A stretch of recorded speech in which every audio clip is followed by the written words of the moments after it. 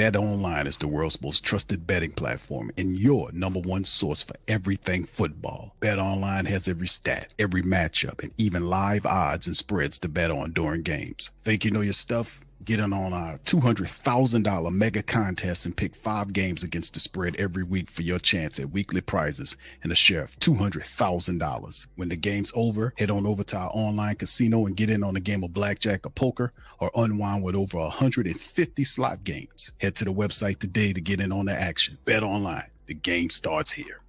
Thank you for making Saints Central your black and gold home for the New Orleans Saints.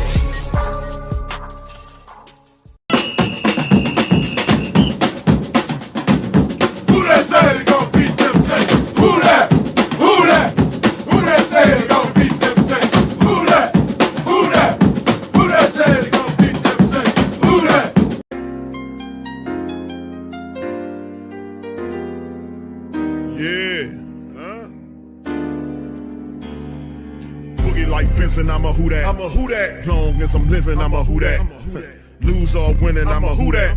Post-Coma, yeah, this is where we do that. Where we do that, where we do that, where we do that, where we do that, where we do that. Boogie like Vincent, I'm a who that. I'm a who that. Sports-Coma, this is where we do that. Where we do that. Welcome, welcome, welcome. Somebody please better help. Running this thing like elf. I thank God every day I'm not a felt. Go to YouTube live with Big Q and the guys. If you ain't ride or die, the bandwagon get flipped. Been marching in, that was way for the ring. I was yelling out your chain for the championship. Fucking on town, duck down. Falcons, pluck, get shut down. Panthers ain't much touchdown. The vision really belong to us now. So much hate on the Saints, you could probably tell. Ever since Bounty Gate hit the NFL, when things seem fishy and you probably smell the crooked referees or Roger Goodell. Yeah, money like this and I'm a who that. Every day I'm living, I'm a who that. Lose or winning, I'm a who that. It's the Sports-Coma, this is where we do that. Where we do that, where we do that, where we do that, where we do that, where we do that. Boogie like Vincent, I'm a who that.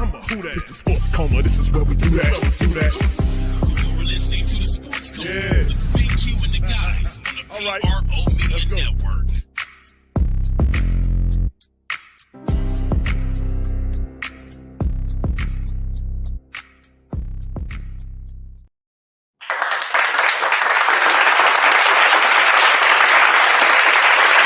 All right. Shout out to the mighty Who Dat Nation. Welcome, welcome, welcome. We in the sports. Big ups to the fam. Appreciate y'all, man. Welcome, welcome, welcome. You're now rocking with the Sports-Coma with Big Q and the guys, where we have intense, entertaining, educating, and enlightening sport talk from your favorite sports fam. What's popping? Big ups. Appreciate each and every last one of y'all for being in the stream. Much love to the fam. We up in this thing, man. It's time to go over a few news, notes, and items. I'm a little late on the broadcast today. I had a few things I had to do, but we in this thing. Let's hit this, man, right quick before we get the play-by-play popping and snapping. Saints announce roster moves here.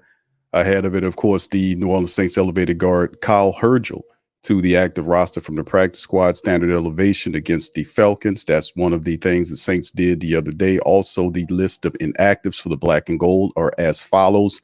Saints are without A.T. Perry. Spencer Rattler is designated the emergency quarterback. Ruiz is out. DeMario's out. Dallin Hawker is a healthy scratch. And John Ridgway III is also inactive, a healthy scratch in this matchup. And then, of course, we go Atlanta Falcons. Brandon Doran, the defensive tackle. Javon Gwynn, the offensive lineman, running back. Jace McClellan, tackle. Caleb McGarry, who's their starting tackle. Defensive tackle. Ruik Orohoru. Hope I said that right. Brandon Parker is also inactive, but it's going to be interesting to say the least about the team, of course. And then, of course, let's get into the starting lineup here. We know Derek Carr, Alvin Kamara is supposed to play. Hopefully we'll mix up our running backs with Jamal Williams as well as Taysom's in the game. Chris Olave, Rashid Shaheed, Cedric Wilson Jr., Foster Monroe. We'll be in there with Prentice, Fuaga, Nick Saldiveri, Patrick Ruiz is out, so we might see Ali Udo and Nick Saldiveri inside with Trevor Penning. Defensively, it'll be Chase and Granderson outside with Shep, and Colin Saunders is back in the mixture along with DeMario being out, so we'll see Willie Gay and Pete Werner get their shine on, as well as perhaps Anthony Orji and DeMarco Jackson will contribute in the linebacker room. Also, the secondary, Marshawn Lattimore, Paulson Adebo, Alante Taylor, Will Harris, and Tyrann Mathieu are our guys going on their side of things for the breakdown. Kirk, nobody's cousins. Bajan Robinson mixed in there with Tyler Algieri. We'll see him. Drake London, Darnell Mooney. Watch out for Ray McLeod III, the speedster. Kyle Pitts is there at the tight end position. Burns, the fullback, is out. And their line is Matthews, Bergeron, Newsel, who replaces Drew Dalman, who is on IR. Chris Legstrom at the guard position, along with Caleb McGarry, is out. So Storm Norton, remember him? Former Saint Storm Norton will play at the other tackle position. Their defense will be Jared Onyemata and Harris, with Judon Ellis, Anderson, Carter, AJ Terrell, along with Mike Hughes, D. Alford in the slot, and Simmons and Bates, arguably the best safety tandem in the game. So there you go, fam. That's a few things there for the matchup as we get ready to get tipped off. Kickoff to get going in the matchup here for the black and gold. So big ups for the fam. Appreciate y'all for being in the live. Please feel free to hit the like button, hit the subscribe button, and by all means, feel free to share the show on your social media feed. The play-by-play is in full effect. So big ups to the fam. Appreciate y'all for being in this thing, man. All right.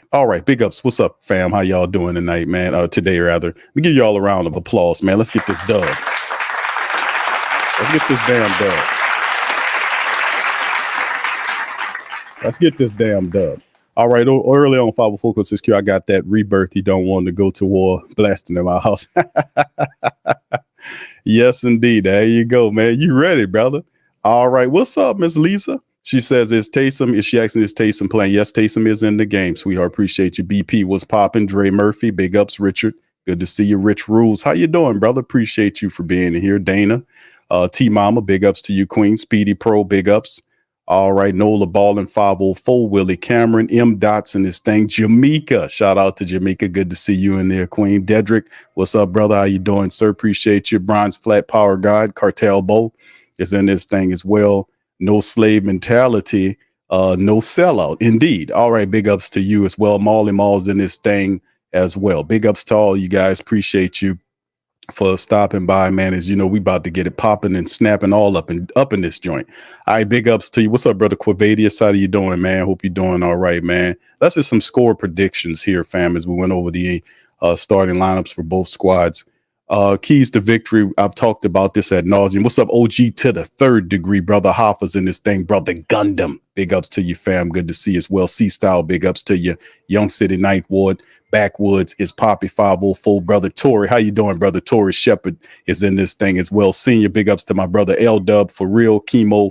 I see you, brother Gregory is in this thing. Brother Pete's in this thing. Dr. Gardner is in this thing as well. All right, at Wine Wartime TV, big ups to you, brother Larry. Good to see you, sir. Archine Dogo, big ups to you as well, fam. I hope I got everybody, man. I don't like to miss anybody. Hope I got you. And if I didn't, first, Mike, I see you, fam. If I didn't get you or acknowledge you, just give me a hoot at, fam, and I'm gonna try my best to get you in there. What's up, TJ? Brother Derek Powell, big ups to you as well, man.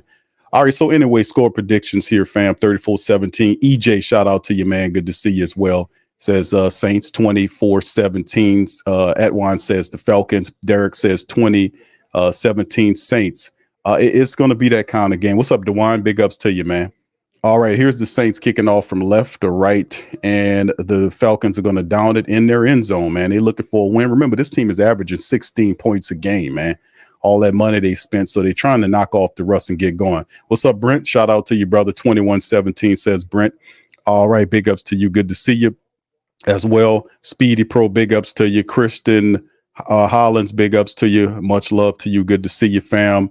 All right, who else we got chiming in here? Brother Willie. What's up, Bev? Good to see Beverly in this thing as well. Adrian, shout out to you.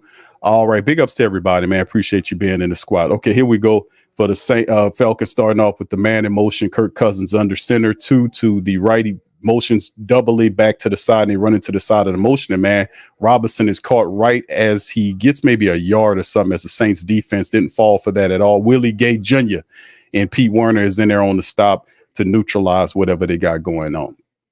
So that first play, they tried to motion and then motion again, and then the Saints didn't fall for it at all. Remember, a lot of the offensive game plan mimics and mirrors each other. So it's going to be interesting to see just how well the chess mess between these teams go.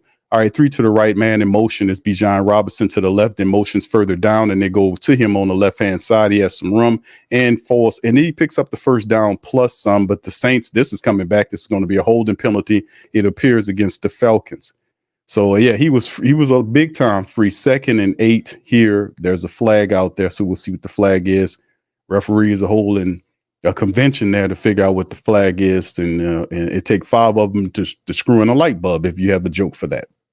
So we'll see what the call is with the officials, the first call of the game.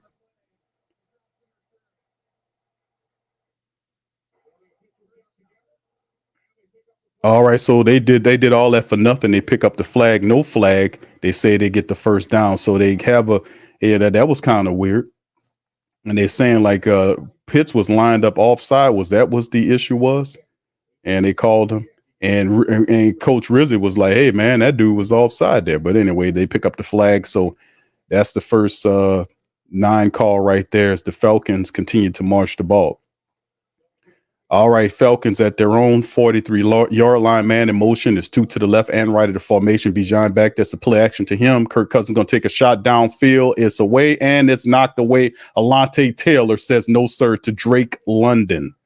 Alontae on the coverage, and Drake London gets pushed down, and boy, he got shoved down pretty hard, but he's okay. But yeah, there's good play right there by Alontae Taylor.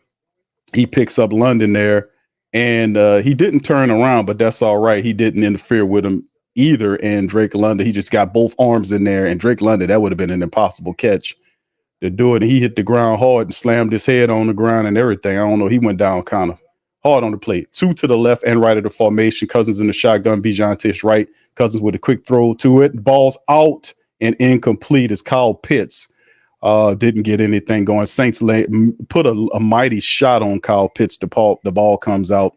No good.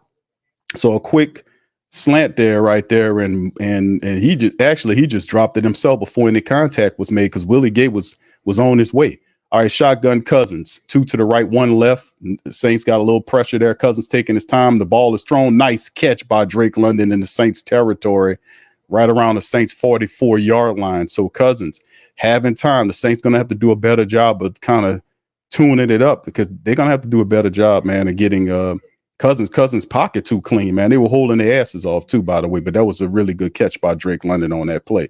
So they get to the Saints 44-yard line, handoff to the right to Bijan Robinson. He's 8 up, no gain, as Carl Granderson and Chase Young were there to meet him. That'll bring up 2nd and 10 now for the black and gold, as we good to see Big Bink Saunders is back out there. This first time we seeing him out. So the Saints got their full defensive line starters out there, and it's good to see them healthy, man, getting Bink in there, man.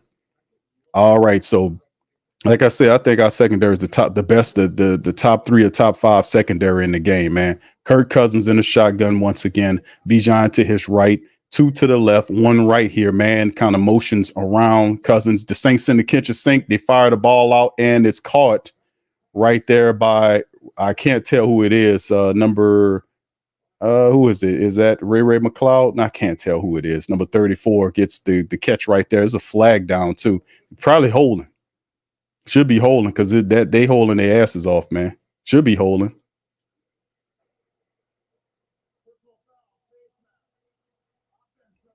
Okay, it's a face mask penalty against the offensive lineman. That is a form of holding. That is a form of holding if you think about it. What's up, Carlton? Shout out to Carlton, man. Big ups, fam. True Louise animal. And yeah, they definitely, I'm saying they holding their asses off, man. And then you see Chase Young. Damn, he took Chase's helmet off. Good grief. And Chase still almost got home. I mean, the dude ripped his helmet off. I told y'all they holding their asses off on that line already. Shotgun Kirk Cousins, 3 to the right, 3 to the left, 1 to the right. Bijan to his right. Then Bijan motions. The ball is caught then by number 34. Several missed tackles, and it should have been for a loss, but the Saints missed several tackles. He still was able to get a little gain out of it. And we'll see how it all goes, man. It's very interesting early on. Like I said, the Saints did the Saints had them. It's still 3rd and 20, 3rd and a mile. Cousins in the shotgun, 3 to the right side, 1 to the left. Bijan to his left. That's the snap. Saints coming with the pressure. Cousins just checks it down to Robinson. Marshawn Lattimore is there, and he's just going to push him right on out of bounds right there. And that'll bring up fourth down as the Saints just kept everything in front of them. And Robinson picked up some change, but it's still 11 yards shy of the first down. They'll send one of the best kickers in the game in there, and Young Ho Koo to kick it through. So we'll see what he got going on there as well. It's interesting, man, to be honest. But no, they're going to put Pinion in. They're going to punt the damn thing. I'm sorry. Brad Pinion is going to come in there. How about that? He was going to get the point to say, that's too far away.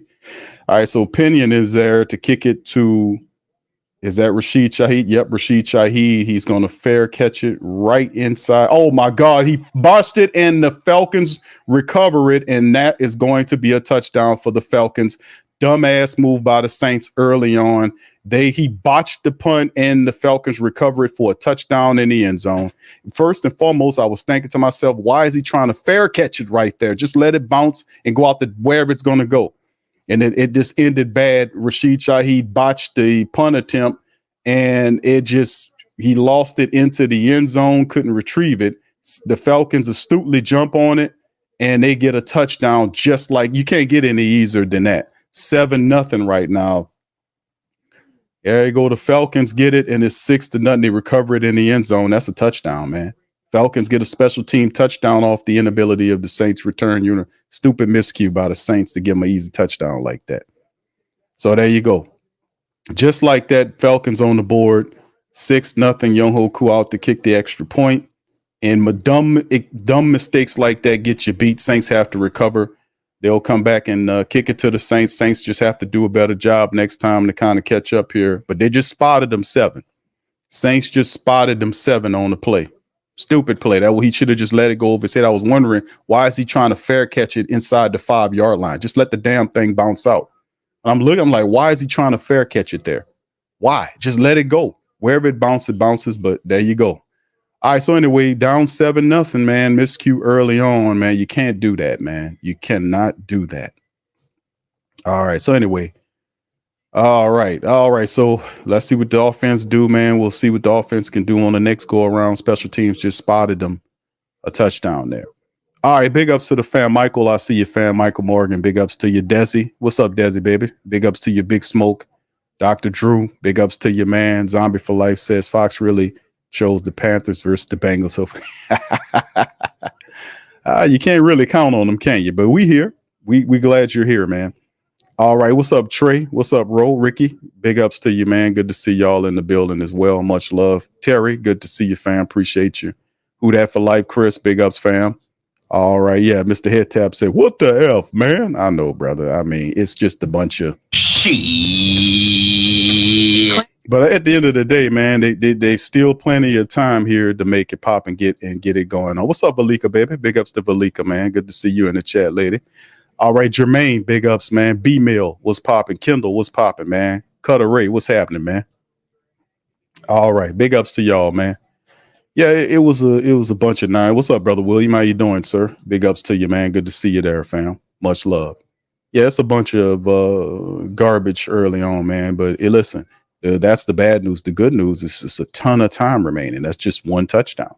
We still have 11 minutes and 13 seconds left to go in the first period, a quarter rather. And then there's still 3 other quarters beyond that. So we just have to respond in kind, man. The defense has to do it. Next, somebody has to tell Rashid Shaheed, don't try to field the ball inside the 5-yard line no more. Let it go, and wherever it bounces, it bounces. I don't know why he was doing that, fam. I don't know why he was fielding it right there. That made no sense. Just let the damn thing go, because you're going to back your team up right there. You're going to put them fair catch it at the 3-yard line or wherever it was. Just let the damn thing bounce through. All right. What's up, T Dirty? Shout out to my brother T Dirty, man. English, what's popping, fam? English said this game is going to end goofy. It's already got that feel. Nah, we'll see how it go right now, bro. It's just one mistake. Rashid Shaheed will get a touchdown and redeem himself. Trust me. He's going to get a touchdown today and redeem himself, man. There's the Falcons kicking off to him. It's a line drive. Rashid is going to down it inside of the end zone. Saints bring it out at 30. And the Saints roll out their offense. And we just got to get it back. That's all. defense just got to get out there and knock them around, and it is what it is, fam. All right. So, I mean, early on, it's going to be all right. All right. All right. What's up, Jerry? Big ups to you, Jerry. Good to see you, fam. Appreciate you, man. All right. DJ Field Cole, what's popping, fam? All right. Here go Derek Carr, man. Line up in the shotgun. 3 to the left, 1 to the right, man. Motions Alvin Kamara from the backfield to join his Rashid to the right side. Carr snaps the ball, looks around, fires the ball to to Chris Olave, who across the field, and Chris Olave was not only able to pick up the first down, but more than a handful of yardage on top of that thing. So Chris Olave did a wonderful job right there. Carr credit early on the first snap. Carr went through his progressions and found this guy. So credit to Carr going through his palette. All right, Carr's now going to get up to the line of scrimmage there. As you can see, the Saints there. And there's the high snap. He hands it to Kamara to the left side. Kamara gets brung down by a couple of the Falcons, and he gets maybe about 4 or 5 yards on the pickup off to the left side inside there. So they're going to try to do this 6-1 thing where they had the 3 defensive ends inside with 2 ends and then a linebacker there to try to stop the Saints from running. They run similar systems. Carr under center, and there he quickly throws the ball to Chris Olave down the left side, and Chris Olave falls. We're able to pick up about 4 yards on the play, so there'll be noticeably 3rd and 1. Just a yard shot there as Chris Olave got tackled. Good open field tackle there, and Chris is looking a little gimpy. Well, I guess he's all right, man. As he checks out. All right, so the Saints 3rd and 1, man. 9:53 on the clock. I see the black and gold handle the business car. Breaks the huddle. There's Cedric Wilson Jr. out there. You see Lemieux at center. They got Shane Lemieux at center with Patrick to the left and the Saints line just get manhandled, man. They just mush it. But Taysom Hill has the speed, breaks through, picks up the first down, and a couple of more. That line just got mangled. And Taysom broke a tackle and still was able, with the powerful run, to get outside to gain the first down +2. They just got mutilated inside, man. There was nothing, but Taysom had just elusive enough to break a tackle and just shake a guy before he gets wrapped up there. And it was just a bunch of bodies there. The Saints, nothing popping on that play, man. Nothing. All right, shotgun. They got 2 to the right, 3 to the left, and Carr throws it to the left side. The AK-41 falls forward. Kamara gets about 4 or 5 yards on the quick throw by Derek Carr off to the left side of the field. So it's good to see Alvin Kamara looking all right, man, from that pointer, man. He's looking all right for AK-41, man. All right, so let's keep it moving here. No, it's a gain of 3. I thought it was a little bit more, maybe 4 or so. Now they're saying it's a gain of 3. Saints moving the ball. All right, they remade the inside the guy. I don't see all of you, those sad ass out there. So Carr under center, they're showing the power I look on 2nd and 7. It's a toss to the right side, the AK-41. He's going out, cut back in. Kamara picks up the first down plus about 6 extra yards on the play. That was all Alvin Kamara, and there's a flag down. It's going to be holding. It's going to be holding. Probably one of those sad ass interior linemen. We'll see what it is. 2nd and 7.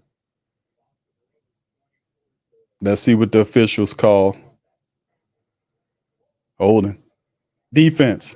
All right, good. It's against the Falcons. All right, against the Falcons, it was against Kentavia Street, another former Saint player that the Atlanta Falcons seem to just weirdly always seem to collect. They always seem to collect old Saint players. That's very unique. All right, so he helps his old team out there on the holding play as we keep it moving and grooving. They pan to a look at Clint Kubiak. Hopefully, we can get a little bit. So far, these plays look real good. They get Taysom going. They thought they had him, and Taysom breaking and making moves. Carr in the shotgun. Carr's going. No, that's Taysom. Taysom's back there. Taysom is that Taysom? Yeah, it is Taysom. Taysom was in the shotgun, and Taysom picks up about 3 yards on the play. And it'll bring up 2nd and 7 on the play. Falcons didn't fall for that at all, man. He still got 3 positive yards. That's that's just the awesomeness of Taysom Hill.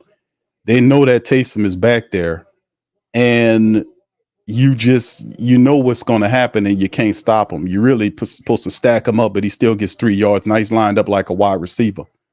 All right, three to the right. Rashid Shaheed motions to join those guys on the right side, one to the left, and it's a quick throw to Rashid Shaheed to block inside front. Rashid gets around the corner and gets all the way down to the 3-yard line inside of Falcon territory, and the Saints are like they're trying to score on that play. So having Taysom, having Rashid, and notice the end around plays when they're using it, attacking those edges, that was noticeably absent last game, but they have it now.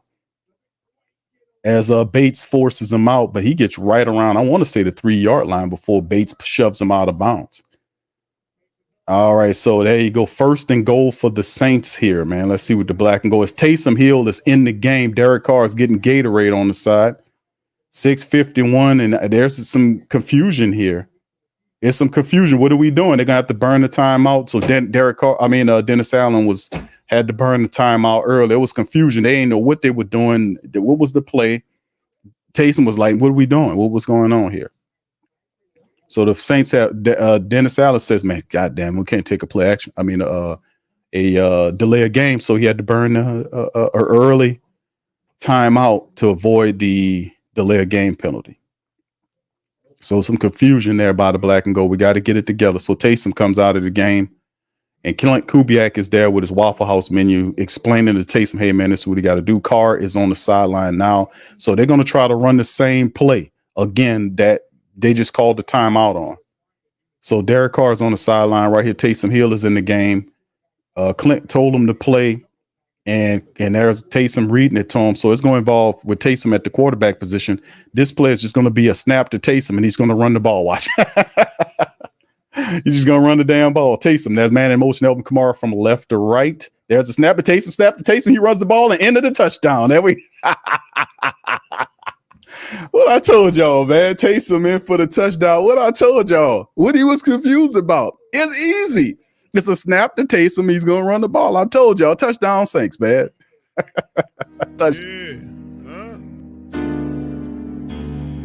Boogie like Benson, I'm a who that. I'm a who that. Long as I'm living, I'm a who that. Lose or winning, I'm a who that.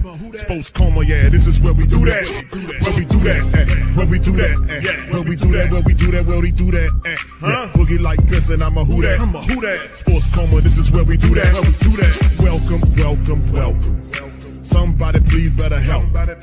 Running this thing like Elf. I thank God every day I'm not a Phelps.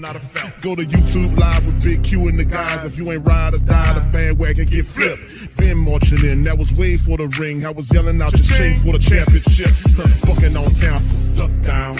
Falcons, pluck, get shut down. Panthers ain't much touchdown. The vision really belong to us now. So much hate on the Saints, you could probably tell. Ever since Bounty Gate hit the NFL, when things seem fishy and you probably smell the crooked referees are Roger Goodell. Yeah, fucking like this and I'm a who that. Every day I'm living, I'm a who that. Lose or winning, I'm a who that. It's the Sports Coma, this is where we do that. Where we do that, where we do that, where we do that, where we do that, where we do that. Boogie like this and I'm a who that. It's the Sports Coma, this is where we do that. You're listening to the Sports Coma with Big Q and the guys on the PRO Media Network.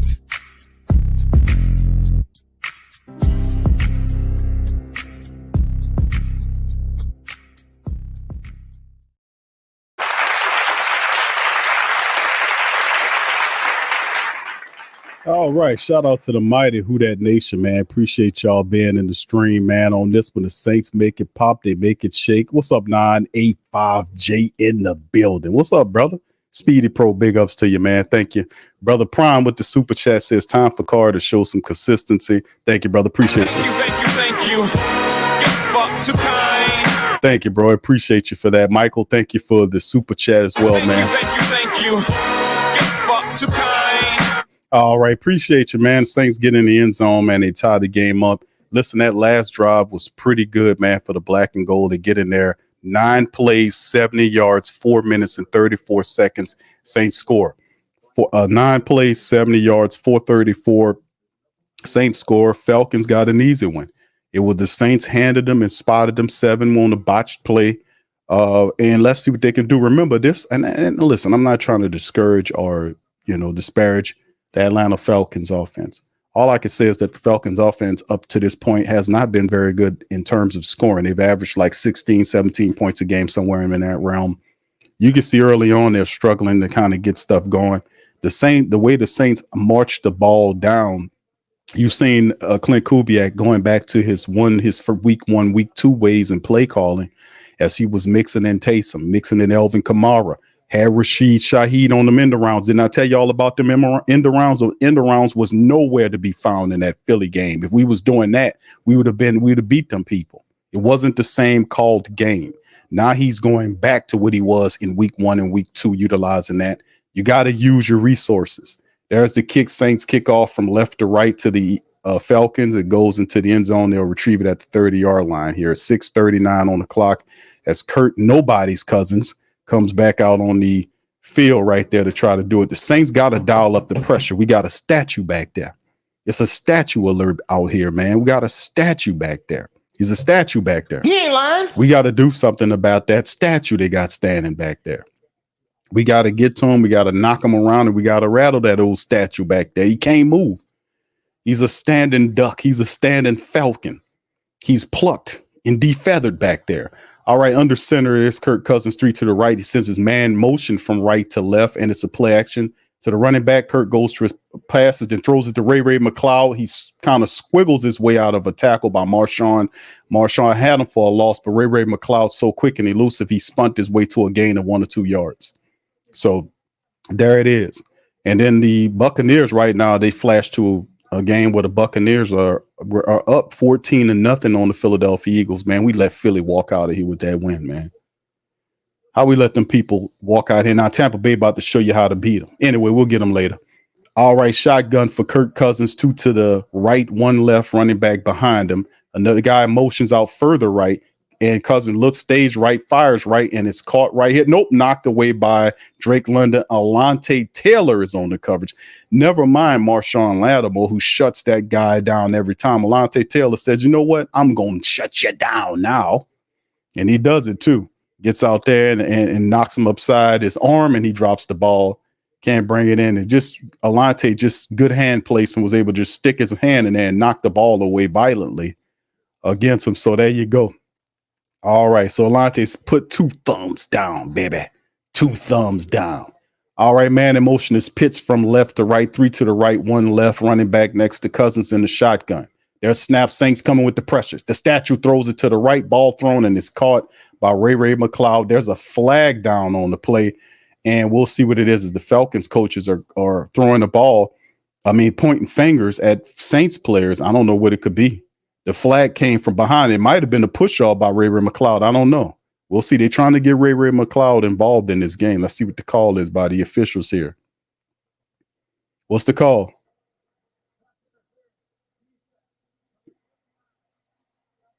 It's a decline penalty on the false pass interference against Paulson Adebo. So the catch was already made. So the Falcons just declined it because they picked up yardage already on the play as Paulson's guarding Ray McCloud. And Ray, there you go. I see what happened. Paulson got a little grabby. All right, so there you have that. The penalty. The Falcons are now at their 37-yard line. It's a handoff to Tyler Algieri. He's trying to find a lane, and he gets about 6 yards, 5 or 6 yards, running off to the right side for Tyler Algieri. All right. All right, so 7-7 right now for the black and gold. Remember, Demario Davis is not in the game. It's Pete Werner and Willie Gay Jr. That's in there for the Saints defense. So remember that, man. We missing Demario for the first time, man. All these years, 1 missed game by Demario with hamstring, as the Falcons picked up 7 on that play. So it'll be 2nd and 3 for them as they're at the 44-yard line. Cousins in the shotgun, 2 to the left and right. There's the snap. Saints coming with the pressure. Cousins has time. The ball is out, and it's intercepted. It's picked off by Paulson Adebo, and Kurt Nobody's Cousins drew the ball right to Paulson Adebo. He picks it off. Big ups to the Saints defense, man.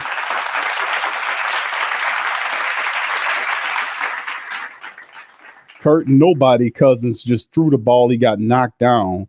He's a statue back there. Chase Young is getting around him. They're holding Chase Young. They're holding him. The Falcon people only know one move, and that's to hold you. And they still got home and knocked Kirk Cousins on his ass. And he just prematurely threw the ball and I guess he thought he was trying to throw it away. And Paulson Adebo got right up under it for an interception. So there you go. Saints get the interception on the play, man. There you go. So we in there. We are in there. The Saints retrieve the ball. And do you still feel like it's going to be a goofy game? Man, right now, the feeling of this game right now, the Saints spotted them a touchdown with the dumbness. But that last drive where the Saints walked the field on the Falcons, they basically walked the field on the Falcons. And then they get an interception on the Falcons now.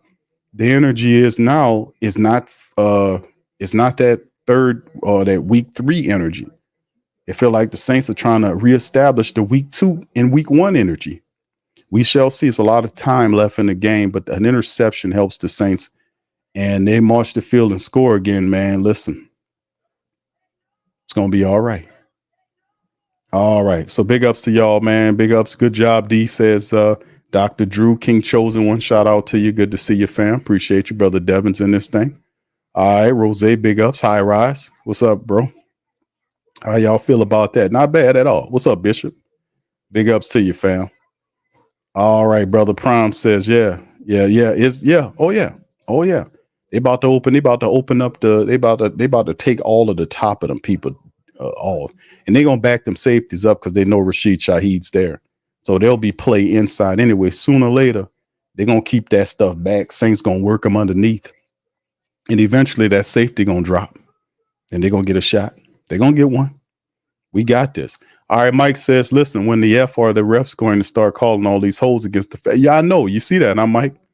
Do you see that? They are holding the head. Only holding penalty to Saints guys when the guy ripped his damn helmet off.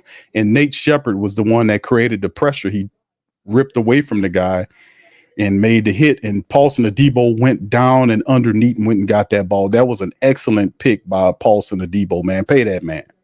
Pay him. Saints secondary getting interceptions and turnovers, man, for the Saints secondary. Let's take it home. Defense did what it was supposed to do. Now the offense have to take it home and bury these people. The Falcons already look at Kirk Cousins looking like they lost. Power eye formation. Derek Carr fires it quickly to Chris Olave, who gets ripped down. He picks up about 7 yards on the play and off to the left side. So it'll be a 2nd and 3 situation. Saints are going to just work this team, man. No, as they said, they picked up 9. They look like 9 to me, but I'll take it. 2nd and 1 now. Carr walks up there. Under center, 2 to the right, 1 left, handoff to Kamara, dances inside. Kamara falls forward for a nice gain. He gets all the way down to the Falcons 35-yard line. All vision by AK-41. He was going left and went centered himself and picked up the first down. Pay the man. Pay the damn man. Paulson Adebo, pay the man. AK-41, pay the man. All right, here's Carr under center, 2 to the right, 1 left. That's another same play to Chris Olave to the opposite side. Olave gets another 5-yard on Mike Hughes. To the Saints, that's the 3rd time the Saints ran it. Actually, it's not Chris Olave. It's Rashid Shaheed. I apologize. That's Rashid Shaheed. The same play. Notice, like I told y'all before, they run the same plays with different personnel. Now, that was the same play that was used for Chris Olave. This time they put Rashid Shaheed over there. They run the same plays to the left and right with different personnel because you have to still adjust to it, even though it's the same play, it's different personnel. And a speed component, you have to adjust to it. 2nd and 4, gain of 6. Saints in the power eye look. Falcons showing blitz. Carr, do you see the blitz? They sit in the kitchen sink. And he holds it off to the right side to Taysom, runs Taysom into the teeth of the defense for a gain of 1 or 2 yards. I don't know if I like that play. It was showing blitz. Couldn't we do something else there? Hell, couldn't we do something else? 3rd and 2, we ran them into the teeth of the defense. It was showing blitz. They were sitting in the kitchen sink. All right, 3rd and 2. On the play, Saints need 2 more yards, man. Come on, we need to get this first down to keep it going. We got to turn this interception into points. All right, so he go Carr's in a shotgun. He got 2 of his backs next to him, left and right. There's the handoff to AK-41 to the right side. Kamara dances around, and he's shy about a yard. Elvin shy, and they try to run it to the right side of the field with AK-41, and this will be 4th and 1. Do the Saints just take the points? I'm pretty sure after what happened last week, Dennis Allen's going to take the points. Isn't he? He's going to take the points. No, Dennis Allen's letting them go. Go ahead, Dennis Allen. Dennis Allen says, go get me that yard. So 2 minutes left to go on the clock. Saints 0 for 1 this season in fourth downs, according to the graphic. They got Taysom and Kamara in the backfield. Falcons says, man, let's see what we got going on. They send a man into motion. It's Cedric Wilson from left to right. Hand off to Taysom. Nice little trickeration. And Taysom gets the first down plus 5 or 6 extra yards on. That was a well-ran play that time because he tricked them thinking it was going to AK-41 toward the left, and he just hands it off. Just that wonderful Piralooing. It just fooled the defense quick enough because they thought it was going to AK-41 to the left. And he Piralooed around. It's the same Piralooing play we seen Carr do before. I think in week number 2, when it appeared that he was going left, that was fire. I like that. That was fire. That froze the defense, and Taysom was able to pick up the first down. 2 to the left, 1 right. Actually, 2 to the right. And Carr in the shotgun, staying left, firing left. It's caught by Rashid Shaheed to the 15-yard line out of bounds, and he makes the catch on the play, so they'll bring up about 2nd and 5 for the Saints. Falcons look frizzled. The Falcons look like they ain't coming to play. 2nd and 5 right now. 6 for 6 right now is Derek Carr, 44 yards to drive, 7 plays, 38 minutes, 38 yards, almost 4 minutes. So the Saints are not only marching, but they're eating up significant pieces of the clock. All right, 2nd and 5. Let's see the Saints get this game. All right, there's the toss to the right side to AK-41, and nothing happening on the play. AK gets back to the line of scrimmage. The Falcons do a good job of following the play to that side and stopping any opportunities for Alvin Kamara. No gain. That'll bring up 3rd and 5.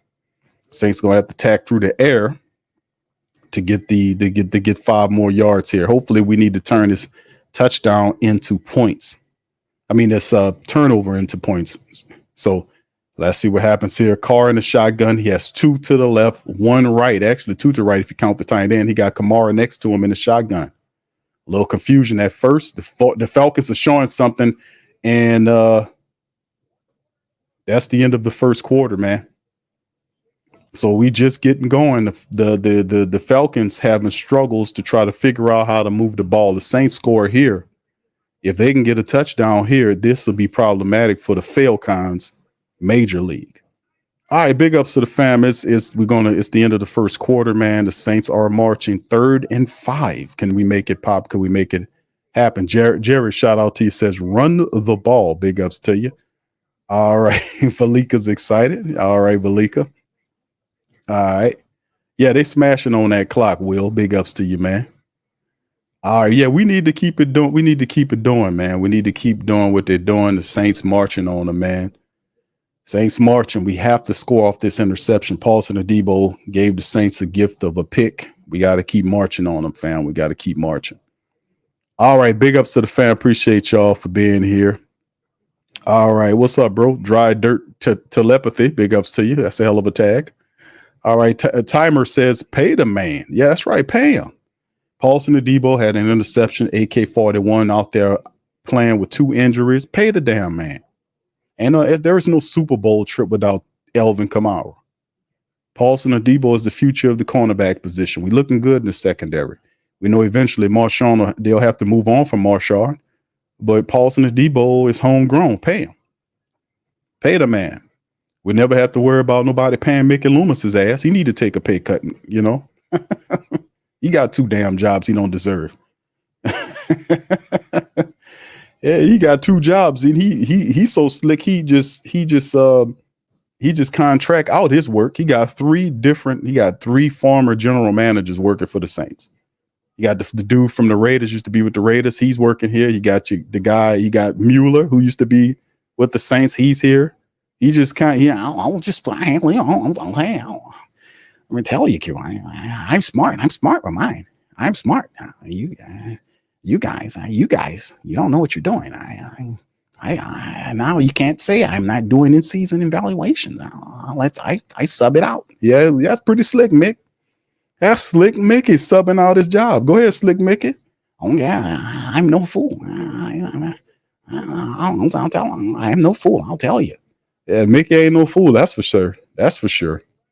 All right, here we go. 3rd and 5 now. Start of the second quarter. Kamara's in the shotgun next to him. Then he moves and motions it out. So it's 2 to the right and 3 to the left. Kamara's there. The Falcons are showing blitz and they're coming. Carr takes the shot and throws it and is caught by Mason Tipton. And that is close to a first down by Mason Tipton. It is a first down. So the Saints are going to get the first down with Mason Tipton. I keep telling people, Mason's like, yeah, there we go. Mason Tipton's in there, makes the grab. Remember, I told you Mason Tipton is kind of crawled up that wide receiver depth chart. He reminds me a lot of like, could we possibly have a Lance Moore, Kenny Stills without the flamboyancy? You know what I mean? All right, here we go. Carr under center. You got 2 in the back. They're going to hand it off to, there he goes to Jamal Williams, who gets all the way down to the 5-yard line. Jamal Williams comes in there. Go ahead, Clint Kubiak. Let me give Clint Kubiak a round of applause here. Come on, Clint. Clint Kubiak using all of his people. This is not what we seen last week. Now he's getting everybody involved. Let him share the load. The Saints are going to run away with this if he's doing this. Shout out to Clint Kubiak. Saints 2nd and goal now at the 5-yard line. Carr sends a man in motion. It's 2 to the left there. It's a handoff here to Mr. Taysom Hill. Taysom powers through, and it's a touchdown going in. The Saints are on their way to a route. Y'all better understand this touchdown. Yeah. Boogie like Benson, I'm a who that. I'm a who that. Long as I'm living, I'm a who that. Lose or winning, I'm a who that. Sports Coma, yeah, this is where we do that. Where we do that, where we do that, where we do that, where we do that, where we do that, Boogie like Benson, I'm a who that. I'm a who that. Sports Coma, this is where we do that. Where we do that. Welcome, welcome, welcome. Somebody please better help. Running this thing like Elf. I thank God every day I'm not a Falcon. Go to YouTube Live with Big Q and the guys. If you ain't ride or die, the bandwagon get flipped. Been marching in, that was way for the ring. I was yelling out your chain for the championship. Fucking on town, duck down. Falcons, pluck, get shut down. Panthers ain't much touchdown. The vision really belong to us now. So much hate on the Saints, you could probably tell. Ever since Bounty Gate hit the NFL, when things seem fishy and you probably smell the crooked referees on Roger Goodell. Yeah, probably like this and I'm a who that. Every day I'm living, I'm a who that. Lose or winning, I'm a who that. It's the Sports Coma, this is where we do that. Where we do that, where we do that, where we do that, where we do that, where we do that. Boogie like this and I'm a who that. It's the Sports Coma, this is where we do that. You're listening to the Sports Coma with Big Q and the guys on the PRO Media Network.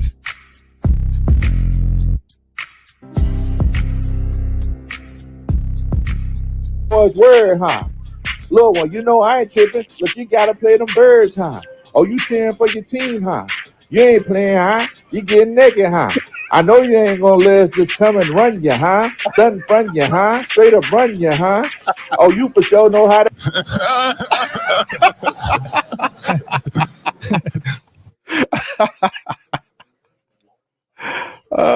My pettiness knows no bounds. All right, shout out to you, Rich. Big ups to you, man. He said, let's get Big Low inside that coin like a chuck. Thank you, bro. Appreciate it, man. Thank you. Fuck too kind. All right, big ups to you, man. All right, Rose said, too early, Q, too early. No, fam, listen. Let me ask y'all a question, baby. Baby, do you feel that, baby? Baby, do you smell that? Baby, I'm warning y'all. A route is coming. I'm telling you, the route is coming. Do y'all feel that? Bro, listen. Listen, man. Shout out what's going on, man. I'm telling y'all.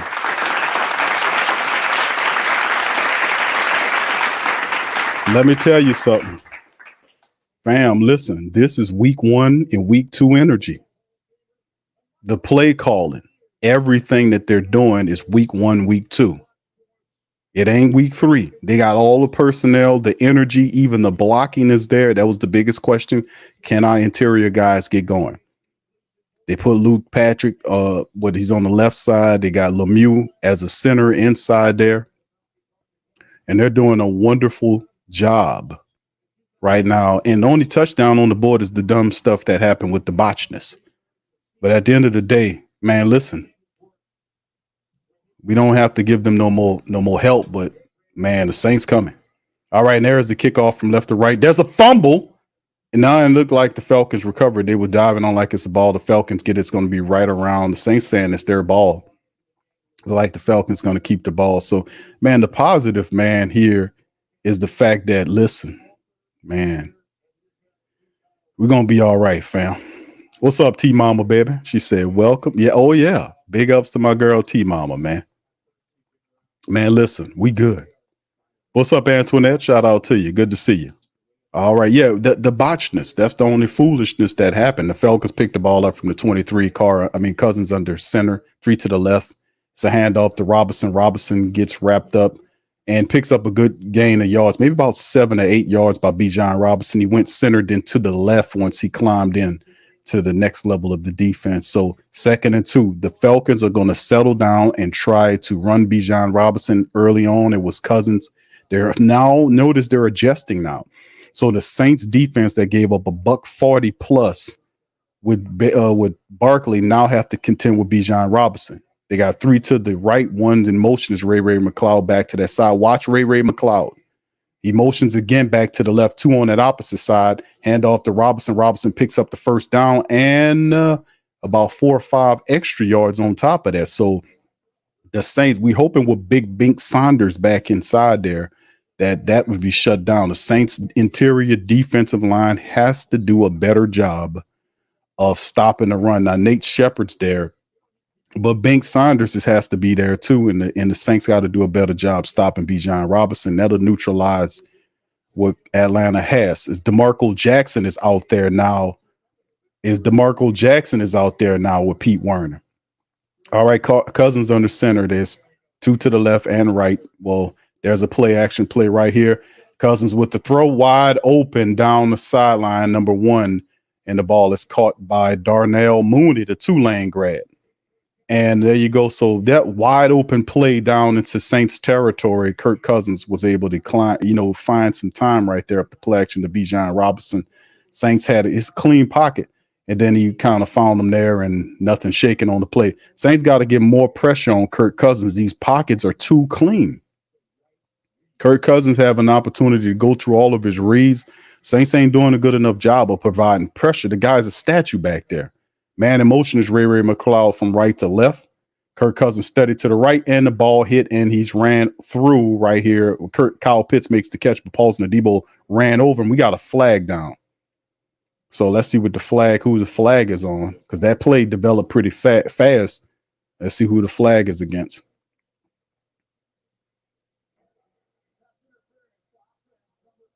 And the pass interference against the Falcons. So that'll back them up. Pass interference against Drake London. London is falling. All right. So yeah, that happened really quick. Happened very quick. Oh, he basically ran like a pick play. Similar like a pick play. That was stupid. He really hadn't do that. Right now, the Falcons, 3 penalties for 30 yards. Cousins backed up, so he's in the shotgun. Ray McLeod's in motion from right to left, 2 to the left, 2 to the right. Saints coming with the pressure. Ball's out. It's caught by Drake London, and he gets a lot of it back. It's about 7 yards shy, maybe 8 yards shy of the first down. So they get a lot of it back on that play right there. So you see the Falcons trying to adjust by putting Kirk Cousins in the shotgun to give him some room. The Falcons are holding their smelly asses off, man. I mean, they are holding their smelly asses off, and these referees are not calling these holes, and they're obvious. Man in motion from left to right, 3 on the right side. Saints come with the pressure. Ball is out, and Drake London reaching out for it and is incomplete as Debo runs into London. Ball was thrown too high, 3rd and 6. And that's the play right here. It's Paulson Adebo just in Drake London.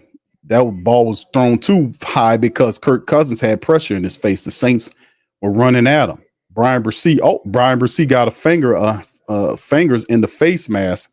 Good thing the referees didn't see that either. All right, 3rd and 6 now. At least they got to him, Brian Bresee. 3rd and 6 now for the Saints. Are showing pressure now. Pete Werner showing blitz. Saints looking like Kirk Cousins looking like he's trying to adjust to the left and right of the formation and snap. There's a quick throw to Drake London. London's trying to get the first down and falls forward. Looked like he got enough for the first down. We'll see where the ref spots him at.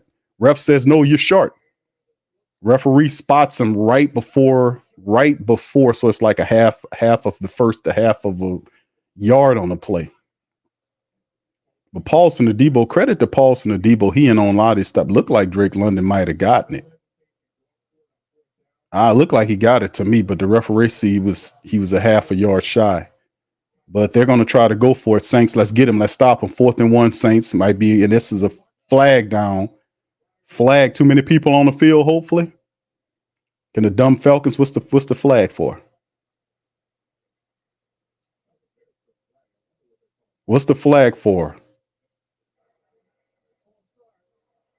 False start offense. All right, the false start Falcons. That's their new nickname, the false start Falcons. Ryan Newsel playing like the Ozil Falcons, and that's right, false start Falcons. It'll back them up 4th and 6. They might as well send the people out there to see what they're going to do here. So Newsel spots the Saints. Like I said, the Falcons, they're not there, all right. So they're going to send the punting unit just like that. The punters out there. No, actually, they're going to run. They putting Young Ho Koo out there. They putting Young Ho Koo out here to kick it. This will be a 53-yard field goal by one of the best kickers in the game. 5-5 from 54 or longer for Young Ho Koo, unless the Saints get a hand on it. There's the kick, and that guy is going to line them right on through, and he had room to spare on that kick, so it's 14-10. Saints on the play. The only thing the Falcons, let's just make this noticeably known right now, is the fact the only points the Falcons have put up was 3 points. The Saints spotted them a botched return or punt, botched or whatever you want to call it, in his own Rashid Shaheed. So they really hadn't done a damn thing. They just fell on the ball. So right now it is what it is. It's 14-10 right now for the team, and we're all right. Thank you, Judy. Appreciate you, Judy, for becoming a member. Shout out to Judy. Thank you. Fuck too kind. Thank you, Judy Perez. Much love, Miss Judy. Appreciate you for being here and joining us and becoming a member of the great Saint Think Tank and the Who Dat Nation. Shout out to Miss Judy, man. She's enjoying the stream. All right, big ups to y'all, man. Yeah, man, listen, fam. Y'all listen, and I'm gonna be honest. Y'all know I'm gonna be honest with the calls and whatnot, but I can't stand when they miss these holding penalties. And listen, fam, these holding penalties is when a guy you're rushing and the guy got his shirt like this, and you can see it, the shirt is violently ripped away from the body in a manner which the referees can see. We've seen that over and over again. The guy did it to Bink Saunders. And I'm like, how do you miss that? How do you miss that? The false start Falcons are holding their bottoms off. I got to be respectful to the ladies here. They're holding their bottoms off, you know? And I'm pretty sure I might have a mistake later on. So charge it to my head and not my heart. I'm known to be a little passionate. I know to get a little crazy every now and again. Y'all know. So if something happened here, charge it to my head, not my heart. That's my disclaimer, baby. That's the disclaimer. All right. So anyway, 14-10 right now with 9:57 remaining in the second quarter. Saints are right now doing their thing. Saints will get the ball back. The only question is, can the Saints get the ball back and score again? The Falcons are not showing anything that's showing that they're stopping the Saints. I'm sorry, they aren't. And it's only a matter of time before the Saints keep adding up these drives for something. And this is an opportunity for the Saints to march and go up 21-10. And then you'll see the separation begin even further. This is not the same energy. The only thing that neutralizes this energy is if the Saints then start having miscues, which they don't have one penalty, by the way. They're penalty list right now. There's Young Ho kicking off to him.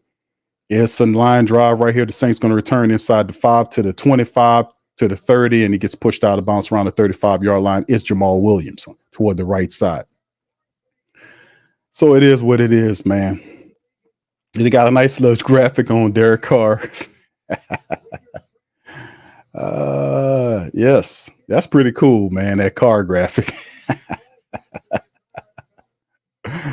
That's pretty cool. All right.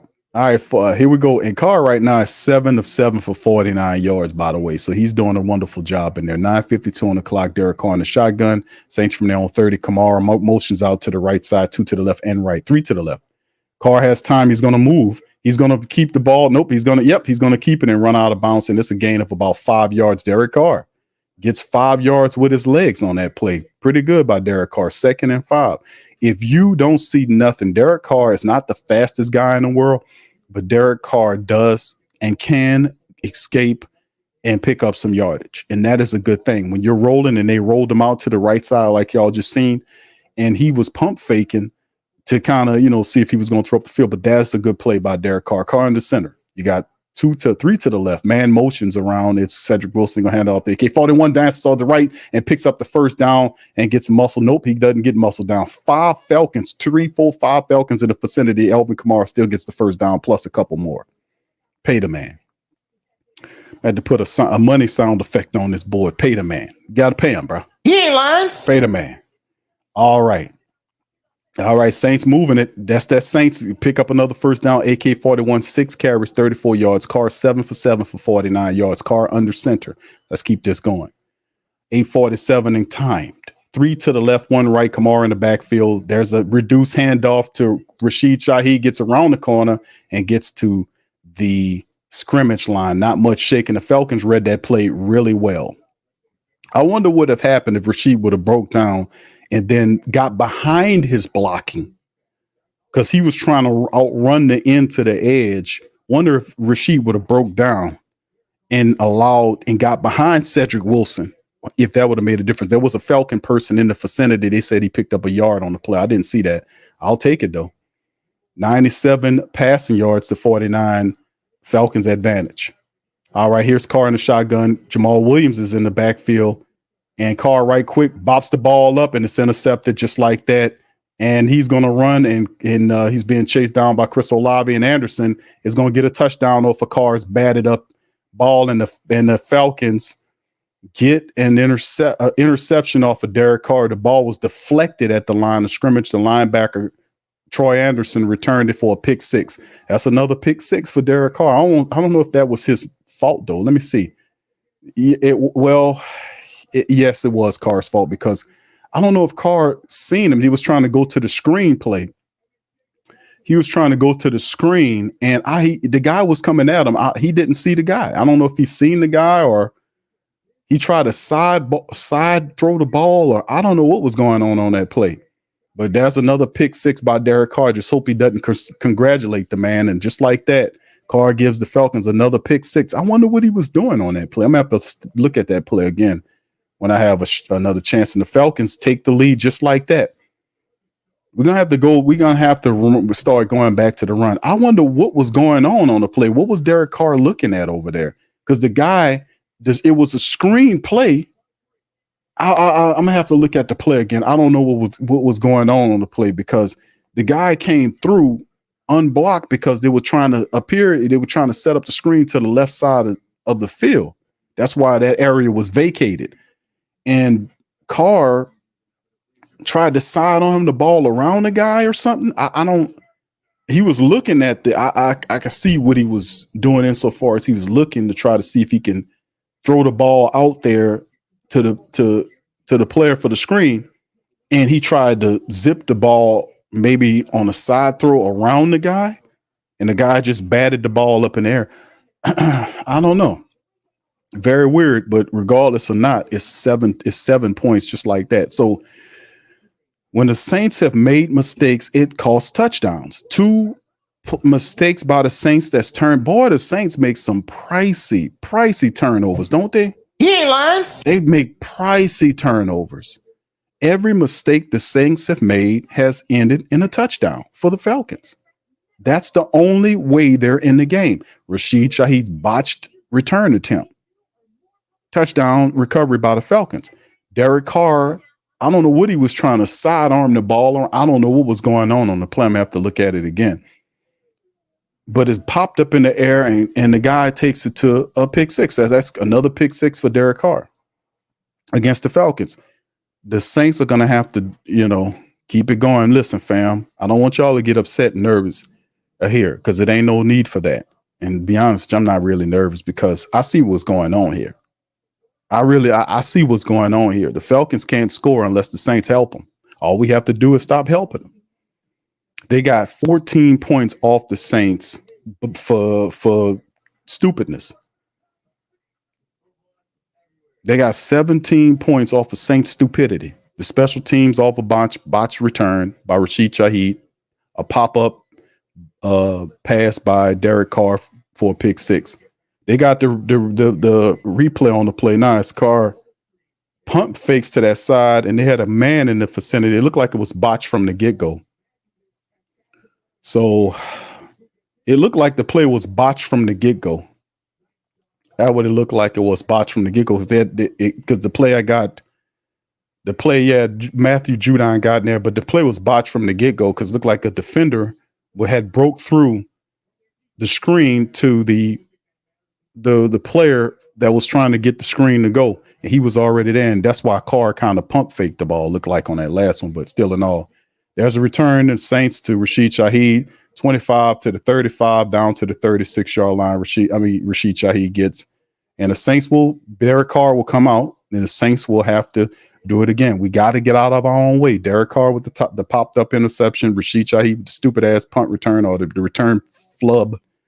Saints can win this game. They just got to stop giving these people problems. So let's see what's going on here.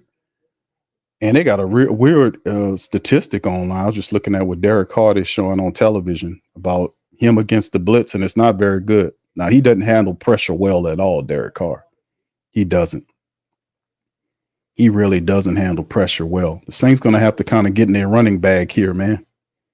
We got to get into our running bag here. So we'll see what they do. Let's see what the adjustments the Saints make, man, right after a pick six right here by Derek Carr on the pop-up. All right, 17-14 right now. No, it's not a negative feeling, Siege. Absolutely not. No, this plenty of time. There's a handoff to Kamara. Dances around. Kamara to the 45-50. Pulls his way all the way down to the Saints to midfield on the run. Saints already at midfield, fam. They're already at midfield. Let's keep it going. All right, so there you go there. Oh, wow. And right now, the Cincinnati Bengals, they're up 14-7 there. They need to get a win, man, in Carolina.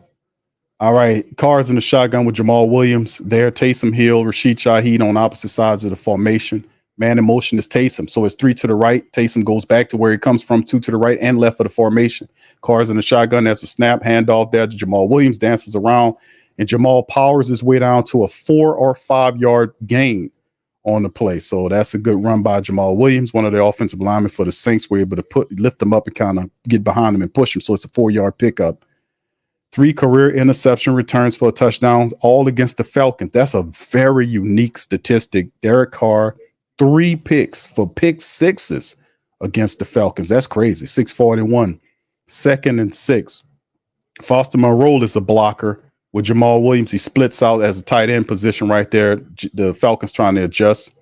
2 to the right and left, Carr under center. Jamal Williams is the back. He motions Foster to the left side. Jamal follows him and falls forward for a gain about 3 yards on the play to the left side. So motioning going on right there. It's Kentavia Street and several other Falcons are in the vicinity. So that'll bring up just a gain. They're saying it's a gain of 2. So it'll be 3. It'll be 3rd down, 3rd and 3 there with Jamal Williams for the 3 yard pickup. So for Saints, 2 or 3 on 3rd down conversions. I say it's 4th down territory. It ain't it's 4th down territory if you're the black and gold. 5:55 on the clock. Ticking down, Carr in the shotgun. Kamara to his right. 2 to the left. Man motions from left to right is Foster Monroe. 3 to the right, 1 left. There's a toss to Elvin Kamara to that side. Kamara, no good. And he gets wrapped up by 4 or 5 different Falcon players to that left side on the play. So the Falcons did a wonderful job of following them on that side to stop the play. That'll bring up 4th and 6. Do the Saints go for it here? And once again, yeah, they just did a wonderful job right here of getting in there and stopping Elvin Kamara and grabbing a hold of him. They just overloaded it, went over there and got him. So good play by the Falcons defense on there. It's 4th and 6. The Saints, what they gonna do? As they're gonna send out the punting unit there. They're gonna send out the punt unit. There's Matt Hayball there. So the Saints can't convert after the interception play. All right, 17-14, Falcons up. There's the snap. There's the punt. Ball away by Matt Hayball. It'll be fair caught at the 11-yard line. And there you go. So at the 11, the Falcons will pick up with Kurt, nobody's cousin, will be there. So we'll see what goes on there, man. All right, so we're getting close and close. 4:56 on the clock currently. The Falcons will receive the punt inside their own 20-yard line. It's time for the Saints defense. Perhaps another turnover that the offense has to take advantage of. We need to do better blocking, no doubt about it, man. So still a lot of time left in the game. 4:49 in the second. All right. Gundam says, question Q, was something wrong with running back Jamal Williams because he hits the hole slow? I don't know if it's something wrong with Jamal Williams. You're talking about in terms of an injury. There is no injury that I'm aware of that Jamal Williams has. But usually if you're a north-south runner, you're supposed to, behave like you're being fired out of a cannon. Only time you see his momentum stifled is when he gets to running and he kind of slows down to see if he can see something, as opposed to like making live cuts. You're seeing Alvin Kamara move at the speed of the game. He just floats as opposed to stop. You don't want to ever, as a running back, stop your momentum. Like if you hit something and you see something closing before you can get that, because that happens sometimes, you'll see a lane, you'll see a hole, and then the hole will close before you can get there. And then you have to use your vision to be able to see if there's something to the left or right of that. And at that moment, you don't want to slow your momentum down. You just want to shift it. You see what I'm saying? You need to shift it. Because that's how I was taught when we played. Because I played in school, I played linebacker, I played fullback, I played a little running back. So that's one thing I realized and noticed, that when you get to going from back there, you have the momentum with you. You don't ever want pity pat or slow down on that stuff. You want to always see if you can shift to the left or the right, or you might feel like you can bust something open. So if you just want to take all of that force into the hole with it. And I think Jamal Williams, sometimes he might be kind of slowing down before he hits it. That steals a lot of his power. So you don't want to stop or slow down. You just want to shift. You want to shift to wherever you're going. And that's the best way I could see, man. But yeah, he just, I don't know, bro. I don't know. All right, but let's keep it moving, man, here. I hope I answered your questions. Falcons pick up from inside their 20 at the 11th. It's a handoff to Robinson. Robinson breaks a couple of tackles. Then there's a penalty down right away. It might be a face mask or something, maybe a holding. Maybe they got him on holding. We'll see, because he broke a tackle, spun to win like a yard gain. It's a holding. They finally getting him on a holding, finally. That's all they do is hold. The referee about to hit him with a holding, man.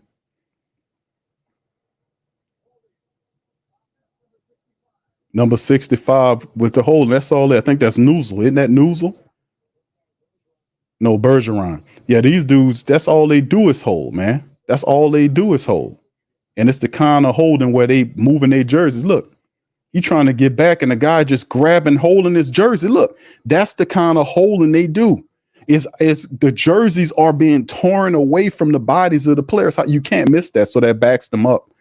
So they'll try to hand the ball to Bijan Robinson, and Chase Young says, "Where you think you going?" and gets them. And it's not a gain at all on the play. It'll bring up second and still. It ain't much going on the play on that. Chase Young says, "Man, where you think you going? Come here. Where you going? Huh? Where you think you're going?" And Chase Young kind of wrangled them and held them up until they stopped the play.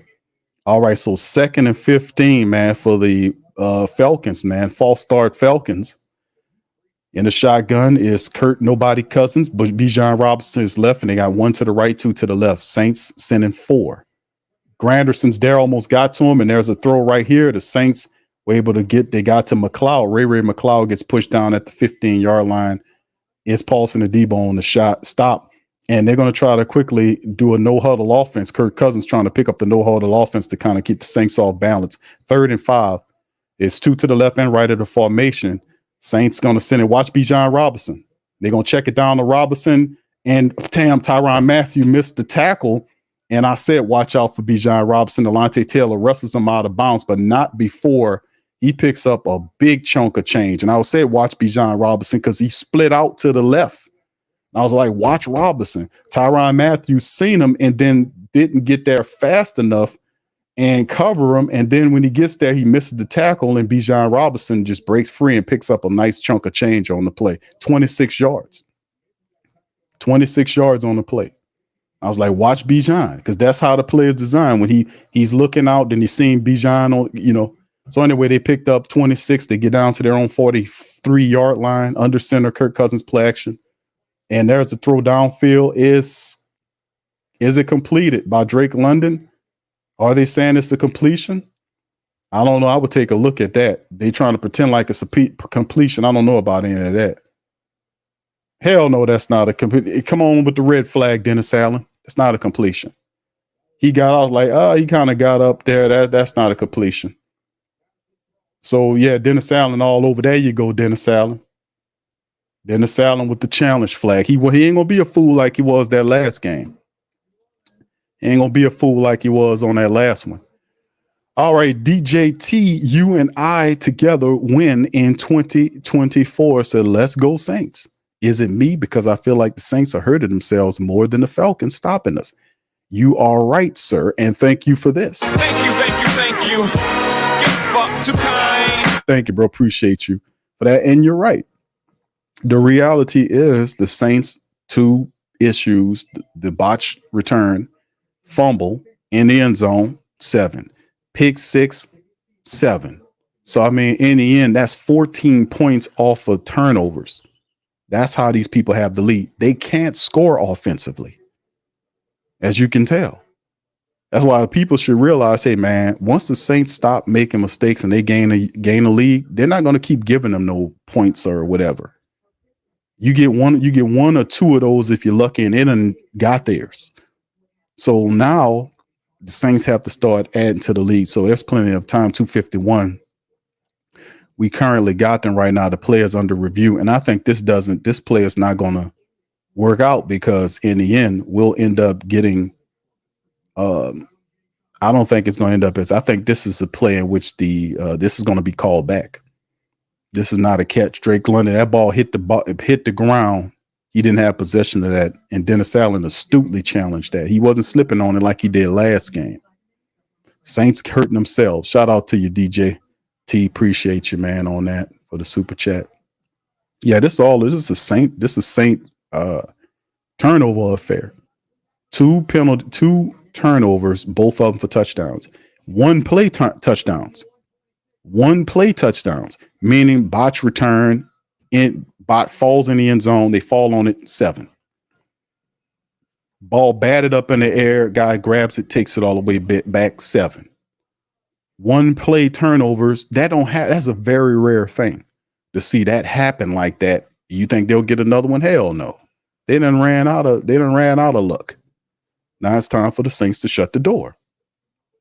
Time for the Saints to execute and shut the damn door. Thank you, bro. Appreciate that. All right. Yeah, that ball, that should come back, man. They say it's incomplete. And as well, 246, the referees got it together. The way it happened, I was like, man, He got up like, yeah, we got it. No, you didn't. 2nd and 10 now. Cousins in the shotgun, 2 to the left, 2 to the right. Man motions out further left is Darnell Mooney. Watch out for Mooney. Kirk Cousins looking, he's going to make the throw. Alontae Taylor is on Drake London. London makes that difficult catch this time for about 4 yards, so it'll be 3rd and 6. Saints got it covered like a blanket. They have them covered like a blanket. We got to dial up some more pressure for Kirk Cousins. Maybe not on this 3rd down because they're going to try to keep guys in coverage to cover them up. But they got 3 wide receivers to the right there, 1 left, running back to the left there. Let's see what the Saints got going on here. Cousins looking. Cause he's going to auction out. He sends London from left to right. So watch Drake London up in the left. Might be a quick throw to him, perhaps. All right, time ticking down. What is Cousins doing, man? Trying to draw him offside first, and he's just going to wait for the 2-minute warning. There you go. Kirk Cousins just played it to the 2-minute warning. So there you go. So that'll bring in a commercial break. Falcons up 17-14 off of Saints mistakes. You know, they're going to shut the door on that. They're not there. These people are not, and I ain't trying to be disrespectful to our Falcon contingent, but listen, you know, we know that their offense struggles. The offense hasn't scored a point so far. The Saints defense is a reason why they're not scoring any points. The Saints defense have figured this team out. And I could just be honest with you right now, going into the second half of the game, what the Falcons are going to try to do, mimic some of the stuff they seen Philly do last week, offensively speaking. They're going to try to draw Bijan Robinson more, because notice they're not really using a running attack. That's going to change in the second half. They're going to try to soften the Saints defense up with the 1-2 punch of Bijan Robinson and Tyler Algieri, and then try to see if they can get the deep ball off of that. All the Saints have to do is just execute. If the defense gets the ball back, hopefully our defense can get the ball back from the Falcons before half.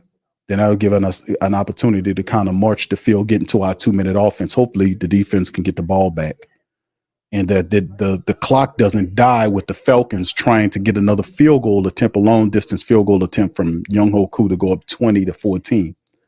You know, hopefully we can get the ball back before half, get into our 2-minute bag and get some points before half to set the tone going into the second half. But yeah, we'll talk about that a little bit more as we get going in this broadcast. But shout out to the fam. Appreciate y'all for being in the stream. Please feel free to hit the like button as well. Shore says, I'm so over Derek Carr-led offenses. He's a bum unless the running game is effective. He's not. This is not a franchise QB. This is a backup. Sure, listen, fam. You're going to hurt the feelings of Derek Carr fanboys everywhere. Derek Carr, to me, is a play-action quarterback. I've been saying that. The tape indicates that. I'm not saying he's a bum, because I don't think Derek Carr is a bum. I actually think Derek Carr is a pretty decent quarterback if you know how to use him properly. But you never want Derek Carr to be the guy that is like option one, meaning we're going to win based on his decision-making as the primary person.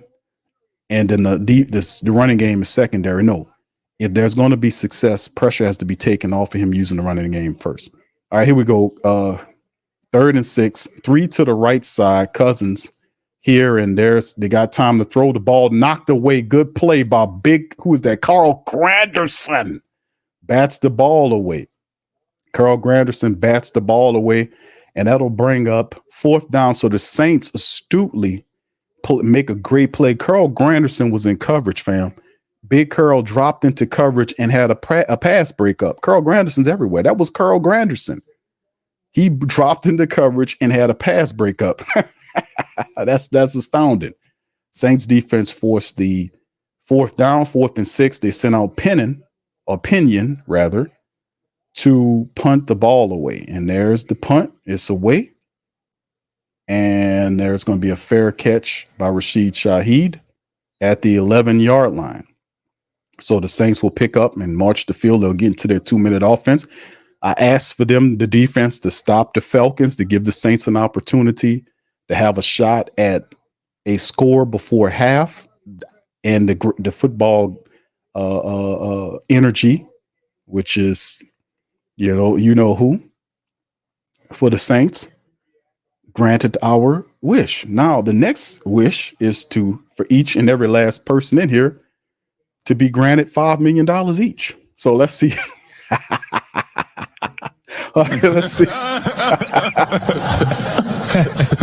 Let's see if we can do that for everybody in here. $5 million for each one of y'all. Shotgun for Carr, man, from the 12-yard line of the Saints. Left, and there's a draw play to Alvin Kamara to the 15. He tackled down at the 21. To the 19-yard by Anderson.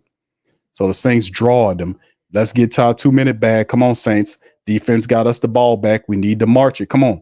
Two to the left and the right of the formation. Kamara's next to Carr in the shotgun. There's a snap. Flag down. It's going to be forced start, more than likely by the Saints. That might back us up. Might be false start against the Saints. This could be the first penalty of the game against the black and gold, I want to say. Maybe the second. It came out fast.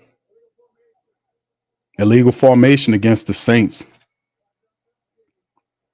So that'll back up the Saints. $127. They call Tally Fuaga with the illegal formation there. So let's see what the Saints do. $127 on the clock. Saints have access to 2 timeouts, 2 to the right, 3 right, 1 left.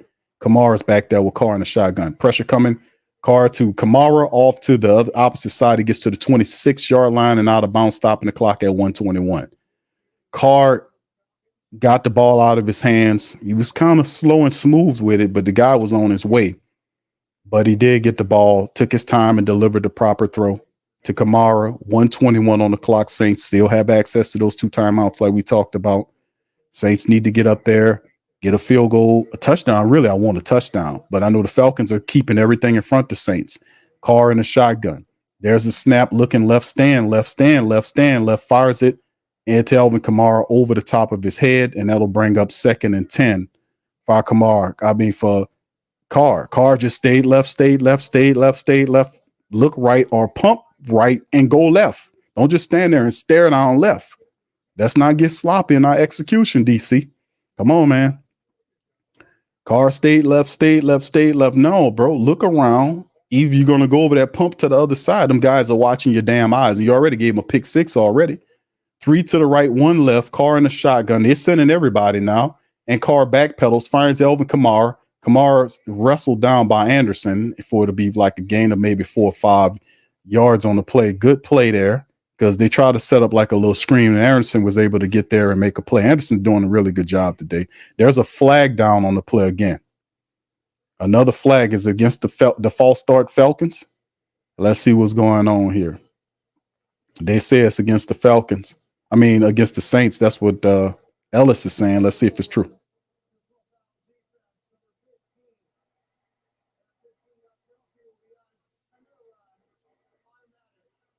So Matthew Judon, did he get a shot off on Derek Carr? Was that what happened? Personal foul. They said Matthew Judon, no, he blindsided.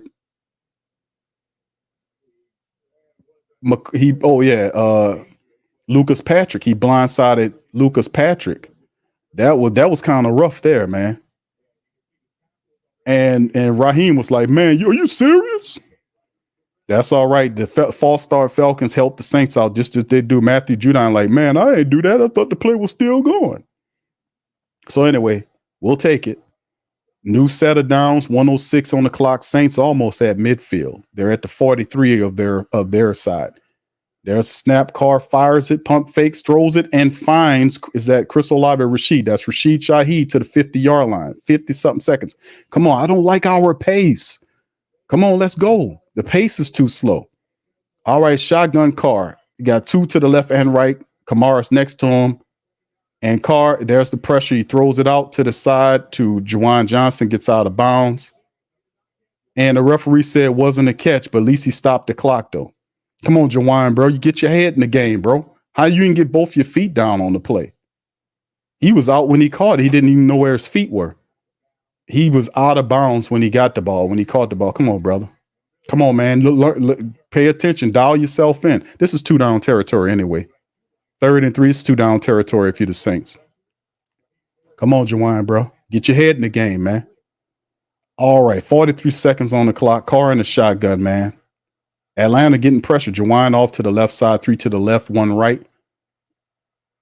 Kamara's back there. There's a snap. Pressure's coming. Carr has time, throws the ball, and I don't know where the hell he was throwing the ball at. There was nobody there. I don't know where Carr was throwing the ball at because nobody was there. He was backpedaling and just threw the ball away. I don't know where he was throwing it to. I don't know where he was throwing the ball at, but we got away with a hole right there. He just threw the ball away into the teeth of he just almost threw an interception just because of the pressure was in his face. Not a saying he just threw the ball away. Dude, what was that, man? He just threw the ball away because pressure was in his face there. He almost threw a damn interception. He gonna have to get his head in the game, man. There's the punt by the Saints. It bounces right there, and the Saints recover it. The special teams does right at the 10-yard line. Doesn't make a difference. The Saints blew their opportunity to do something with what the defense gave them. Derek Carr has to do a better job here, man. You gotta do a better job, bro. Pressure was in his face. I don't know. I don't want to get at him too early. I want to say, was there a play? And they're showing Count Blankula. And $2 million to the World Kitchen for hurricane relief. Shout out to Victor on the Titanic's best friend, doing good charity work there. Count Blankula. He got an old timey suit on right there. You know, slick back hair like that's best friends with Dracula. All right, so anyway, here's the Falcons get the ball there, and the shotgun, they hand it off to Bijan Robinson, and Bijan Robinson gets every bit of the first down back. Gets almost a 10-yard run, and that'll do it. More than likely, that'll send the team into halftime. But I don't want to get too difficult with Derek Carr right now, because I was like, is it, was there anything to the left where he could have kind of scrambled off to the left? I don't know if there was. I don't remember any pressure to the left side of that play where the guy was directly coming straight this way. Was there any way he could have peeled off toward the left side and made a play? But anyway, that's halftime right now. Saints trail. All right. So anyway, big ups to the fam, man. We're at halftime, man. So far, the Saints, man, too many problems, too many errors. Pick six by Derek Carr, botched return. Attempt by Rashid Shaheed has contributed to 14 points, which is why they're winning the game. The Saints keep helping them. Brother Prime says, why are the Jameis haters? Overpaid Carr sucks. Thank you, bro. Appreciate you. Thank you. Get fucked too kind. I often said this, man, about this team. Thank you, Brother Prime. He says, Big Q, real question. Why did we not fully upgrade this offensive line in the offseason? Saints felt like they had enough, because we asked that question before, but the Saints felt like they had enough. I was questioning why did they not go after more expensive, let's just say it, like offensive linemen, because they were there. The Saints just choose to do the cheaper route, to go and get Ali Udo. And notice Ali Udo is not in here. They got somebody else in here for him, because he was so awful last. This dude was supposed to be Hurst, James Hurst. But he is James Hurst, the one that is in the Hurst dead, because his game was terrible. He was awful last week, man. And even if you're an offensive lineman, go lift some goddamn weights or something, man. Yeah, how could you be 6'3", 6'4", and get pushed over like that? You're supposed to know how to run stuff or do something. But anyway, he ain't the problem today. We got a whole new set of issues that's going on with the black and gold right now. Let's go into it, man. It's the halftime report, man. Saints 14 first downs versus the Falcons 6. The Saints are 2 of 5 on third down. Not looking good. Falcons are 3 for 6. Saints 1 for 1 on one of the fourth. Total plays 35-26 advantage Saints. More yards by just 9. 179 to 170 advantage Saints. Then you look at everything else. The total drives 5-5. Saints 5.1 per play on the average. The Falcons averaging 6.5 per yard per play. Passing, Saints only 70 yards passing. Falcons getting it done there, 137 at half. And of course, you look at the interception play, the pick six play. Saints are running the ball. So you look at what they got going on in terms of passing. The Saints 14 pass attempts versus 21 rush attempts. So the Saints are attempting to run the ball. They're averaging 5.2 yards per rush. You know what the segment is, fam? You know what we need to do? We need to go back to the running attack, because it ain't happening. Saints, when they do run the ball, they're averaging 2 rushes, first down, 2 rushes, first down, 2 rushes, 5.2 yards per rush. 2 rushes, first down. Saints need to go back to the run. 21 attempts, 5.2 yards. That's 109 yards the Saints have at halftime. The Saints have 109 yards running the ball at halftime. Let's go for a 200 burger, shall we? Let's go for 200 on their butts. All right. And then in the red zone, Saints are 2 for 2 in the red zone here doing a thing. 2 for 2. The Falcons have not even sniffed it. But the reality is, it's one of those weird games where everything else is working for the Saints' favor, except for when the Saints make a mistake, it's a big one. When they make a big mistake, it's a big one.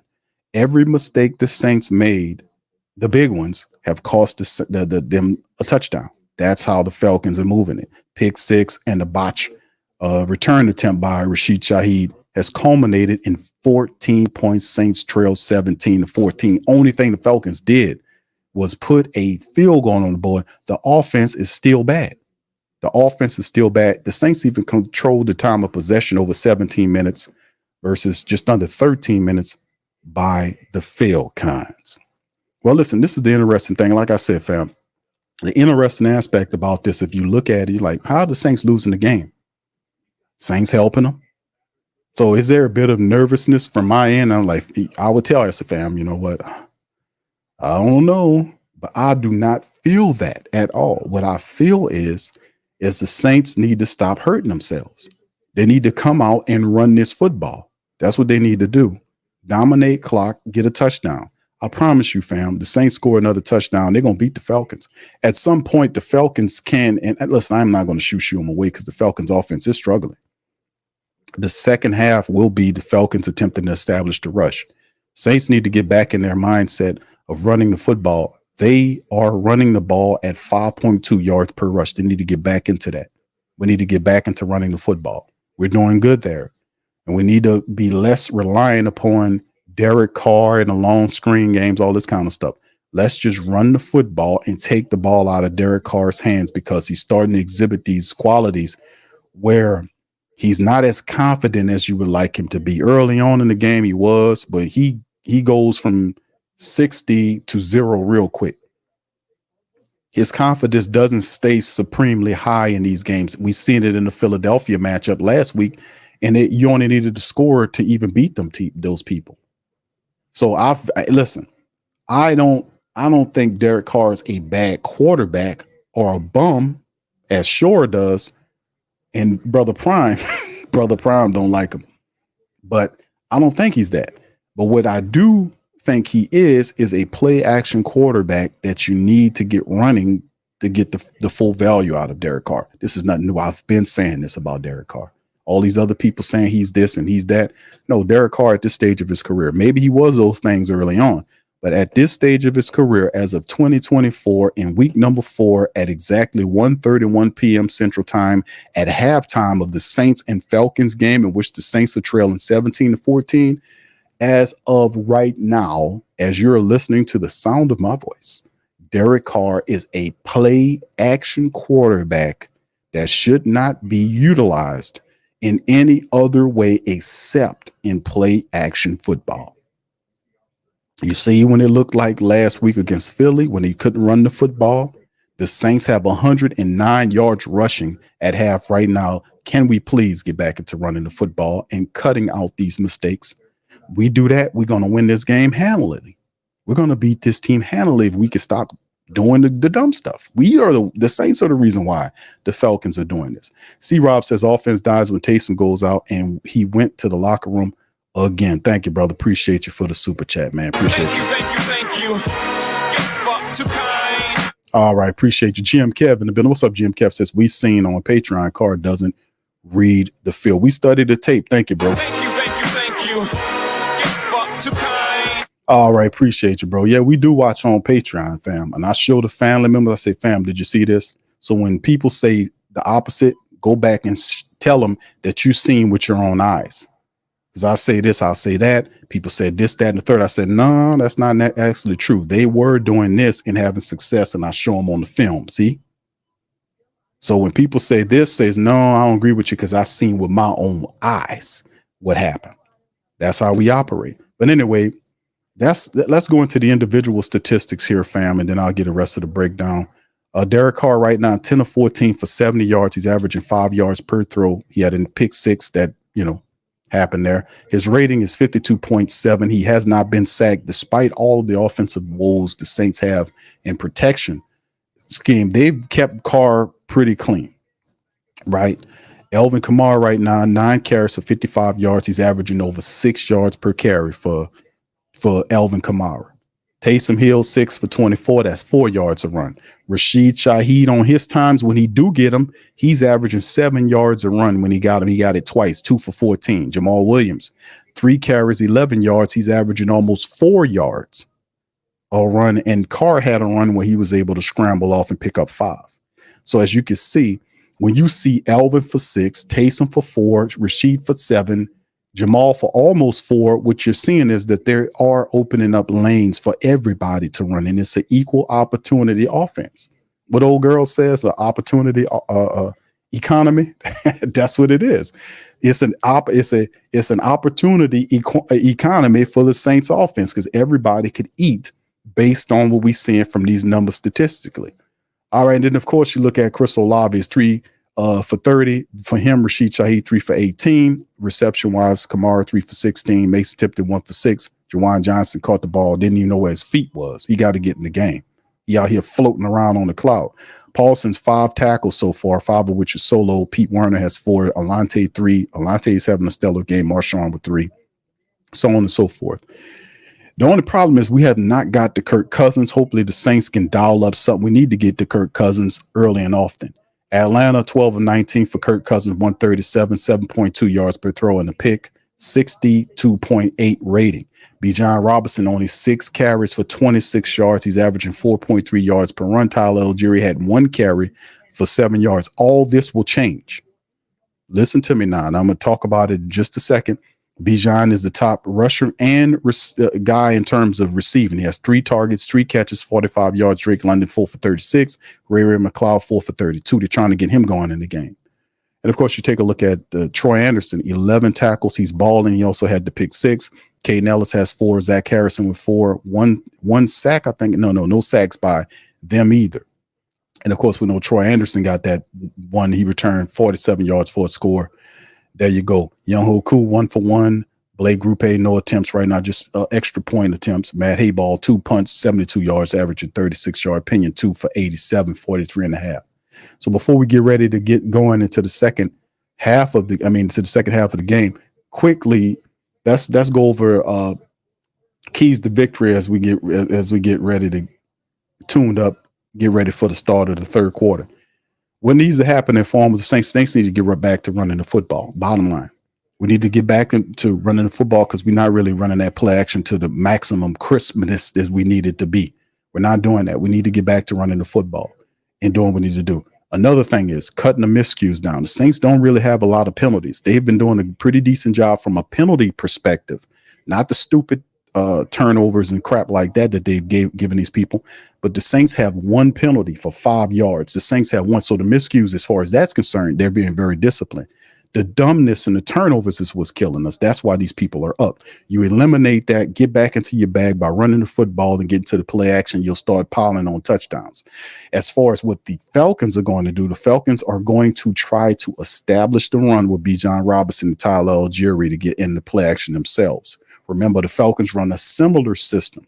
Their offensive coordinator comes from a similar system as Clint Kubiak does. They come off this same old coaching trees, same philosophy.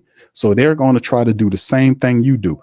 Also, defensively speaking, the Saints really need to put pressure on Kirk Cousins. Kirk Cousins has not been sacked. One time he's been knocked down that forced that interception. But when we do get turnovers from our defense, the offense has to turn the turnovers into something. The Saints did a wonderful job of getting a turnover from Paulson to Debo. They also did a wonderful job in getting the ball back for the offense before the quarter ended and before halftime started, and the offense did nothing with it. You can't do that. Whatever they get, they have to score. If they get a touchdown and then start to run the football, they're wear the Falcons out. The defense pretty much has the Falcons pinned down out right now. The Saints have to keep on scoring. If they can get 28 points, they'll win this game. So we'll see what's going on there as well. All right, big ups to the fan, man. Thank y'all for the super chats. Head Trauma says Carr is making Kubiak's job hard. Thank you, bro. Appreciate you. Thank you. Get fucked too kind. Thank you, bro. Yoshi, shout out to you, says, is it a moral thing? Everyone seems disheveled. Thank you, bro. Appreciate you. Thank you. Get fucked too kind. I don't know if it's you saying in terms of with the Saints team, bro. I really can't say, if the Saints are disheveled. You looking maybe Derek Carr is. That's why I was saying, and this is no disrespect to Derek Carr. I just know how the Saints win games. They should win games through the running attack. Everything should be driven through the running attack. The Saints start running the ball again. You'll see a lot of stuff start opening up for them as the Falcons kicks off. Rashid Shaheed returns inside from the 5 to the 10, 15, 20, 25 down to the 30-yard line for Rashid Shaheed off the return. So, like I said, the only reason why the Falcons are even doing anything is because the ball is far. And then the ball, they're showing a recap on it. The ball just happened to go right to the guy. Like the ball went up and straight to them. It didn't go down or whatnot. So it's falling their way. These foolish little situations, it's falling their way. Now the Saints have to take advantage, man.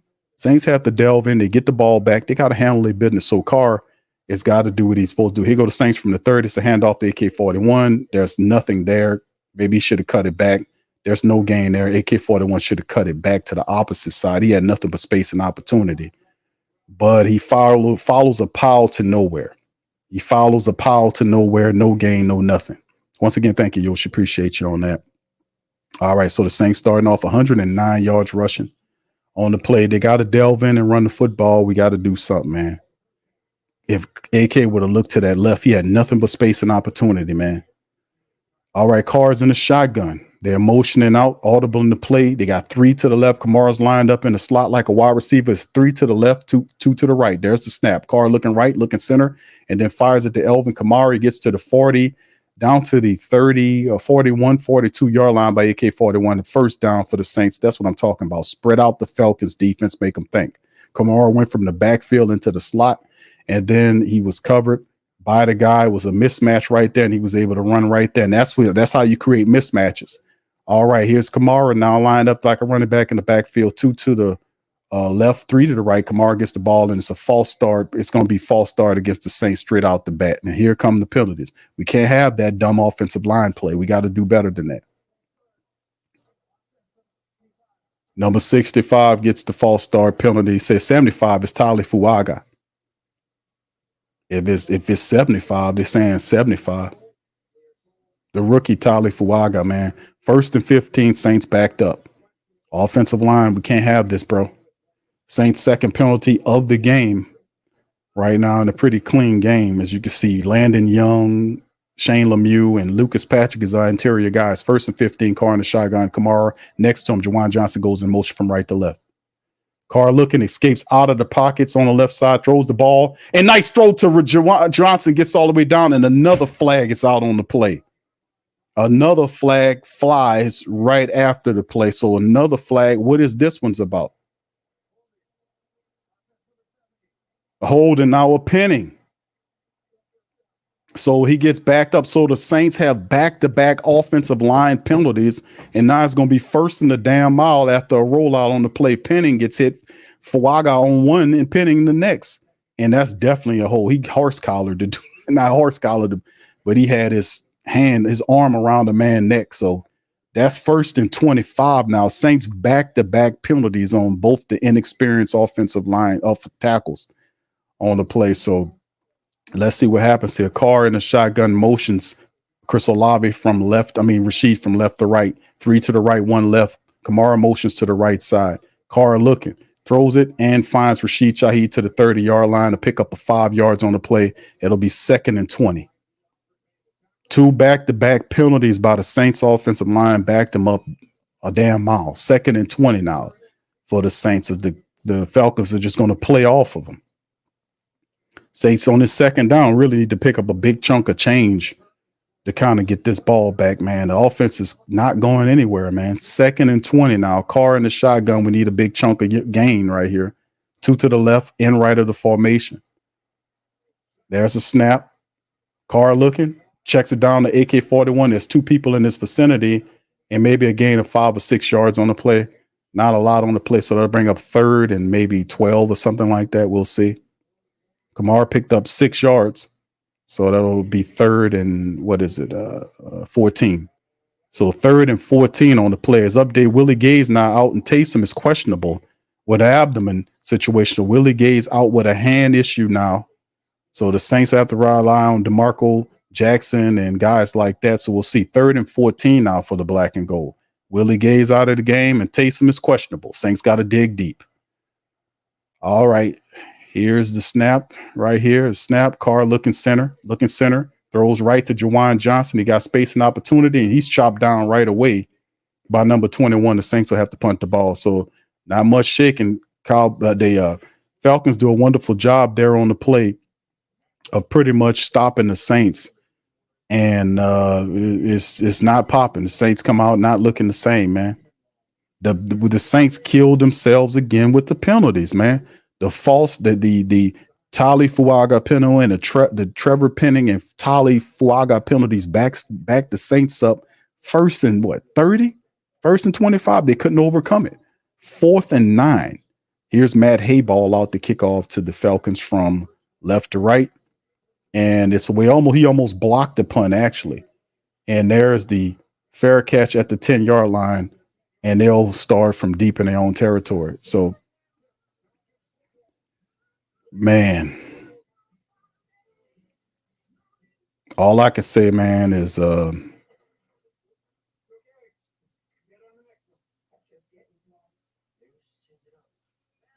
gonna be honest with you. Without Taysom Hill, it's a different energy with this team, and no doubt about it. And Clint Kubiak doesn't know how to adjust. This is a test for him to see if he can get other guys involved. And you lose Taysom, you got to get other guys involved. You still have Elvin, you got to get Jamal involved. You got to get these rest of these other guys involved. Jordan Mims, I don't know if they even much put anything together for Jordan Mims, but without Taysom, it's like, boy, you take Taysom away from that dude, it's like he's just a lost puppy. You don't know where he's going. So the fallback mechanism, just go to Alvin Kamara. Let's just lean on Elvin. That's what got you killed in the Eagles matchup. We need diversity, man. You got to be diverse in your offense. Get these other guys involved. Get them involved.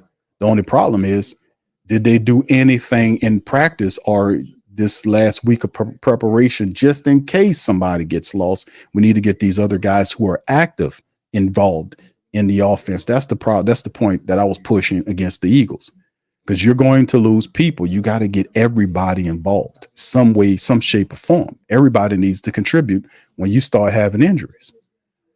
And listen, the Saints, this is a must win for the Saints, because quickly, if the Saints lose this game, they could be facing down a 3-game losing streak real quick, because Kansas City is next Monday, is the Monday after next.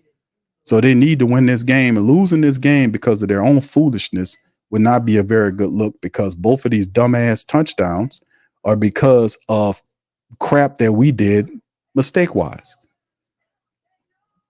So we're going to see what they got, man. That last drive was 5 plays, 12 yards. They ate up 4 minutes and 15 seconds and went nowhere. They just ate up 4 minutes of the clock, turned the ball over to the Falcons, or punt the ball off to the Falcons, rather, at 10:45 in the third quarter. Defense need to stop. We need to stop from the defense. We need an interception again, perhaps something like that.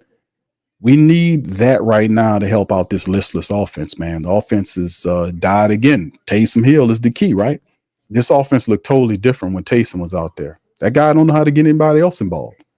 All right, so let's see what he does. His defense at the Falcons 10-yard line, man in motion, is Drake London from left to right, 2 to the left and right of the formation. It's a play action to Bijan Robinson. Cousins got all time in the day, and he gets tripped down and throws the ball away. Is that a throw? That should be is it? No, the referee says it's all right. So anyway, like I said, man, the test now moving forward for Clint Kubiak is, can he get anybody else involved? And once again, it's a 3-point game. We need to get another touchdown to break this thing open. Then the defense can pin its ears back and go after him. So that's 2nd and 10 after Chase Young's secondary made no attempts for Kirk Cousins downfield. Chase Young was able to trip him up as he threw the ball out of bounds. 3-1 on a bunch formation. Drake London motions out of it, then goes back to where he came from, toward the left there. Saints coming with the pressure. Ball is thrown out, and it's caught. Oh, what a terrific catch by Mooney, and that's going to be a flag down on the play. And Darnell Mooney burns Alontae Taylor on the play. I mean, Paulson and Debo, they've been going at Paulson. And Paulson's right there. And that it's going to be, he makes the grab, but they're going to decline the penalty. It's probably a play action. I mean, a pass interference. They'll decline that because he made the catch. Alontae got burnt. Darnell Mooney's good, man. Yeah, they'll do. That's a decline, so it doesn't matter because the guy made the catch. So they'll decline the penalty. But they're going after Paulson and Debo. They stand away from Laddie Daddy. So Darnell Mooney trying to get going, and Kirk Cousins hits on a pass there of about 40. Let's see, for I think it was like 46 or 36 yards on the play. So that brings them up to their own 46-yard line. Cousins under center is another play action play. Another holding going on there, and the referees just don't get it. And a nice tackle right there by Alontae Taylor on Bijan Robinson. Another holding penalty that the Falcons referees, I say Freudian slip, Falcons referees. I didn't mean to say that, but that just came out the way it was because that's how I feel. Look at the play where Brian Brissy, got held there, but really, and that's because you've seen Cousins trying to get out of the way, and he barely got out of the way that tip, but Alontae Taylor was on the play there. 2nd and 9, they say it was a gain of 1. So let's see if Cousins in the shotgun, Bijan to him, next to him in his right, 2 to the right and left for the formation. There's a snap. Cousins looks left, fires left, ball knocked away with Marshawn Lattimore on the play as they try to go to Kyle Pitts. That'll bring up 3rd and 9, Laddie Daddy sighting. Kirk Cousins is really not that good, fam. Even though I'm looking at Cousins right now, 12 of 23 for $174 on the pick. He really doesn't have, like in that throw right there in front of him, Laddie Daddy was right on his back right there. And ball was almost knocked away. But Laddie Daddy was right there on him. Kirk Cousins doesn't look crisp as you would like to see in his offense. Man in motion from left to right, 3 on the right and 1 on the left for the Falcons offense. Saints come with the pressure. Cousins checks it down to Tyler Algieri. And Algieri oh my goodness, they can't tackle him. They had him for a loss. He ran through 3 tackles for the first down. You can't do that. The Saints had an opportunity to tackle Tyler Algieri, and they missed. 3 guys missed on the tackle. They missed 3. The guys missed on them. I mean, come on, man. You got to tackle a damn guy. And they let him go through, and he not only picked up the first down, you got to tackle him. You had him for a loss, and they let him get the first down. And then Alontae Taylor is shaking up on the play. Alontae got the worst of it. And he's slow getting up, so we should see Kool-Aid McKinstry come in here. So Alontae is going to walk off to the side. He's shaking up on the play. He's been having a pretty decent game.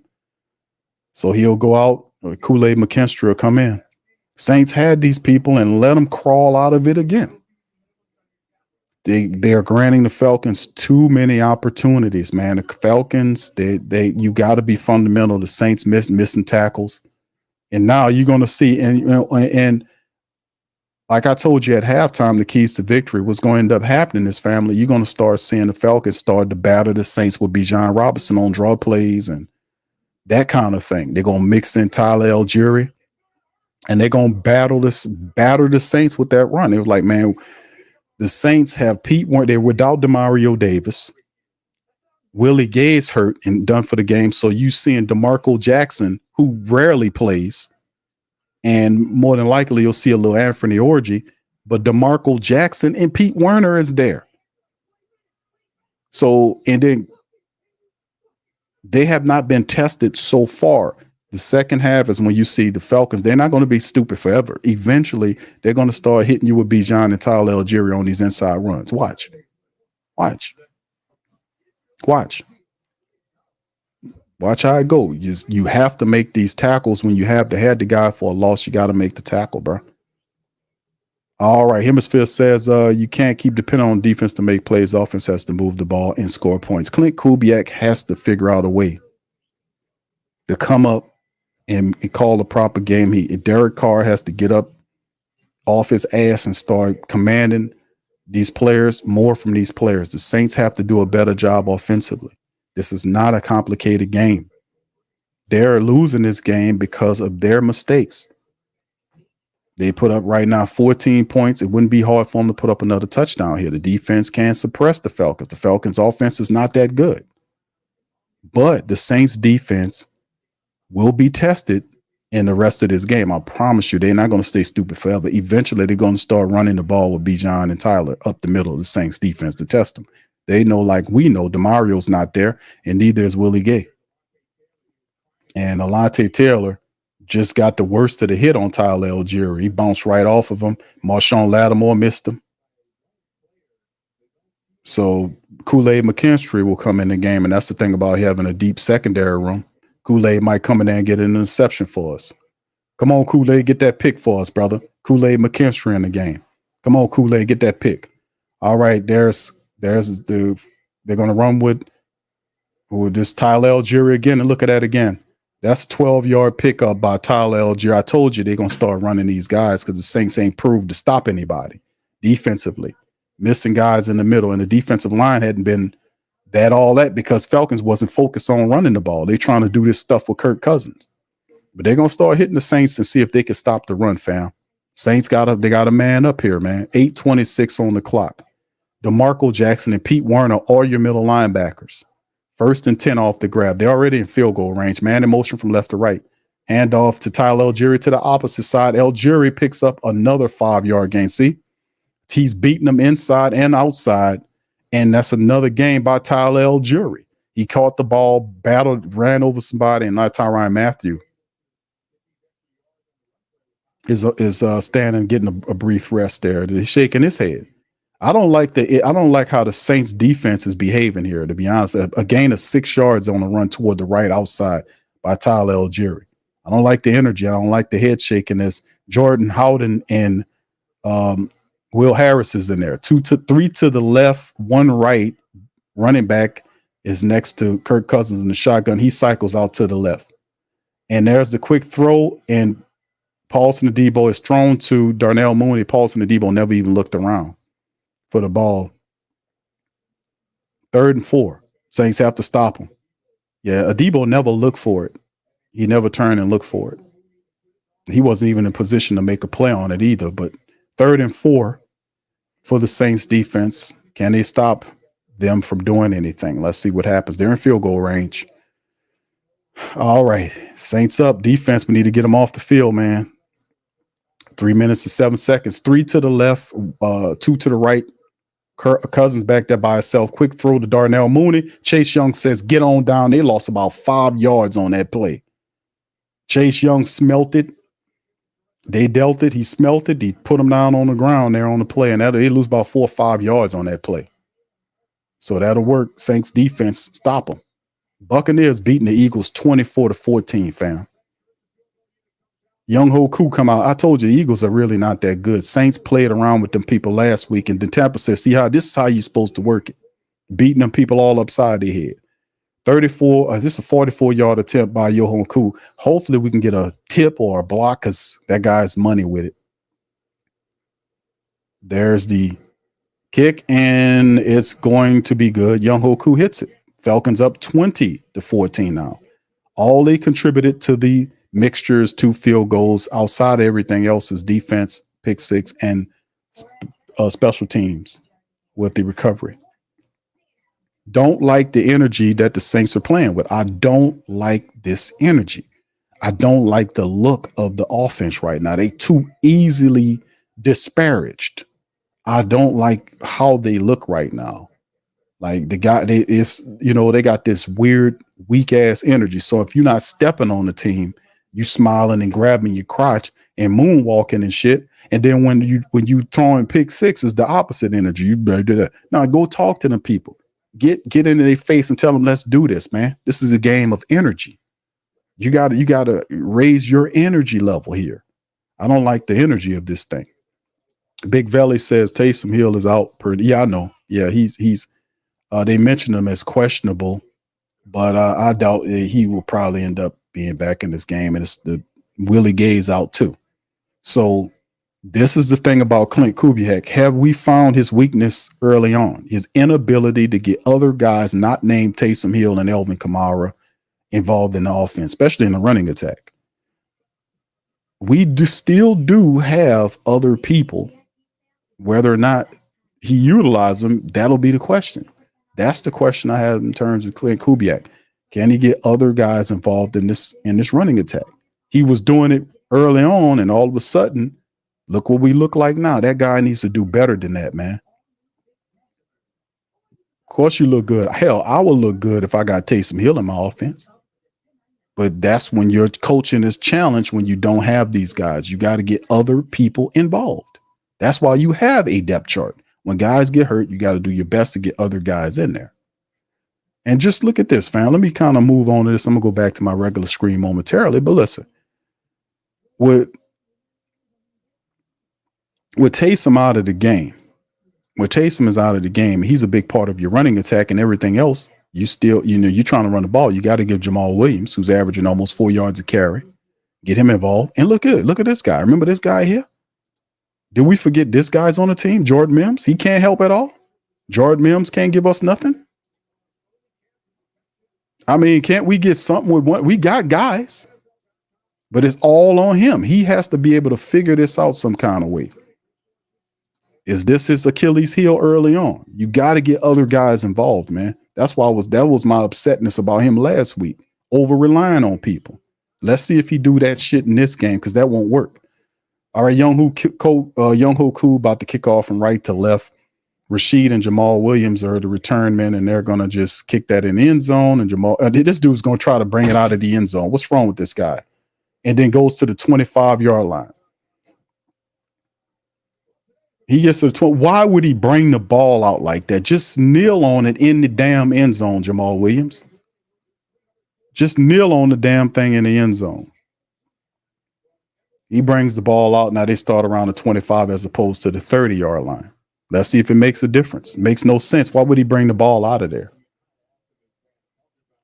All right, so the Saints open up 640. Carr's 14 of 18, 97 yards in the pick. They start at the 25. Carr under center motions Jawan Johnson to right side of Penny. There's a quick throw low, but Chris Olave gets it for a gain of 8 off to the left side to start it right away. So Chris Olave is the benefactor of a lot of these passes that is being thrown out there. So now they adjusted now that Willie Gay is out. We know that. Now Taysom Hill is out officially. They just updated it on the screen there. 2nd and 3. That was a gain of 7 for the black and gold off to Chris Olave. All right. Carr under center. 2 to the left, 2 to the right. Man in motion a little bit there is the fullback Prentice. There's a handoff to Elvin Kamara, and nothing happens. I don't know what was that. But they had 3 guys as soon as Elvin Kamara got the ball. 3 guys was on him. Where were the offensive linemen at? Where were the offensive linemen at? I mean, Lucas Patrick got beat, and Prentice ran right past the guy he should have blocked. He just ran right past. It's like a defected, glitzy Madden play, like a glitch in the Madden play. The fullback run right past the guy he's supposed to block somebody that was out of the play. 3rd and 3 now for the Saints. Man in motions, Rashid Shaheed 2 to the left and the right of the formation. He motions Rashid back to the right side. Lifts his foot. There's a snap, Carr rolling to the right side. Throws the ball low. Rashid is caught, and it'll be a first down plus 3 yards. Saints get a new set of downs. They need a touchdown. This is a must-score drive for the Saints. The Saints need to score a touchdown on this drive, man. Rashid, terrific catch, and he puts both arms underneath it. That's a touch. That's a catch, just in case they won't try to challenge it. That is a catch. Kept his hands up and arms up under the football. 1st and 10 for the Saints. 5 catches for 29 yards. Carr is now 16 of 20 for 110 and a pick. All right, Carr under center, 2 to the left and right of the formation. Jamal Williams in the backfield. Man in motion is Prentice. It's a fake toss to that side. Carr is going to check it down to Jamal Williams, who, what a rough run that was. He got popped hard. Never leave your feet, bro. What's wrong with you leaving your feet like that? 4-yard pickup on the play. And then you got a player down on the side that got the worst of it, because that was a real violent collision, because Jamal Williams just, that was not good. And AJ Terrell might have got the worst of it, huh? Well, is that math Judon? Yeah, Judon ran into it. I don't know what he was doing. Why would you just run into him? Like, you got to be prepared. You're tackling. You got to prepare yourself. No, it's AJ Terrell. AJ Terrell is he's all right. He got up and he's walking off. So this guy's supposed to be their best cornerback. And Kansas State's take advantage with AJ Terrell, excuse me, with him being out there. That was a gain of 4 yards, as Jamal Williams might have just done the Saints a favor by knocking out one of their guys for at least a player. So perhaps the Saints can now attack that side there. Let's see what they got dialed up there. That's a gain of 4. Let's see if they can benefit off of it. 2nd and 6, 4:30 on the clock. Saints need to score on this drive. They need to score. They need to score. All right, Derek Carr under center. Kamara's behind him. 2 to the left, 1 to the right of the formation. Actually, 3 to the left. Quick throw by Chris Olave, breaks the tackle, stumbles forward to the 49-yard line of the Atlanta Falcons. So he gets to the Falcon side of the play. Chris Olave breaks a tackle and gets the first down. New set of downs. Saints are moving the ball. They are directly going right to Chris Olave. So that's a good thing, trying to get Chris Olave involved more. 5 catches, 44 yards right now for Chris Olave. Just under 4 minutes. Carr under center again. Power I formation, play action to Kamara. There's a throw wide open upfield as Rashid Shaheed gets pushed out of bounds around the 20-yard line. Wide open on the play action. See the Carr. Now notice the energy. Saints getting into the play action bag. They get into the play action. There was a run right here, and the defense was sucked in, and then Chris Olave was able to get in between there, make a play, and he gets pushed out of bounds upfield. But that's one of those play action plays where the defense was sucked in, and they just got behind the linebackers. He was able to get behind the linebackers on the play. That's one of those play action plays. The Saints trying to get it going. Carr under center, man in motion from left to right is Mason Tipton. Power eye look, toss to the right side to Kamara, and nothing there. 3 people were there, and this was poorly executed. Poorly executed. Toss to the right side. 3 guys gained penetration. Where was the Saints blockers? Yeah, I need to see that. We're going to study the film on Patreon, man. That was awful. Not one person got blocked on that toss to the right, and they lost 3 yards on the play. 2:45 and counting down. Carr in a shotgun now. 2 to the left. 2 to the right. Chris Olave is now next to Carr to his right side. There's the snap. All the pressure coming. Carr takes a damn sack. Why would he take a sack? You had a guy coming across your face there. Just throw the ball away. Boy, I tell you, this guy can't handle pressure.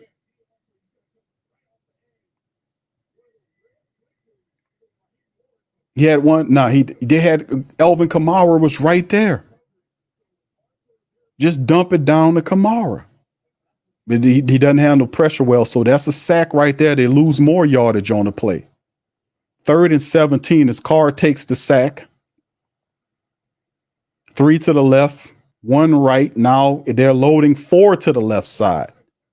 There's the quick throw to Kamara, and he just knocked down the ball thrown behind him. And he makes the catch, but the Saints will have to settle for a field goal. I don't know what's going. The Atlanta bringing the pressure.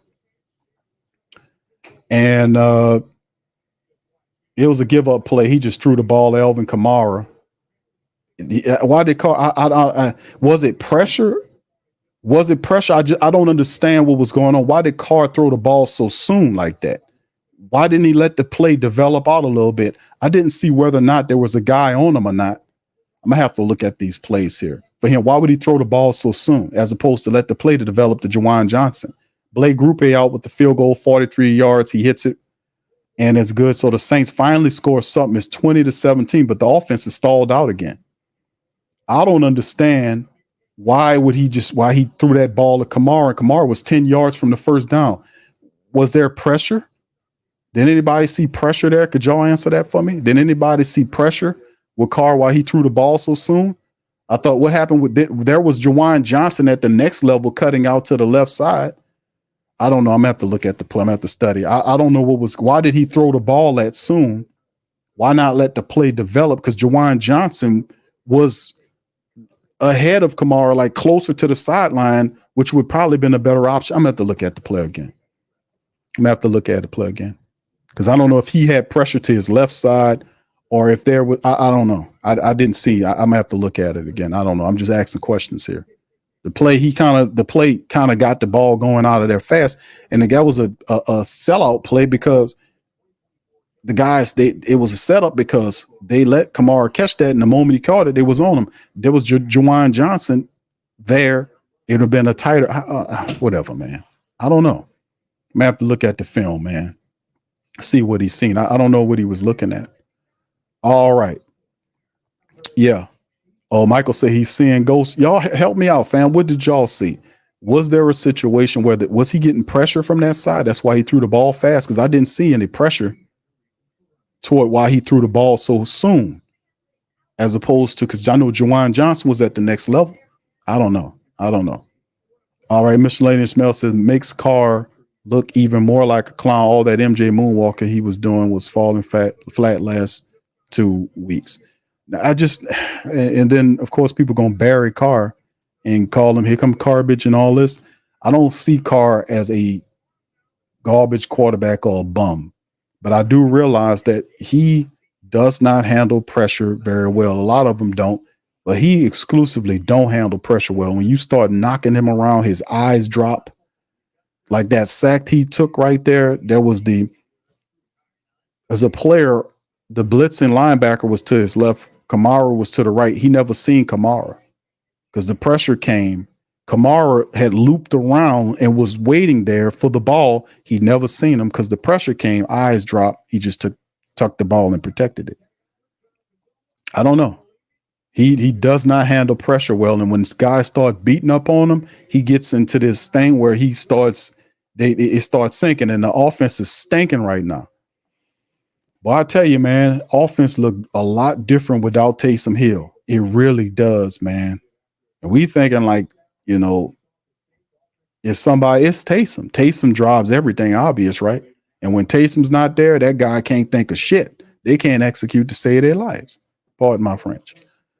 All right, here we go as the Saints getting ready to kick off the Group A. All right, shout out to your mom says, Q, I don't think Carr trusts that old line. I wouldn't trust their asses either, man. I ain't gonna lie. All right, so that's the bounce at the 1 yard line. The Saints right there, they get them and wrap them up at the 18 or 19 yard line. Good play. It's Anthony Orgy on the tackle. Thank you, bro. Appreciate you on that. Thank you. Fuck too kind. All right, appreciate that, bro. Yeah, I don't know what to tell y'all on this one, man. I don't know what to tell you. I really don't know what to say on this one because the Saints, that boy, and like people, like I said, Carr deserves all the blame. If he does well, he deserves the credit, he deserves the blame. Defense needs to stop though. All right, here we go from their own 19 yard line, Atlanta, and there's a toss to Bijan Robinson, and he's that guy fired out of a cannon. I mean, that's Tyler Algieri to the right side. It's something the Saints need to stop that because that's the third time that we've seen the Falcons run Tyler Algieri to the right side.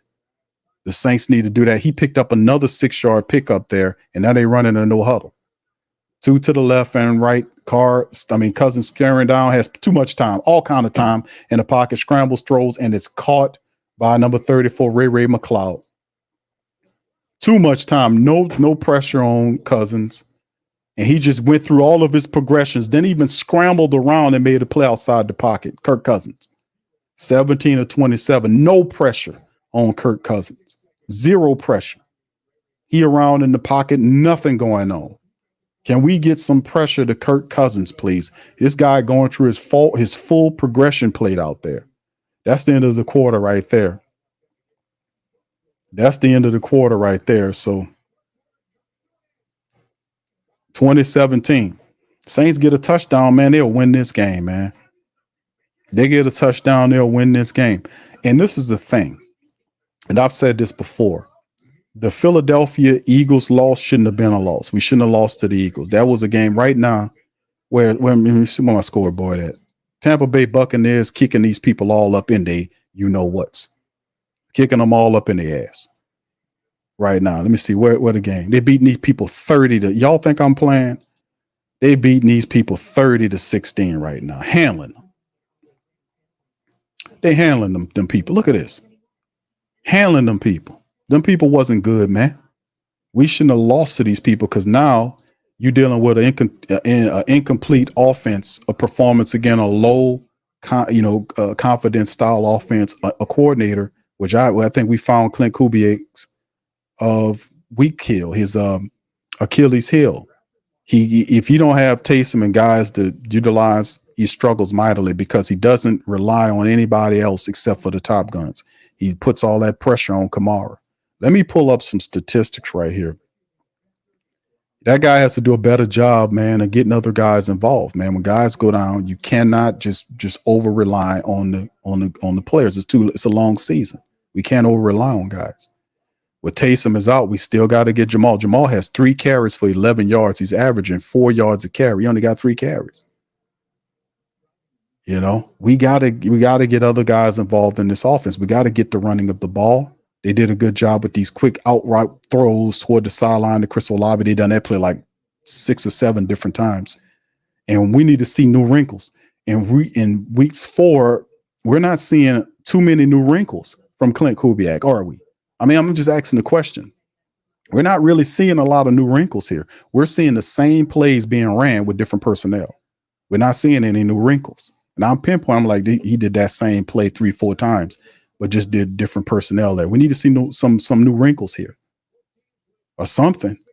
You need something that's going to jolt the Saints offense to get a touchdown. The defense will have to get a turnover here. The defense would have to stop the Falcons from scoring again. And the Falcons just trying to kick another field goal. They're just trying to get in field goal range to just stay enough ahead of you until Bijan Robinson starts to get involved. They starting to run Tyler Algieri, like I told y'all, to their right side. Let's see if they do that. All right, here we go. Falcons with the ball. Man in motion from left to right. That's a handoff to Tyler Algieri, and Tyler Algieri picks up a whole first down into Saints territory. See what I'm saying? They're going to start attacking the Saints, and Tyler Algieri is already 5 carries for 43 yards against the Saints right now. Tyrann Mathieu is out. Tyrann Mathieu, something wrong with Tyrann Mathieu. He's out. He don't even have his damn helmet. Standing up there watching the game like me and you were doing it. So Jordan Howden's in there. Saints got injuries going on. Shotgun Kirk Cousins, man in motion from left to right. And there's a handoff to Tyler Algieri. Another run. He picks up 13, 14, 15 yards on the run. Just like a script, I told you exactly what they were going to do. And the Saints defense is folding like a cheap ass tent. They were going to test that Saints defense. And they ran right toward the right side. Once again, he cut inside. They're moving the Saints around like lawn furniture. And the Saints defense is not missed several tackles before the guy got ringed down there. They're getting ran on pretty good now. And here they're going to hit him with Bijan in a minute. All right, shotgun. Tyler Algieri still in that man in motions from left to right, 2 to the left, 2 to the right. Cousins in the shotgun recycles Ray back. They give the ball to Tyler Algieri again. Missed tackle by Granderson. Another missed tackle. The Saints could have had a loss on the play, but he picks up a gain of 3 to 4 yards. 2 missed tackles and should have been a loss. It turned into a 3-yard pickup. Tyler Algieri gleefully runs off, and here comes the battering ram that is Bijan Robinson. Now, if Tyler Algieri can get 7 carries for 60 yards on the Saints, what can Bijan Robinson do for you? This is crazy. That man averaging almost 9 yards a rush on the Saints defense right now. And here comes Bijan Robinson in there. 2 to the left, 2 to the right of the formation. All the time in the world, ball thrown. It's caught by Drake London to the 20-yard line. It's a first down for the Falcons. Saints defense disintegrating. There's no pressure on at all on Kirk Cousins. No pressure on Kirk Cousins at all. You got a clean pocket to operate from every time. No pressure. 12:28 on the clock. Saints not execute, man. We got to get pressure on them now. Falcons are in field goal range. From their own 19 or 18-yard line, Kirk Cousins on the center, play action to Bijan to the left, then screens back to Bijan, takes off, runs, up, touchdown, Falcons, flag down. It's coming back because it's a hold. It's coming back. It's coming back because that's all they do is hold. Maybe the referee got him. It's coming back.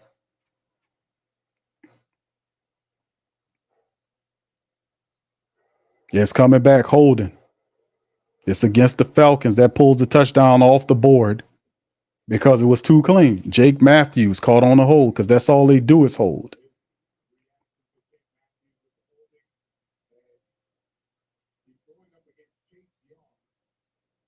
And then the cold-blooded part about he's so stupid, the guy already gone, and the guy is 4 yards away from him and has no effect to get to him, and he's so stupid and scary that he held the man when the guy was 4 yards away. How dumb is that? But we'll take it. 1st and 20 now. I told you the false start Falcons, they do some of the dumbest stuff in the world. Under center, Kirk Cousins, 2 to the left, 2 to the right. Running back Robinson is back there. Man in motion from left to right is Mooney. Hand off to Bijan Robinson, and he's wrestled down by number 98, Peyton Turner. So Saints defense trying to do something, man. They got to do something to stead the tie here. Well, Bink Saunders coming back here. We think that'll happen, but boy, the Saints struggling now with all these injuries. There's a shotgun. Cousins looking left, stand left. Ball, and he's sacked this time. It's Peyton Turner, and then he fumbled the ball, and Nate Shepard didn't even realize the ball was out. They recovered it at the 50-yard line. It was Bergeron fell on it. Shepard didn't even realize the ball was out. But credit, shout out to Peyton Turner. Peyton Turner got around in there and swiped the ball away from Kirk Cousins and caused the fumble. And Nate Shepard did see the ball and missed it.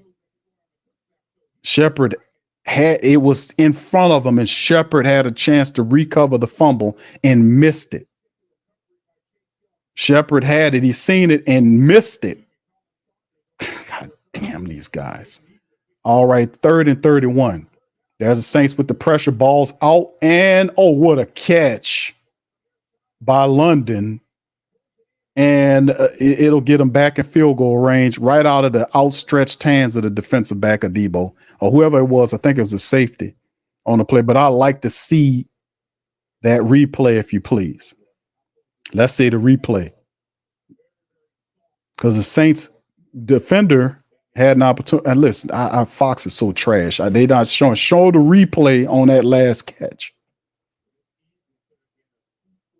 4th and 15. Fox is so trash, man. 42-yard attempt by Young Hoku. That's all they do is kick field goals. And he nails that one right down the middle. And they go up 23-17. The Saints lost their will offensively. Saints offensively are just completely out of it.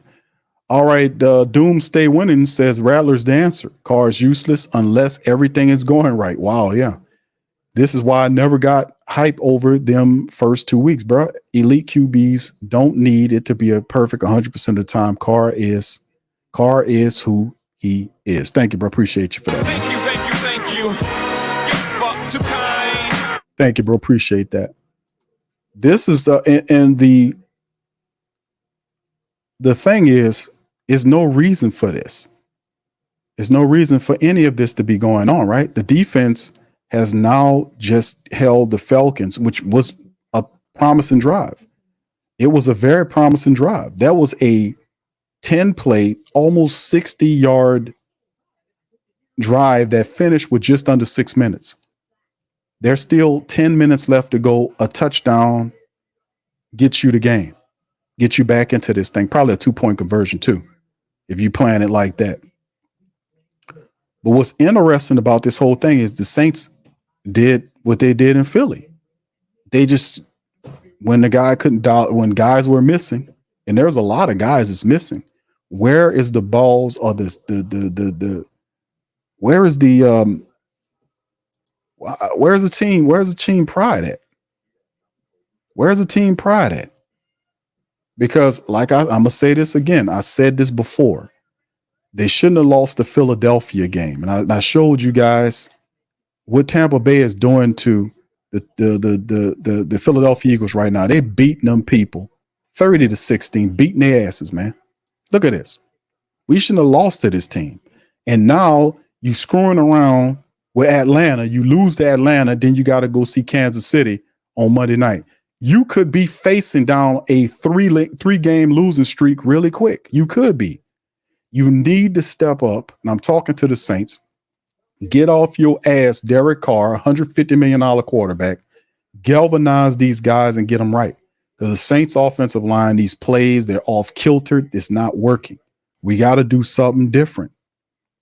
We got to do something different here. These people can't score touchdowns. They can't score touchdowns. They only kick field goals. They got field goals in this game and stupid turnovers the Saints gave them. 14 points of dumbass turnovers the Saints then gave these people is why they won. The Saints are basically handing the Falcons this game. Can we get it together? We need to score a touchdown. And they're going to kneel on it in the end zone smartly. And they'll pick it up at the 30. Here comes Derek Carr. Could Carr $150 million worth of quarterback. Can he get a touchdown here? There is no more playing around. This is a much score situation. Ain't no field goal here. You got to get a touchdown here. 10 of 10 for 84 yards in the second half. It don't matter nothing if it ain't coming with touchdowns. The Saints need to march the field and they got to score a touchdown. No ifs, ands, or buts about it. They need a touchdown here. Stop playing around and make it happen. Carr under center with Kamara. They're showing the power eye look here from their own 30-yard line. Let's see what happens. There's a handoff. They to the left side, turns center, picks up a little room. He gets tripped down for a gain of 7 yards on the play. That's a decent run as Elvin kind of getting up a little slow. Looks like he's all right.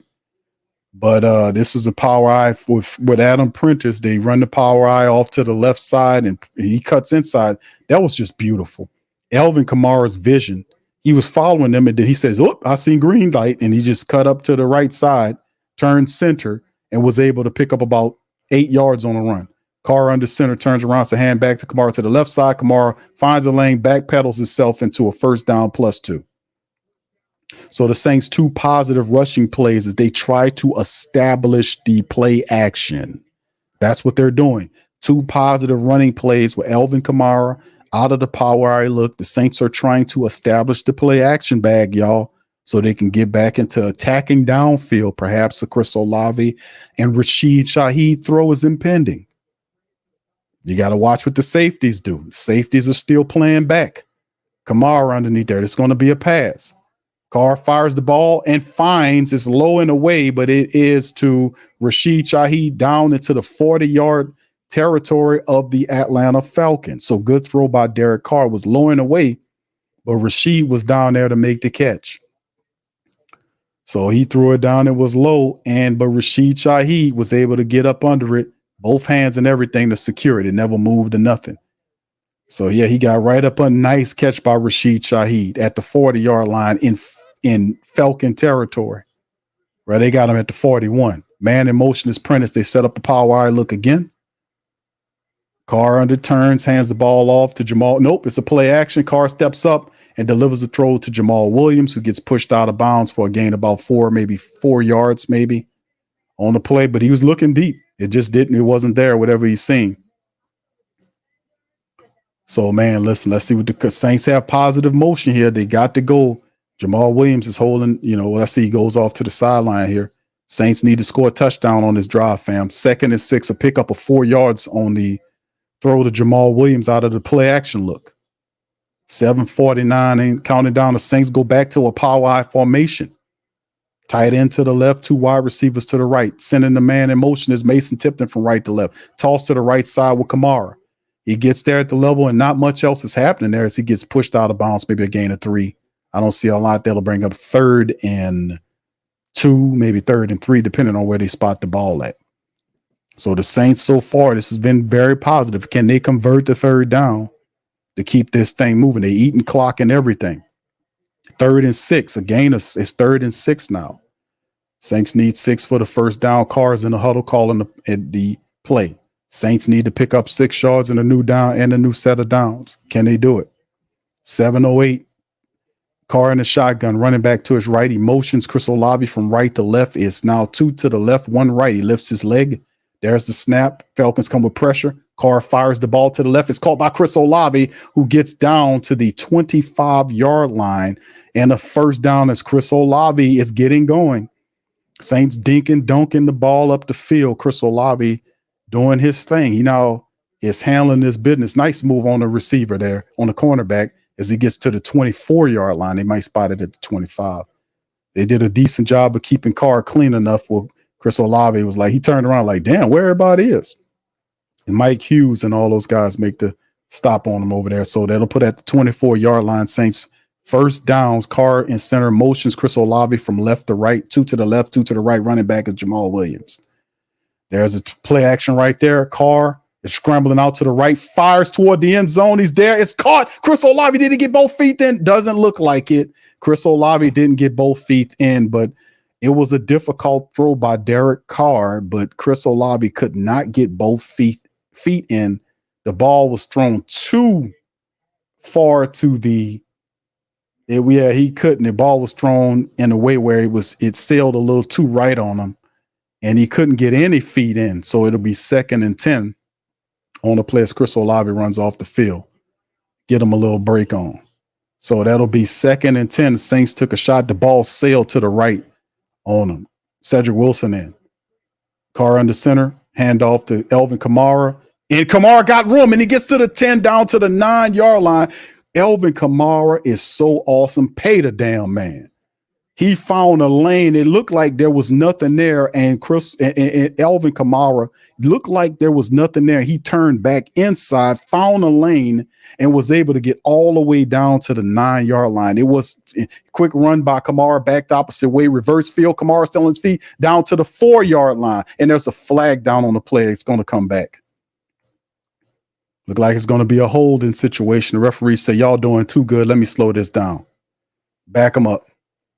Maybe it's against the Falcons. I think that usually when that happens, it's going to be a fault. It's going to be a holding. Let's see what it is.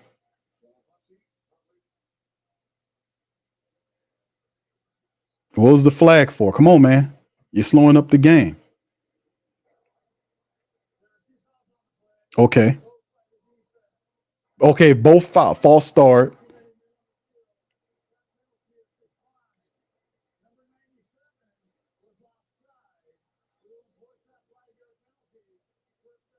Okay, both penalties were against the Falcons, against Grady Jarrett. The Saints took the offside penalty, so the false start Falcons. Once again, they're trying to help the Saints score, just like Philadelphia was. What's up with these birdie teams, man? These birdie teams got bird brains, man. So we got to take advantage of these birdie teams. All right, so that was a offside penalty by Big Grady Jarrett that gives the Saints an opportunity to get even a little closer here. So let's see what happens here, man. Can the Saints score here? All right. All right. Thank you for that, bro. Appreciate that. All right, here we go. Elvin Kamara in the backfield. Handoff to Kamara. Dances to the right, cuts inside, and the Falcons are on him. And I don't think that's much of a gain. It'll bring up 2nd and goal as Anderson was the first to make contact with Elvin Kamara trying to get off to that right side there. Not happening. Saints don't seem to have success today running right. They won't concentrate on the left. Every time they seem to run to the left side, they get traction there. So maybe we need to focus on running toward Fuaga's side, because the last couple of plays we've seen them running left, they were able to gain ground. So the current drive, 9 plays, 65 yards, 5 minutes. Kamara's back there. He's setting up for a power eye look with Prentice. Rashid Shaheed lines up right in between the center and the left tackle. Play action. Carr fires toward the end zone, and it's incomplete. No flags down because the ball was uncatchable. Derek Carr with pressure in his face just threw the ball toward the end zone, and it was too high. And Derek Carr, man, he was the ball when he gets pressure, he just threw the pressure was there, and he's just seeing it, and he just gave him a whip at it. And the ball was thrown a little too high. Maybe if it was through a little closer, because it looked like it would have gave the referee an opportunity to call pass interference, but it was thrown high because of the pressure. All right, 3rd and goal for the Saints. Power eye look right here. It's a handoff to Elvin Kamara and nowhere, man. What kind of play calling is this? That was a give up play by Clint Kubiak. You go back with a 3rd and goal, dude, and have a running play like that to the right side, the same side they having success for. What is Kubiak doing, man? What is Kubiak doing? I just mentioned the fact that they're not having that type of success running to that right side. They're not having this, and he goes to that side again. What the hell is he doing? Now they're going for it on 4th and goal. This is everything, man. Let's see if the Saints can get it, man. We need to get it. Watch out for number 22. All right, Saints going for it on 4th and goal here. 3 to the left, 1 right. Kamara's in the backfield, and there's a timeout. Falcons say, hold on here. We don't like this. Falcons blow a timeout. 2 remaining. Saints have 3. This is all or nothing right here. This is for all or nothing. All or nothing for the Saints right here. I don't get what's going on, man. I'm not a professional play caller. I know football because I played football. But at the same time, all I'm saying is you don't need to know what the plays are called. You don't need to know all of that. Some people like to get with the verbiage and all that. I don't do that to y'all because I can't do that. But I don't call all of the verbiage of the plays. I keep it basic and simple because as you know, and less complicated because people understand when you talk like that. When you start getting into all the trips and all this kind of crap, I don't get into all that. What I do is I say, listen, fam, and that talks to everybody, regardless of what level you are in your understanding about what's going on the field. Everybody can relate to the fact that they are beating you when you run. You can't gain ground to the right side because they keep stopping you. You have to get it. Now the Falcons are going to pin their ears back here. They're going to send everybody at the Saints. There's the snap. The full kitchen is coming. Saints fired the ball. And it's caught. Is it? Nope. Incomplete. Ball knocked away. And that's 4th down. He went to Rashid Shaheed on the play. And the Falcons make the play. They knock the ball away. And there you go. If the Saints don't have Taysom Hill, they ain't shit. That's what it comes down to. The ball was thrown high. Chris Olave had tried to reel it in with one arm. Chris Olave, why you didn't put 2 hands on that ball, brother? Why you didn't put 2? You trying to make a fancy catch, bro. That's a 2-handed affair. Get 2 hands. You trying to create. What's going on here? That's a difficult one. 3:57, 4 minutes left to go. That's that Saints. And you're falling apart again without Taysom Hill. My goodness. Without Taysom, the hell with everybody else. Without Taysom Hill, the Saints are they don't know what to do. And Clint Kubiak, I'm questioning his intelligence level on some of these play calls. What's going on with these play calls, fam? What's going on with these play calls? What's going on with that? All right, Kudak Chris said if they score the TD, they only get a quarter of music. Thank you, bro. Appreciate you. Thank you. Fuck too kind. I wonder what's going on with these play callers. That's what I'm asking. What's happening with these plays? Family, help me out here. Help me out. Help me out here. Help me understand what's going on here. As we get these, whoever this idiot is spamming this stuff in here. Let's get them on out of here. Let's go to work on them spammy people, mods. Y'all get y'all sniper, y'all rifles out and take these spammy ass people up out of here.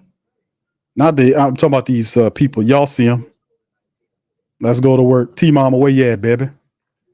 Let's go to work on them spammy people, y'all. Let's go to work on get their ass up out of here. Spamming all that garbage in here. Y'all get your target practice on right quick. Get your target practice on right quick. All right. Shout out to that. Chris says you beat yourselves and waste opportunities. Saints, boy, I'll tell you, man. Thank you. Fuck too kind. Thank you, bro. Appreciate you. That. All I can say to the Who Dat Nation, man, is look at this. Look at this. This is they beating the Eagles 33-16. These people are not good. They're not good. And really, the throw is Chris Olave brings in a hand, and he couldn't get the other hand in to cradle the ball. So he tried to one-arm the thing because it was high. And then it ended up not catching. So the Saints defense right now goes back to the Falcons. They hold Tyler Algieri for not a gain at all for Tyler Algieri, who's just doing some stuff here. Man, the Saints lose this game. It's because of their own incompetence. These teams are not better than us. That's the crazy part about it. These teams are not better than us. The Eagles was trashed last week. The Saints played pathetically, offensively speaking, and they're doing it again against the Falcons. There is no reason why the Saints should be losing this game right now. It don't make any sense. None of this makes any sense. They spotted the people 14 points, and none of this shit make no sense. None of this is offensively speaking. They have fell completely apart, and the defense is doing a stellar job without DeMario, Tyrann Mathieu, bunch of people missing, Willie Gay, but the defense is still holding up. The offense once again is problematic. Kirk Cousins 2nd and 10 in the shotgun. Saints coming with the blitz, balls out, overthrown, incomplete. It'll bring up 3rd and 10. On the play, no flag as Will Harris was there, and the ball was thrown kind of high on Kirk Cousins. He was looking for a flag, and Will Harris was covering Kyle Pitts. And I told you Kyle Pitts ain't, you know what? I tried to tell Lowe that. He tripped up. He just got tripped up on his feet, and that's what it was. Their feet got tripped up. That's not a pass interference. All right, 3rd and 10 now. 3:45 left in the game. Saints have the 2 timeouts. So does the Falcons. This will be a nice stop here if the defense could get it. Kirk Cousins in the shotgun. Man to his left, 3 wide receivers to the right, 1 to the left. There's the snap. Saints coming with the pressure. Granderson in his face is a check down. Make the tackle. They push out Tyler Algieri. He'll be about 3 or 4 yards shy. They'll have to punt. So the Saints get the Falcons off the field. They'll have to punt with 3:38 and the clock stops too. So great play by Will Harris to force him out of bounds because it stops the play, stops the clock at 3:38. The Falcons will have to punt. The Saints have another opportunity, family, to go down and beat this team. All they need is one stinking touchdown to do it. One stinking touchdown. All right, Black Preacher Man says, why Kubiak didn't call 4 runs with a 1st and goal at 5. Thank you, bro. Appreciate you. Thank you. Too kind. All right, Pennon, the Falcons punter punts it, and Rashid receives it at their own 41-yard line to the 50 to 45 down to the Falcons 44 or 43-yard line. So not only do the defense forces the Falcons and knocks the guy out of bounds at 3:38, they punt the ball to the Saints. Rashid Shaheed returns it inside of Falcon territory with more than 3 minutes, 3:45 remaining with 2 timeouts. You need a touchdown. I don't want to hear nothing else. $150 million worth of quarterbacks should be able to get a touchdown right here. You need one touchdown to beat this team. This is not good. This is not good. The nuance of Clint Kubiak's system, he needs to start releasing more wrinkles, because what I'm seeing right now is the same old stuff in 4 weeks of action. It's about time for him to introduce, and here go Anderson, their best player. This is going to hurt the Falcons, by the way. Anderson, number 44, has been playing like a man possessed. He's now off the field. That's going to hurt them. That's going to hurt. The Saints need to take advantage of that, because that guy was everywhere. That guy was everywhere. So let's see if the Saints can take advantage with Anderson being out of the game. Saints operating from the Falcons 43-yard line, Carr under center. Kamara is behind him. You have 2 to the right, 2 to the left. Falcons showing blitz. And there it is a false start by the Saints. You got to be kidding me. You got to be kidding me.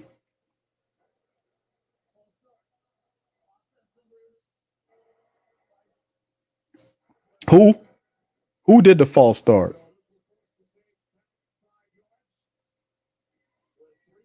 Who was the false starting on, man? Because the dumb referee's mic went out and we couldn't hear who the player was. Who was the false start on there?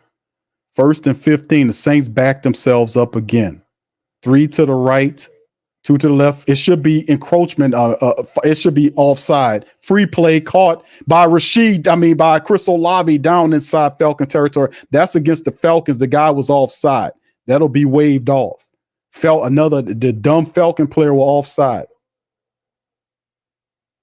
They hit the Saints with an illegal motion, man. Dude, that guy was. It's an illegal motion.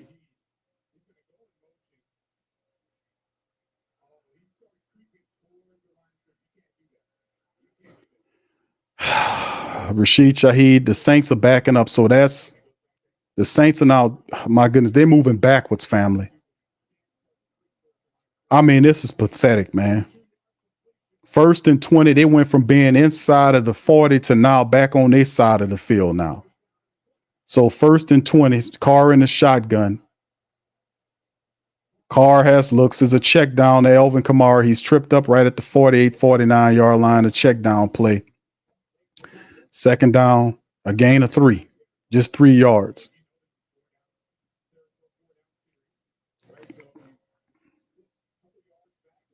Saints just doing it to themselves, man. We got to do better.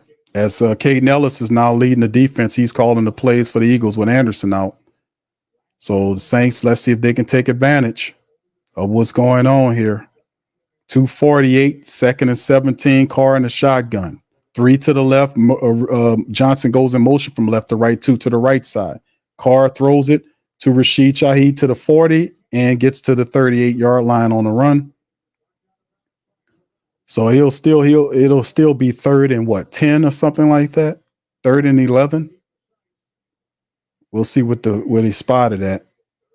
3rd and 6. Okay, 3rd and 6. So this is manageable. The Saints need to get it. We see Jamal Williams and Mason tipped, and then with Rashid Shaheed and Chris Olave. 2:35 on the clock.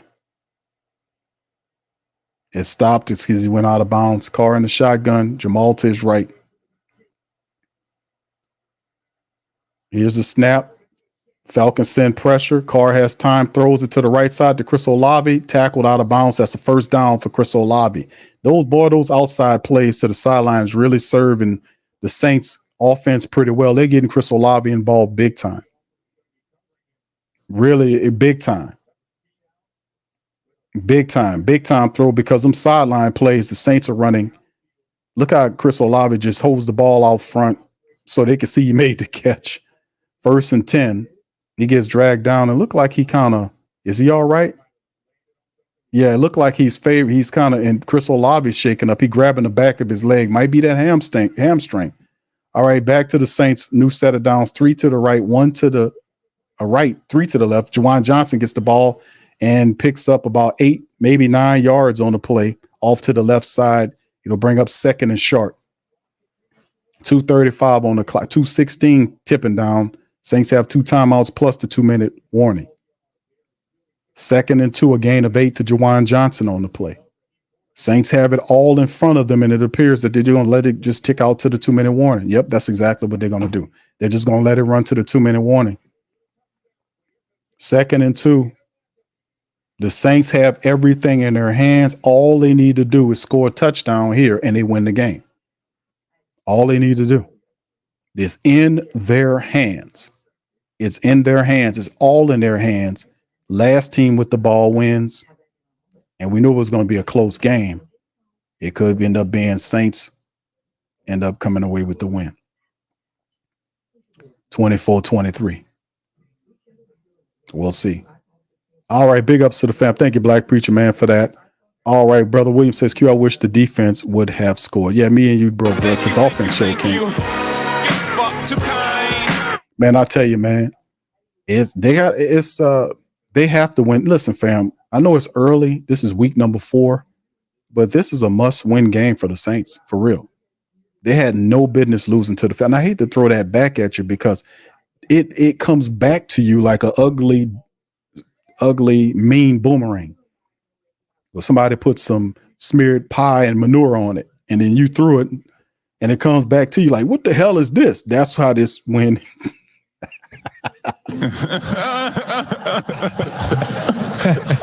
you throw the boomerang out there, right?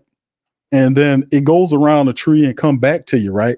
And then you grab it, and you're like, yeah, man. You grab it like, what the hell is all this? Somebody smeared cow manure over it. That's how I feel. This game, to see the Buccaneers beat on the Philadelphia Eagles at home 33-16 right now, and the Saints barely did anything. It come back to you like an ugly manure field boomerang. Because now we're in a must-win situation, because if you lose this game, you're going on a 2-game losing streak, and then you got the Kansas City Chiefs staring at you on Monday night the following Monday. Not this Monday, but the second Monday. It's one of them situations. You know, we had no business losing that game. We really didn't. They got to tighten up and get this victory. It's all in front of them, family. It's now or never. Is this moment bigger than the Saints? That's the whole thing it comes down to. That's what it comes down to. And Derek Carr was trying to sidearm the ball behind. I was like, what do you try to? I know. You try to sidearm the ball around Matthew Judon. Dude, what are you doing? Pop ball up in the air. Boy, no. Shotgun Carr, running backs to left and right. Kamara cycles, and they throw it down to Alvin Kamara. Barely thrown ball. What was that? Just like that, man. Come on, Carr. What kind of throw was that, Derek Carr? What's up, Carr? That was an easy throw, bro. What are you doing? Carr just threw the ball low and terribly threw it in the ground by Alvin Kamara. What the hell was that, man? Dude is disintegrating, man, breaking down. That's an easy throw. How did you throw that to his feet? Shotgun again, 2 to the right and left of the formation. Kamara's there. They're showing blitz. They coming for him. Ball's out caught by Chris Olave down to the 1-yard line. He read it good. Credit to him on that one.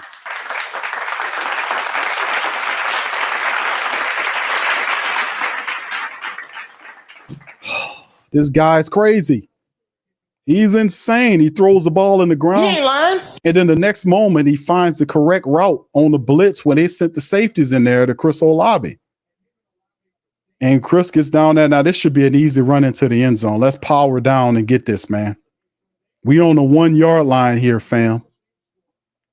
And, of course, they got to do the 2-point conversion as well. The Falcons burn the timeout with the Saints on 1st and goal right here. They know it's now or never. Chris Olave, 8 catches for 87 yards right now. Saints need to get it in there. Probably Carr going to call his own number. Saints at the 1-yard line now, 6 plays, 41 yards, $1:35 on the clock. They got Ollie stinking Udo in there as a left tackle now. Power eye look. Saints trying to go for it. They motion Foster, and Carr doesn't go anywhere. I told you he was going to call his own number, man. These people predictable. He gets a half a yard line. He tried to leap over and do it, and it just didn't work. I mean, he didn't even put the ball out. They didn't get any push. The offensive line didn't get a push at all. That's the point. So they got all the tries. They still got a bunch of tries to get it in there. I told you he was going to call his own number. All right, $1:48 on the clock. The Atlanta Falcons doesn't have any more timeouts. Saints have 2.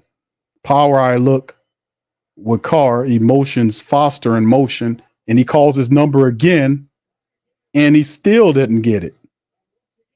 The Saints are not getting any push up front. This is pathetic, man. This is pathetic. The overall look showing the Saints they're not getting any push. Look at that. There is no push at all from this Saints line. No push. 3rd and goal now. No push. Now maybe a little play action trickery here, where you think you did the second thing and all that kind of stuff, because the Saints 4-down territory. If them guys can't get that 1 yard, man, I'll get rid of all of the middle dudes and go and see if I can go trade and find some other people. If you can't get me, if you don't have enough confidence and enough strength in your body to get me a touchdown and I'm on the half a yard mark, and I need a touchdown to win the game, and you can't give me that, all y'all guys on that in that interior is done. All of you guys is done. You're done.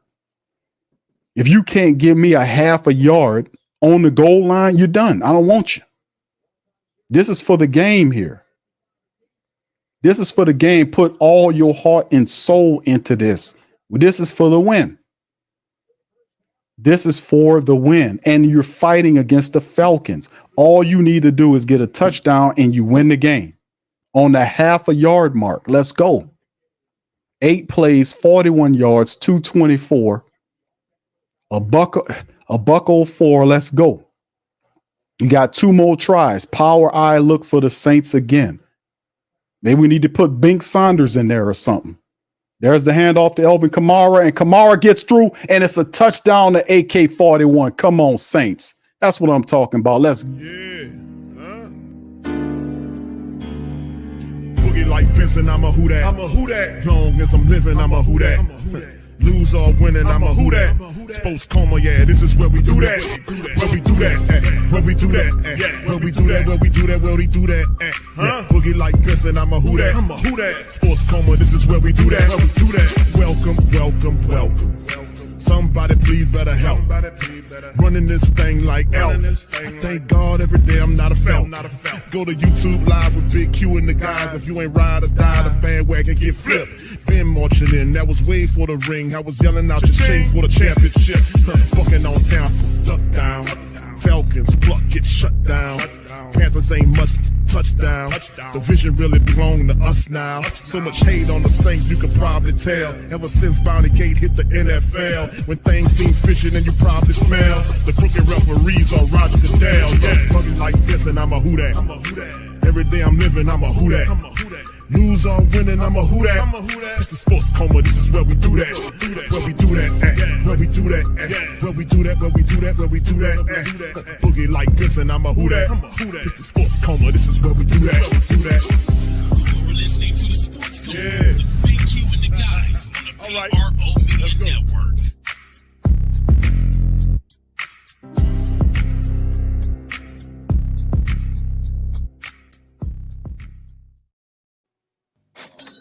Kamara, man, you better pay him.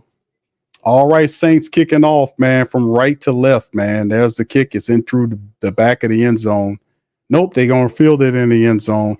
It's a minute remaining in the game. Alvin Kamara powered in there and made it pop. 1 minute remaining, 24-23. It's all or nothing. The Falcons have the ball. It's on the Saints defense now. Saints must stop the Falcons. They doesn't have any timeouts left. We can't allow them to march up the field. Remember, several weeks ago, the Falcons beat a pathetic, once again, the pathetic Philadelphia football team that did not allow them to, they didn't stop them. They allowed them to get out of bounds. The Saints can't do the same thing they did. They started from the 30, shotgun Kirk Cousins. They just need to get in field goal range is their mentality. Just getting field goal range. Street to the right, one to the left. Cousins, pressure comes quick. The Saints get them down, and it'll stop at the 35-yard line. Clock ticking. They'll probably try to spike it to stop the clock here. The Saints really need to make the tackle. Don't allow them to get out of bounds. They're trying to just get in the field goal range. Street to the left, one to right, and that's a false start against the Falcons. False start Falcons. It's against the Falcons. The referee came running in. The false start Falcons. I've been calling them that all show. And the false start Falcons. That's Big Storm Norton causing a hell of a tornado now for the false start Falcons here. So that'll back the Falcons up. Snap infraction is false start. Oh, they're saying it's against the center. Was it against the center?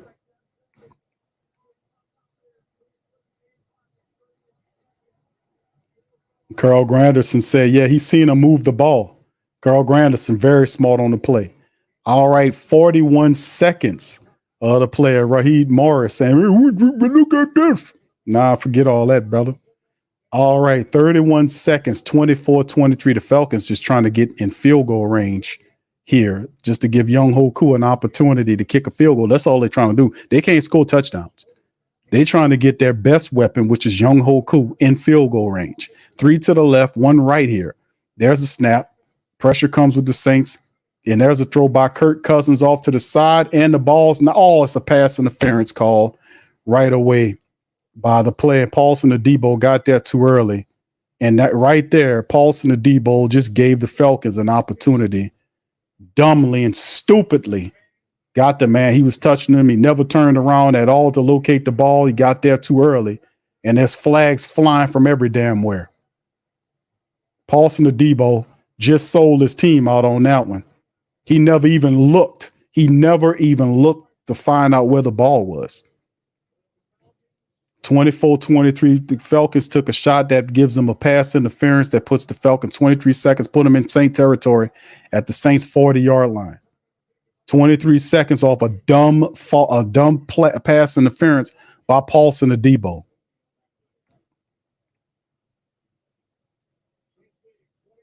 Unbelievable. Unbelievable. Paulson Adebo. Sold him out on that one. He sold him out on that one. He never turned around to locate the ball, not once. He sold him out on that one. And puts him in that young Hoku in that territory. That's all they was trying to do. The people ain't trying to score no touchdowns. They can't. All they can do is kick field goals. All right, so anyway, shotgun, Kirk Cousins got Bijan Robinson there. Watch it be a draw play to Bijan. Watch. It's going to be a draw play. He's not going to waste trying to throw the ball to an interception. He ain't that stupid. It's a draw play to set up young Hoku. No, he is stupid. They're going to try to throw the ball. The ball's out and overthrown on the play. What are they doing? That's how they are so stupid. All you have to do is just draw the ball with Bijan Robinson on the play. Why is he trying to throw downfield? And then they are stupid. They are stupid. They're trying to give the Saints the ball. You're trying to put the ball in the air in this juncture of time. The Falcons trying to give you the ball. Then he threw it terribly over the guy's head. It wasn't even close. The guy double teamed. So 18 seconds remaining. This is a Bijan run watch, a draw to Bijan watch. No, it ain't. He's going to try to throw it again. The throw toward the end zone and almost intercepted, and it's thrown away. The Falcons are so stupid. They're so stupid. Why are they trying to throw the football? And a guy almost had the pick. Looked like Jordan Howden was just outside of his fingertips. Almost, boy, if Jordan Howden had a little bit more speed and he was like 6'2", that would have been a pick. They're so stupid. What's up with these birdie teams, fam? Could y'all educate me on these birdie teams? Why are these birdie teams so stupid? Is it the birdie brains, Philadelphia, the Atlanta? All right, here it is, 13 seconds. Cousins going to try to throw it again. There's a throw, wow, and knocked away. Great coverage on the play by Paulson Adebo that time. 7 seconds remaining as they're still trying to throw the ball. I don't get the Falcons. Why they trying to throw the ball like that? You're throwing into the teeth of the defense. They're set up so they're not going to let you have a deep play like that. So why not draw with Bijan Robinson to set up young Hoku? I don't get it. But if they miss this one, that's on y'all because y'all stupid. All right. So anyway, here we go. 3 kicks for young Hoku, 53, 44, another one. How long is this? Was a 58-yard attempt by him. 58-yard, which means he's going to have to drive low, which is susceptible for it being blocked. Saints get up, it's kicked, and he got enough space on it, and it's good.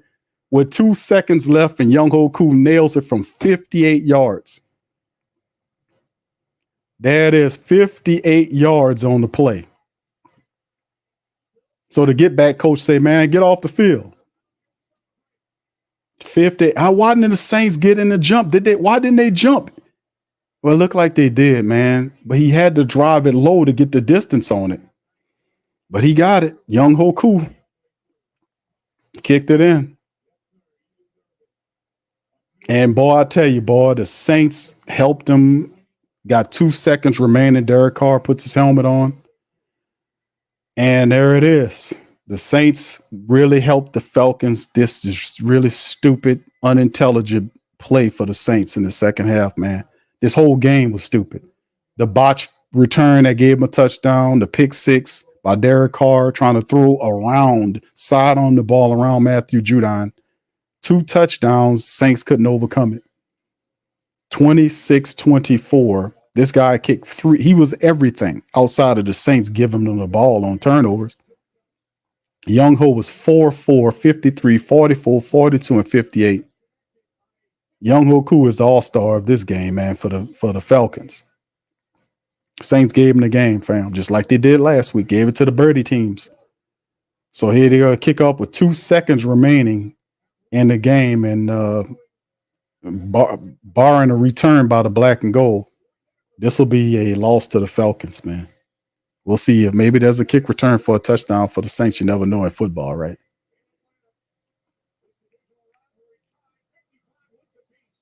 All right, so there's the kick, and they're going to return it. It's a reverse, a fake reverse. Rashid Shaheed throws it back to Jamal Williams.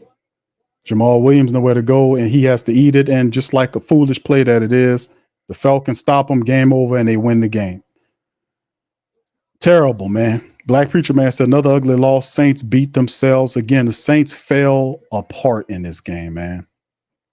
They fell apart, and they deserve every piece of criticism that the Who Dat Nation gonna deal out to them. They deserve all of the credit, all of the smoke. They deserve it all, fam. This was ridiculous. This was ridiculous. This was really stupid. The Saints had 2 turnovers for touchdowns, the pick 6 again. They deserve all the smoke. All of the smoke. All of the smoke. All right. Shout out to Dom. He says we're gonna leave too much time for the Falcons.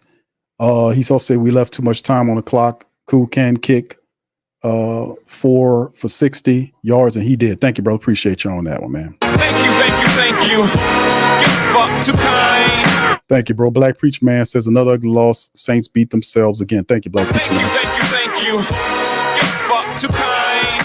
Another loss indeed, my friend.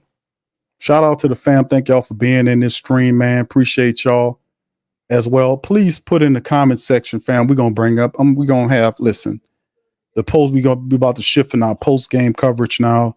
We'll have the interviews from Dennis Allen, Derek Carr, and all these people. We'll play all that here. You don't have to go anywhere. We'll have it all up here as soon as it's available. But before you, please feel free to put in the comment section and let me know how you guys feel about what happened here. Why did the Saints lose this game? Why did the Saints lose this game to the Falcons? Please put it in the comment section and let me know how you guys feel. Throw it in the comment section. What's up, Johnny? Shout out to my guy, Johnny there. Yeah. Oh, yeah. All right. So what's up, Taylor? Taylor says garbage. Shout out to Taylor. I don't know what to say about this, fam.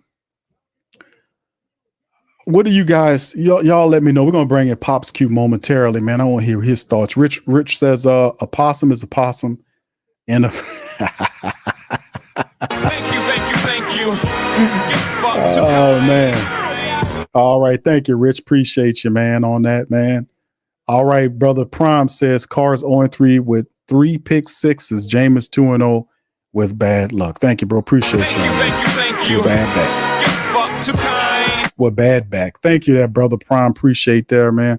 Teflon Don, the mod father, says Clint did not adjust when Hill went down. Absolutely. I got to put the hand claps on that one, brother. Come on. And also thank you as well, brother. Thank you. Fuck too kind. Unbelievable, man. Unreal here. And of course, I got to let my boy Low chime in. I know he at the stadium. Anytime they beat the Saints. See, this is what I cannot stand, right? I'm not a sore loser. I think the Falcons did what they were supposed to do to beat the Saints, but the Saints, once again, and I shouldn't, like I told you, I showed this Eagles game, this matchup. Look what Tampa Bay did to the Eagles beat them today. 33-16. This is really who the Philadelphia Eagles are. They wasn't the team we seen last week. They were beatable. The Saints turn around and do the same thing last week that they did this week. When Taysom Hill is away, Clint Kubiak can't play. That's basically what it comes down to. And then the offense stammers, stumbles, bumbles, fumbles, and can't get it together. The turnovers are ridiculous. You turn the ball over twice for 14 points to your adversary in their building. Make it make sense. And don't block the Falcon people, fam. They earned that win. Unless they're saying something incredibly disrespectful, then you feel free to polish up your shooting skills. But if they're not saying anything out respectable, give them their due. Because we're not sore losers, man. We're not sore losers, but we recognize that the Saints are now, they lose that game last week to a pitiful Philadelphia team, a pitiful team who was totally one-dimensional, dumb as all outdoors. And then the Falcons come in here. They can't score any touchdowns. All they do is kick field goals. You spot them 14 points on turnovers.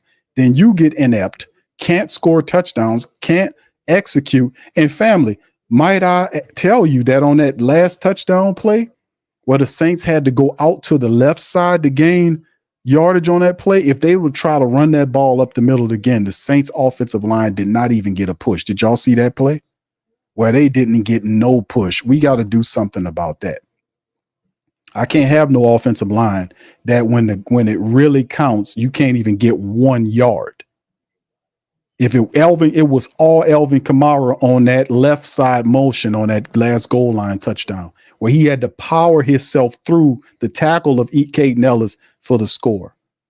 He did that off to the left. If they were to try to run up the middle, that offensive line got no push. No push whatsoever. We got to change the game some kind of way. Something has to be done. Black Preacher Man says, maybe our coach staff have not improved, still getting lost with bad game and decision. It's a lot of this falls on Thank you. Kubiak. Thank you, bro. Fuck too kind. All right. Appreciate you, bro. Thank you. Let me go over a couple of these things here before we get into the aspect of the show we put on this to bring up the Saints crap and hear what Dennis Allen has to spew out and the rest of these people, man, because it's totally ridiculous, man, to be honest with you, of what we seeing from these folks, man. It's totally ridiculous. The Saints in a loss to a Falcons team that they had no business losing to, in my mind, it's just totally ridiculous. All right. Yeah, Bishop says you gave Carr $150 million, Pete, an extension. He was invisible today, aka get paid. Willis says the game over. Saints lost the game with poor execution in the defense. Chantel says, Q, you think the Saints will beat Kansas City? I'm not sure. It could be a 3-game losing streak, Chantel. Thank you for the question. T. Scott says, yes, Q, when Hill out, Kubiak have nothing. He has nothing. Big Sean says, Q, why in the heck are you surprised at this? What do you mean why I'm surprised? But bad football and execution, bro? They have the guns. I guess am I surprised? Do I sound like I'm surprised? Do I? Let me bring my pops in here, man. Do I sound surprised? I mean, do I? I might. I'm not certain. I'm not sure what reality I'm in right now. Where am I? I'm not aware of do I sound surprised?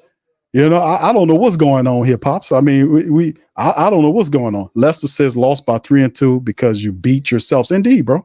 YB says the first 2 games had people fooled, but it can't disguise the issue that been plaguing the Saints, which is what? Under Adler, they're an undisciplined football team turning the ball over and getting costly penalties. What's interesting is how it all played out because, number one, the Saints had a supreme opportunity, right, to get the victory, right? The first 2 games, they fired out the back and destroyed teams. The last 2 games, they've become, could the real New Orleans Saints please stand up? That's what I'm talking about. Because how could you be so dominant? It'd be different if you didn't have this, if you didn't display this. But you had 2 dominant performances in weeks 1 and weeks 2, and then you turn around and have a garbage loss to a team that the Bucks kicked their teeth in. They kicked them people teeth in. And then you turn around here, spot Atlanta 2 touchdowns, and then turn around and lose the ball game. Unbelievable. Could the real New Orleans Saints still please stand up? Jamaica says, shout out to Big Low and the Falcons. Respect. Straight up the low, man. Straight up. Matter of fact, I'm going to give him an opportunity to be heard, man, because I guess they won, man. They won because we helped them win. This was a win. The Saints helped these people win. They helped them win. They sat there and spotted the Falcons 14 points today. Crazy. Angel says Paulson Adebo really is hit or miss type of player. He had an interception today. Always cost us big plays. Always now we have lost to two NFC teams. Not good at all. Still who that. Thank you. All right. Appreciate you. Aiden says, nah, that's supposed to be enough, man. This is terrible. All right. Thank you, bro. All right. Jamal said, what in the world, boy? If not for the bogus holding call, we would have been up 2 scores. We deserve that win. That wasn't bogus. All right. Kathleen says, Atlanta lost their centers too. No, yeah. Swampland says, spot on Shaheed can't catch, contested catches. Might have to get the third guy involved, A.T. Perry, right? That's what you're hitting at. Michael says Falcons took it to the wire. Tough win. Mel says Pete Carmichael was so bad it had us thinking Kubiak was the savior. Golden King says this biter car groupies making excuses for garbage aren't real Saints fans, much less real Raider fans. Okay, all right. Gregory says maybe the OC is Fugazi. It's looking that way, fam. 2 games don't look good. What's up, Okula? All right. Jermaine says this small BSQ. All right. No push, Q. No push on the line. I agree. I agree with a lot of what y'all saying. Kim says, nah, let's talk about how second week straight the defense gave up some stuff. All right. Mel says, I put it on DA and Carr. J. Scott says, did we even sack Cousins? I think you got him one on the strip. Yeah, you got him. Peyton Turner got around to him and then poked the ball out. Shepard missed it. You know? All right. So anyway, defense did their jobs. Angel says Paulson Debo is really hit or miss. Okay, I think I read that one. All right, I read that one. All right, we're gonna bring my pops in here, man, to kind of talk about it. Ultimate Streams TV, thank you, fam. I feel like we gave the game away. Q, thank you, bro. Appreciate you on that, man. Thank you. Fuck too kind. Thank you, Ultimate Streams. All right, Valerie says, he says, why were they running toss right like 8 times? Talk to your coordinator on that, my friends. Your coordinator on that. All right, but congratulations to the Falcons, man. We're not what you call them, sore losers. You know, the Falcons won the game. Credit to the Falcons, man. All right, brother Dom says we suck at situational football. Thank you, Dom. Appreciate you. Thank you. Fuck too kind. Wow, it's just amazing, man. All right, Lathina says we have been a different game if it would have just kicked the field goal instead of going for it. Okay. Kenyon says you can't spot anyone in the NFL 14 points and expect to win. Exactly. Hey, Pops, can you hear us? All right, Pops, can you hear? All right. Can you hear us? I don't think he can hear. All right. Mic check. Big Q, Pops Q. Unmute yourself, sir. You're muted, Pop. Hit your unmute button. You got to unmute your mic. All right. So until let's keep it moving while he kind of, as you can see, fam, we're gonna go into the. Here goes Dennis Allen, fam. We're gonna get to Dennis Allen. Y'all put one in the chat if y'all can hear this crap. Those are the kind that fucking, rip your heart out. But I know we got a good football team in that locker room. Now we have to play better. We can't spot a team 14 points, a good team, and expect to win those type of games. The fact that you come back and put yourself in a position to win that tells me that we got a good football team. But we have to be better. We got to play better. We got to coach them better. There's a lot of things we have to improve on.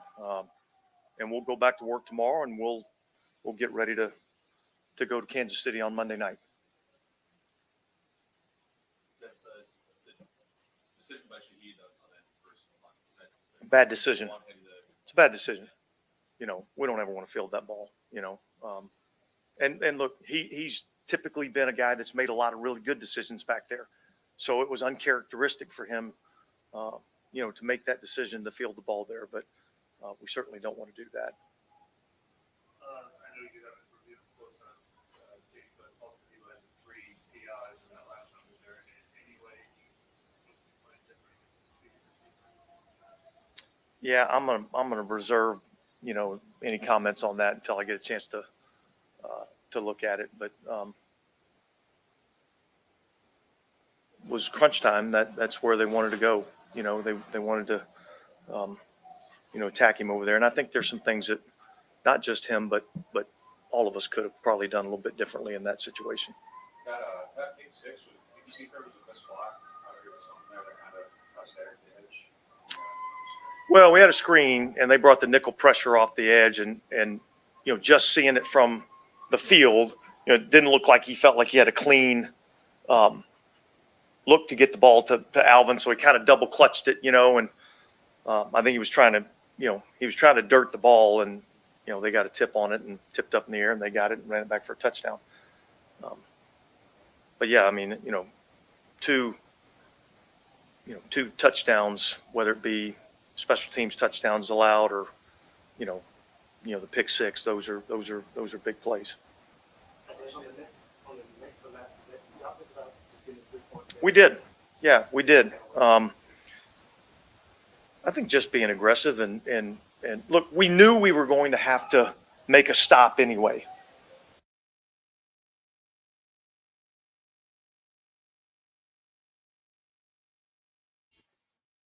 So that was the decision to be aggressive. Let's try to score the touchdown. They got the ball at, what was it, the 7 or 8 yard line, 7 yard line, I think it was, and so we knew we were going to have to make a stop anyway. We got good field position. We went down there and,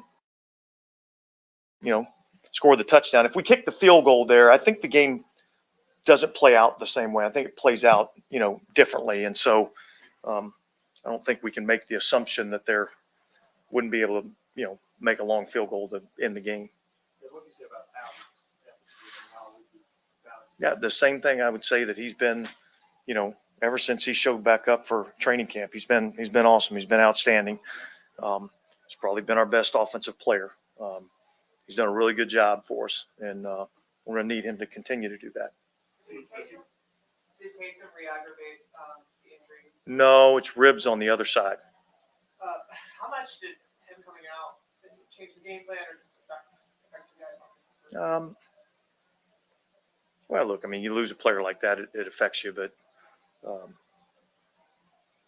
I still think we had enough guys on the field that could have made enough plays to give us a chance to win.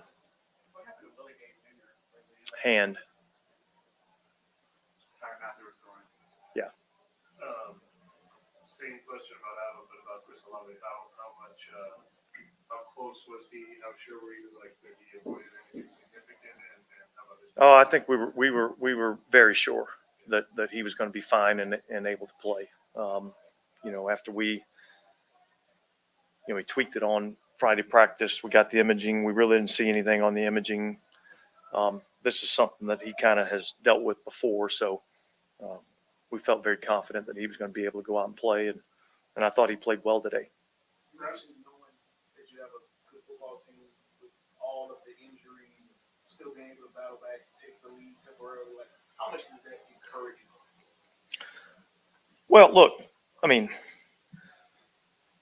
yeah, when you lose, guys like we've lost and got that many injuries and battle back, I mean, I think that gives you confidence that you have a good football team. But really, it's still about, going out and winning games. And so everybody faces adversity, and we've got to figure out a way to face this adversity and come out, on the other side of it and win games while doing it. So, look, it was a frustrating, loss because I thought we had a chance to win the game, and despite whatever adversity we were facing. So, Did you really like the offensive plan and how it played out, having to play around the losses there? yeah, I think in particular early on in the game, I mean, I felt like we had a good plan.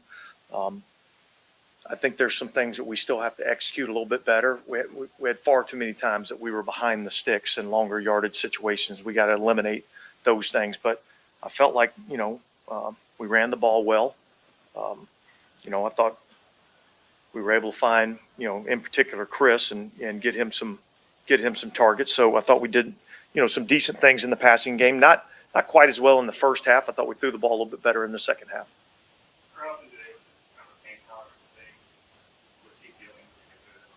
Well, look, you probably have to ask him. You know, I know that, he was able to get some work during the week, and I thought he felt like, he was going to be able to go and be effective. I don't think he was 100%, but I thought it was awesome to see him go out there and gut it out and play the way that he did. I thought that was good for our team to see.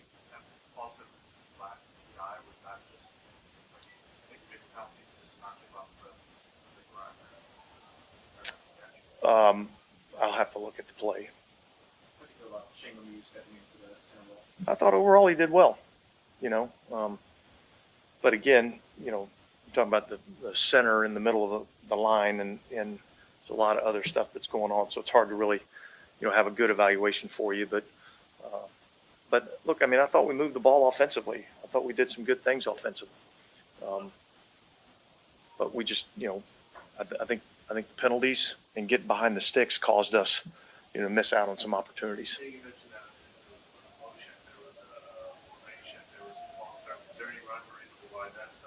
Yeah.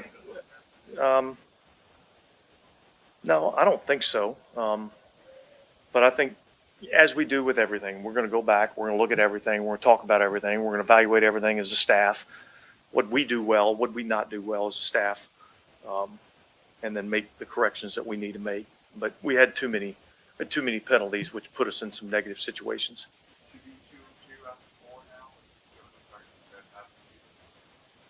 I'd rather be 4-0. And I think we had chances to do that, But, look, we're going to have to go back and put together a good plan and get ready to go play Kansas City. We'll see where we're at on the, injury front, who we have, who we don't have, and then get ready to go play against another really, really good team. I think we've played, some pretty good teams to this point. So, it's never easy in our league. The last scoring drive from the first and second down, are you guys trying to score there, or are you trying to run clock and they would use their last time off? Well, no, we're trying to score. And yet I wasn't upset when we didn't, you know what I mean? I think we were trying to score, and they did a good job of stopping those plays. But certainly we wanted to eat up as much time as we could. Alvin had another 26 touches today, and another 70 maybe. Is that what you wanted to avoid going into the game and the team just let you, or once again, Well, I think when you get into the game and he's on a roll like he is, it's kind of hard not to, try to get him some touches. But I think, that's where probably with Taysom being out, that changed the plan just a little bit, But we've got to have some other guys that can step up and make some plays other than just Alvin.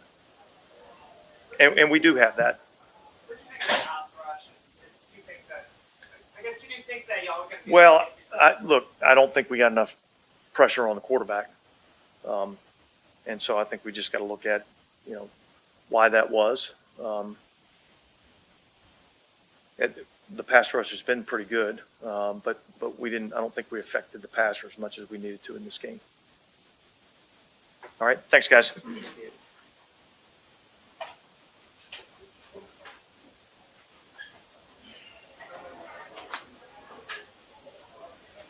Oh man. All right, pathetic. All kind of ways pathetic. Dennis Allen. Horrible, man. And what can I tell y'all, man? Saints gave up the game 26-24. No offensive touchdowns by the Atlanta Falcons. It was an interesting stat I wanted to kind of draw from for the family members that was on via Twitter. The last team to lose a game while scoring 24 plus points and giving up 0 offensive touchdowns was the 1983 New Orleans Saints. The only other team to do that to a team that did not score an offensive touchdown today. All right, Pops. Or can you hear us? Can you hear us? I think Pops queued all type of tech issues. Yeah.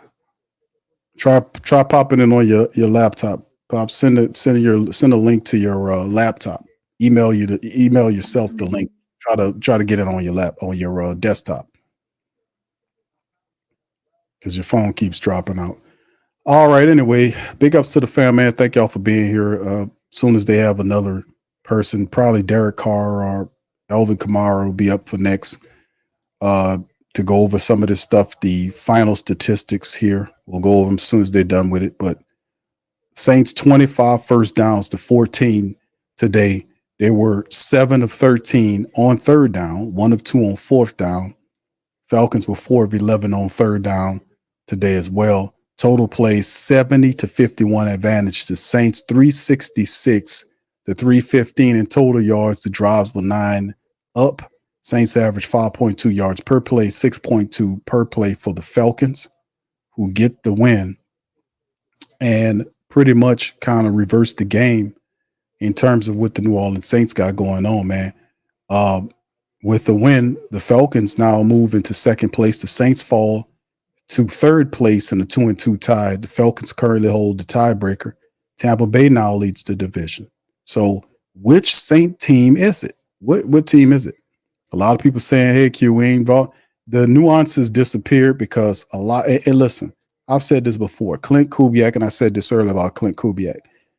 A lot of what happened in the first week or two, and it's still very early on, we had 4 games to make or look at what was going on. People like confused. They're confused. And people are confused because of what the Saints did. The first 2 weeks of the season, the Saints destroyed and decapitated teams. The last 2 games, the Saints have become the Saints. This team over the last 2 weeks looked like the team that started the 2023 season. Tell me I'm lying. They look like the 2023 Saints. The week 1, week 2, week 3 Saint club, offensively ineffective, not knowing what they can do. And then the issues, people say, well, it's McCoy. If a center mean that much over 2 games, the Saints aren't getting any push. I would really take a look at myself as a team and really go out and see if I can go and get some more offensive linemen, because these guys are not providing a push. And come on, and listen, we talking about McCoy being out 6 to 8 weeks. You are now on a 2-game slide that quick, and you got Kansas City on Monday night, next Monday night, not this Monday, but following Monday. That's possibly a 3-game losing streak that you're under. And then Tampa Bay, don't sleep on them either, because they doing it. All right, here we go. Here go Paulson and D-ball out there, man. Let me jump into Paulson. Here we go. Late in the game, we have a chance to win it. Got to be better right there. So just trying to find a way to finish. So personally, I know, that's a big part is on me, playing clean late in the game. Did you agree with the call? I mean, I'm just trying to play, and if they call it, then it is. So for me personally, just being better, without just playing clean the whole game and not letting that be a problem. You obviously had 3 flags on that. I mean, what's your internal balance of how aggressive you can be? I mean, if they're calling it, then I have to be less aggressive, right? I don't have so that's all I'm focused on, just trying to play, clean the whole game. And so that's something I got to work on personally. So that last one wasn't like contacting to make sure you didn't catch the ball. It wasn't intentional, I guess. Oh, no. I'm trying to play football and make a play on the ball. So, yeah. What was the defensive strategy on this? Obviously, they need only about 20, 25 yards, so you just play that straight up like any other situation in the game? I mean, yeah, we're just trying to finish the game out. I mean, they have a ways to go to try to get a field goal, so I'm trying to stop them from getting a positive play. So, you think about that overall defensive effort today? I mean, they only scored 4 field goals. Yeah, I mean, we did some good things, but at the end of the day, wasn't good enough. So, got to get back to the drawing board and find a way personally to be better. So there's things that I feel like I got to work on, and then everybody just do that for sure. What did you see on the interception? Just had a dig route. They got one earlier in the game, so just try to kind of make a play, jumped in front of it. Anything else for Paulson? Thank you so much. Thank you.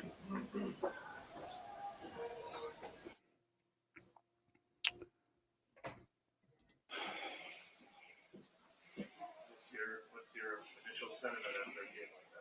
Oh, that one hurts. You try your best not to be so angry, about it, yeah. But you hate losing. You hate losing.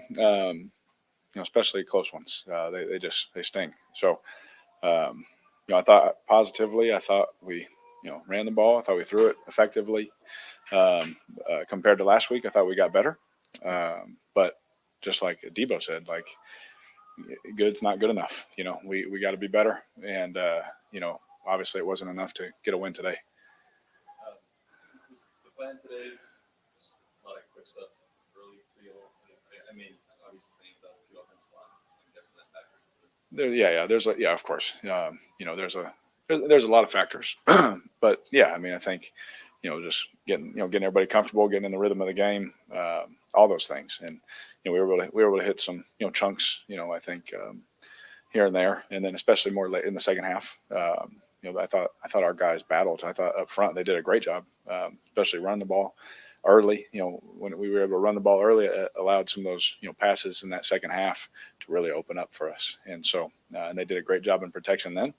They brought a lot of heat at us. They wanted to get after us and put a lot of pressure on those guys, one-on-ones everywhere.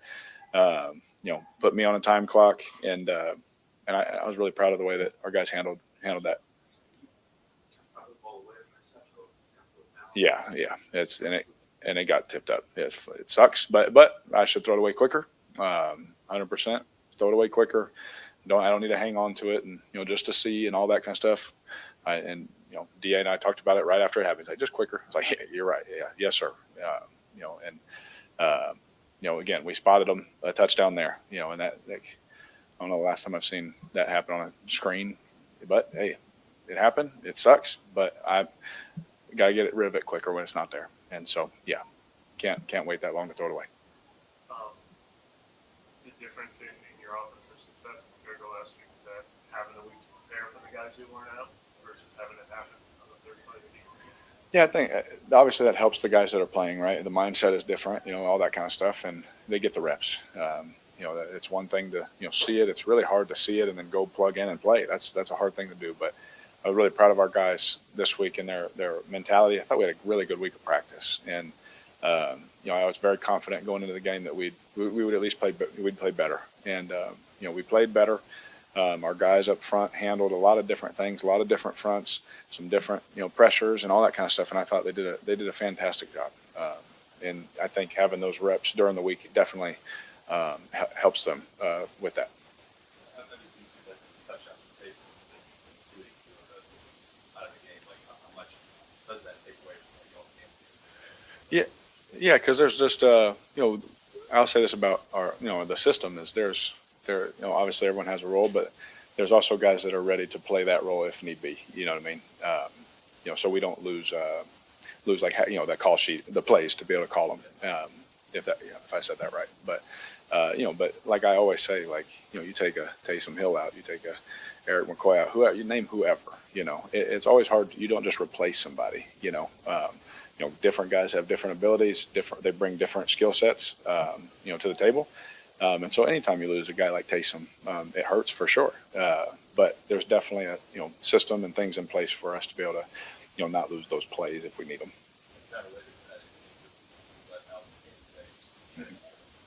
Yeah, he just continues just to amaze me. Just you guys have seen him, been close to him longer than I have. I've seen him at Pro Bowls, and that's about it. Like I get to see him every day now for the last 2 years, and he just blows me away. Just as a teammate in the games, like he reminds me so much, of Marshawn. Their mindsets during the game, Marshawn Lynch, and playing with Marshawn, like they just absolutely love football, no matter the situation, no matter how chaotic it is. I can always look to AK. It's because he's an older player. I can look at him and I can just stay like this when the stadium is at its loudest and we need to go score a touchdown. He just continues to amaze me. With his mentality and the things that he's physically able to do. I'm proud to be his teammate. and work alongside that guy. He pushes me just watching him. He pushes you as a teammate to be at your best, when the game's on the line and things like that, for sure. Sounds like you guys are very confident. Chris Olave was the performance he gave when there was even some question about if he'd bowl. Yeah, I mean, without getting into his business, like I didn't know, for sure, but for him to gut that out, to see him in there, hurting right now, obviously, for him to do that for us and come up with that huge catch across the middle, to give us a chance to, go take the lead and possibly win a football game. And there were 7 catches before that, but that just for him to gut that out and be at the end of the day and catch that ball and like that is huge for our team. And there's no moral victories, but that's definitely a positive going forward for sure for us. That his grit and his toughness, like that's what we need from our number one, and he gave that to us today.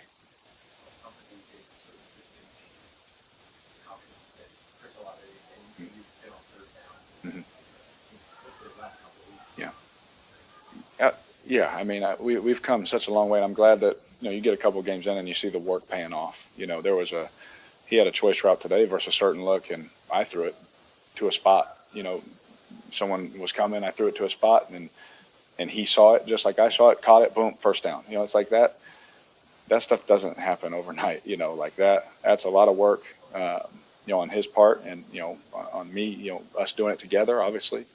But I'm just so proud of him, man. Like I really am. Like his work ethic and just his mentality to get us to this point. There was another play today that I dropped back and I just threw it to a spot that I knew that he needed to be at, and he's there. He makes the catch, first down. It's like, yeah, we can look past that. Even the one down the middle that got called back. Like it takes a lot for me to just make that decision. With the safety over the top, Mike underneath, like that's a big trust throw. Those easily get tipped up and be trouble. And like for me, it was like I'm throwing it, And so that confidence and trust I have in him, that takes a lot of work, but he's earned that. And he, just like he did last week, he said it again, end of the game. He keeps reminding me, because I tell him, game online, I'm coming to you, And he reminded me again. He's like, hey, I'm here. And sure enough, he made a lot of big plays for us on that drive. Yep. Yep. Aaron Summers alongside Scott Shanley. Falcons take this one 26-24 in Atlanta. They cut his mic off. They cut his mic off.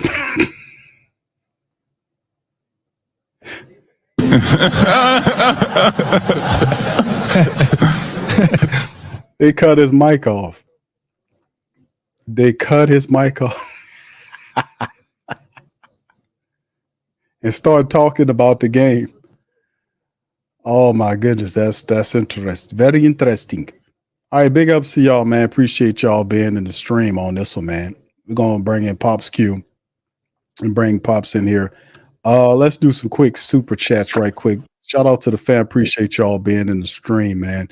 Black Preacher Man says, is DA ever going to have criticism for Carr? Thank you, bro. Appreciate you. Thank you. Fuck too kind. We'll be interested, man. Or maybe they're just doing like the Saints channel did and just cut his mic off and just start talking about football. It was like, hey, man, we noticed a significant dropping in viewership. We noticed a significant dropper in viewership. We got to get him off the damn podium, man. All the people turning it off on our YouTube channel. Let's try that, and let's go to Scott Shanley and Aaron Summers talking about the game. Okay, our viewership started to pick up again. All right, anyway, Jamie says Kubiak looking real overrated right now. Shout out to you, bro. Thank you, man. Thank you. Fuck too kind. Thank you, bro. Appreciate you. All right, Taco Supreme says Carr word salad. Quote, I ate tuna sandwich. It was good. And I had some cranberry juice. Shared it with Dennis.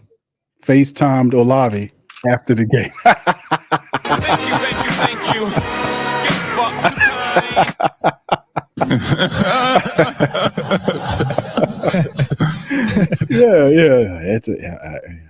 I had some meat. I ate a tuna sandwich. It was good. And I had some cranberry juice, shared it with Dennis. It's time to lobby after the game. Oh, that is perfect, bro. You are a good Taco Supreme.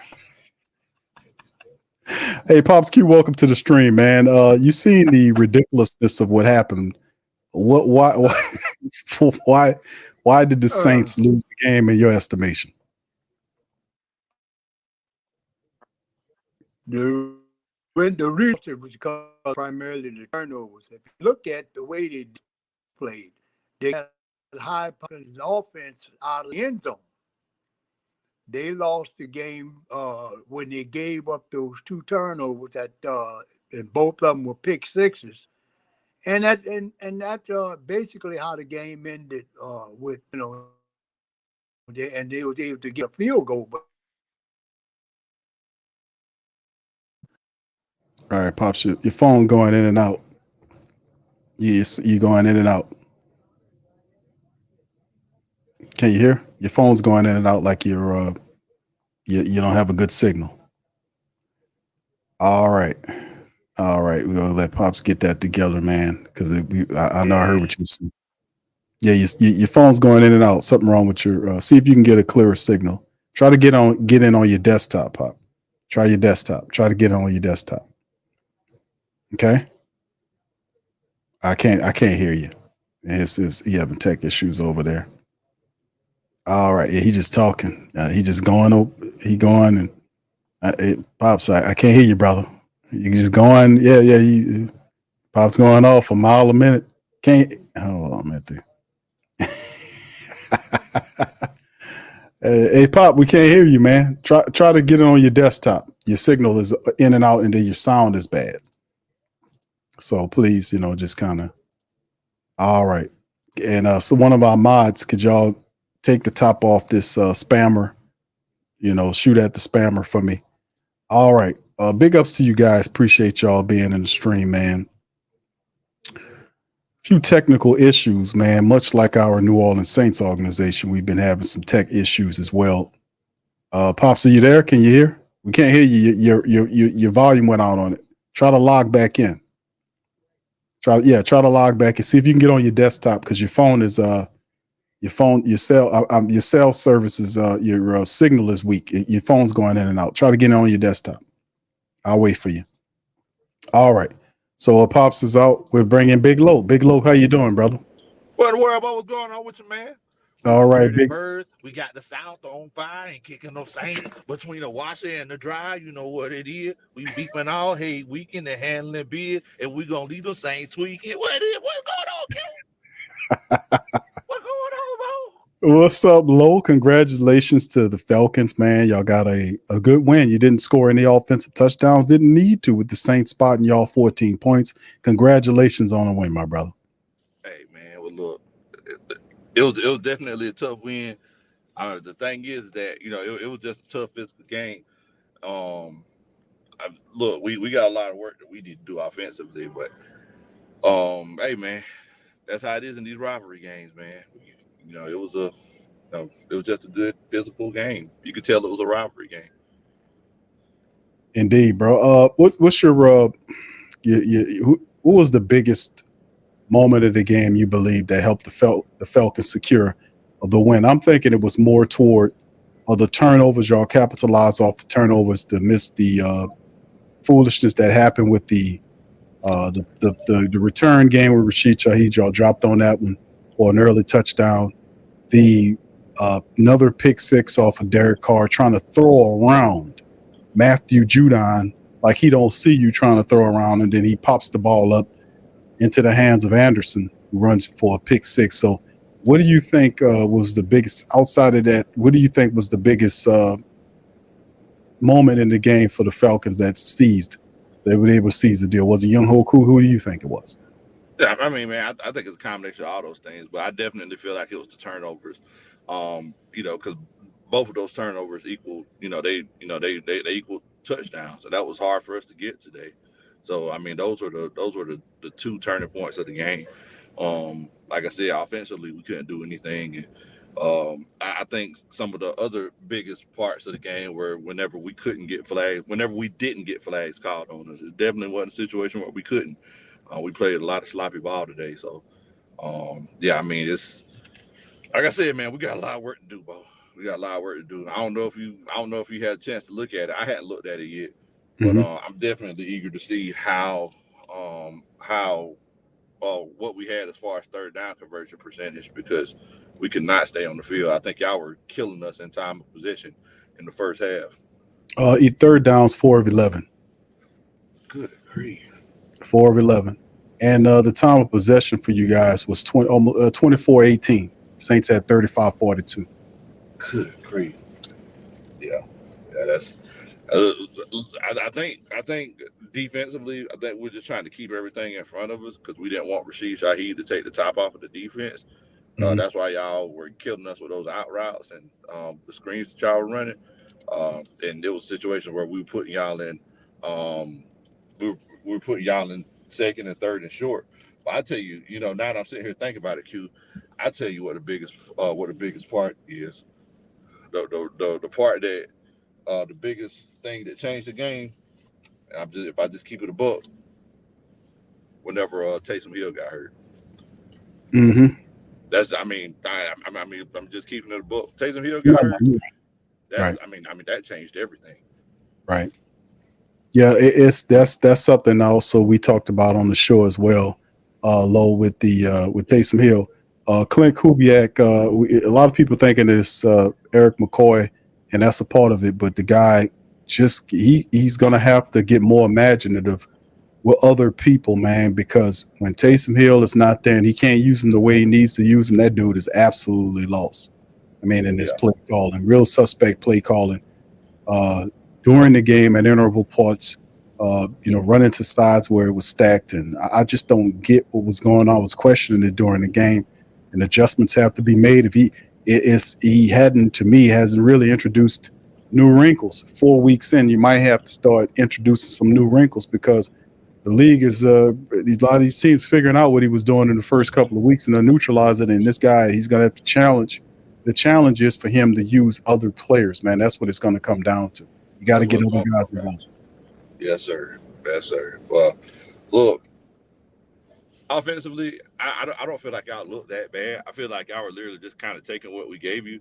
I really didn't get a chance to really see in the run game. I know you said they were running to strong sides, weak sides for y'all. So I'm definitely gonna go back and take a look at that. But look, man. At the end of the day, it feels good. Ain't that what Tony just said? Q, didn't they say that? They did. They sure did. They did. Yeah. You know how that? You remember how that song went, Q? Yeah, I remember. Oh, you don't mind singing it for me a little bit, do you? Absolutely not. Oh, okay, Q. I feel you. Hey.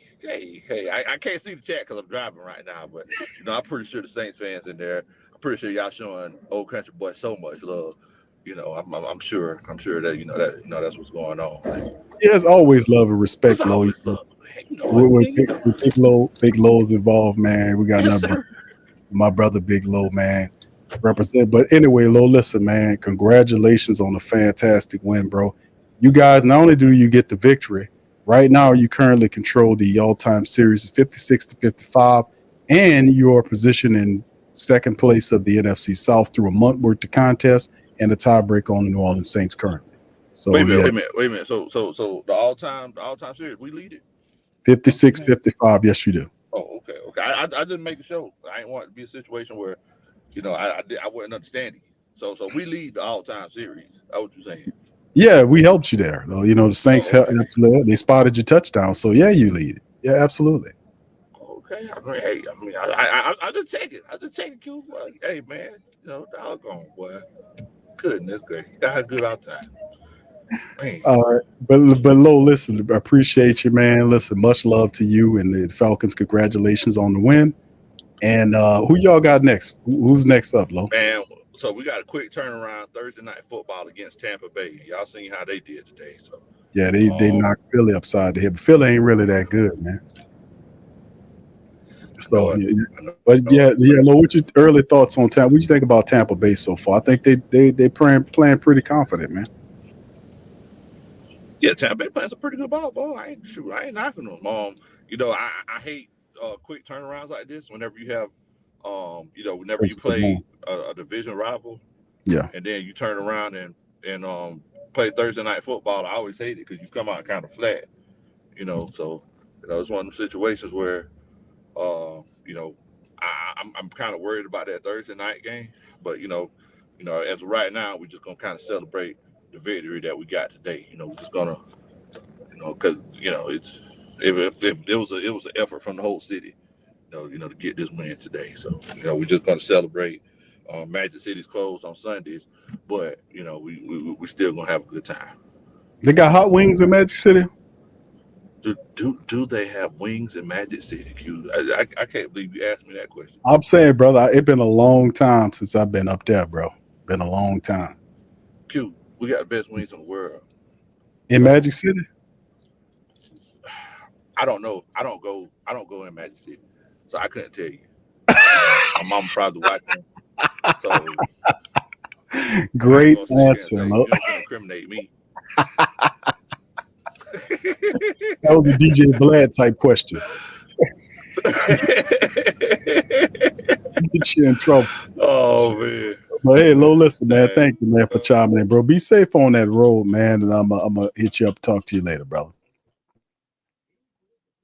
All right. Can you hear me, Lo? Take it easy. Yes, sir. I can hear you. Okay, there you go. All right, Lo, you be good, brother. And I know you're gonna talk some stuff. You're gonna be doing the recap with the juvenile and all that. You gonna still do it 10 times in a row? You gonna perform the song 10 times in a row? Ain't no need to, huh? No, Q, come on. It's gonna be just like the Popeye. It's gonna be just like the Popeye. You know it, Q. You know it. Saints fans, y'all feel welcome to come by. Feel free to come to the coach meeting later on. It's gonna be just like the Popeye. Whenever Kendrick Lamar played They Not Like Us 25 times, we got to play the the remix of so y'all feel free to come by. But y'all know it's all love, man. This is one of my favorite weeks of the year. I always enjoy playing against y'all, man. Same here, Lo. All right, my brother. Thank you, all right, man. Y'all take it easy. Safe on the road, bro. You too. Peace.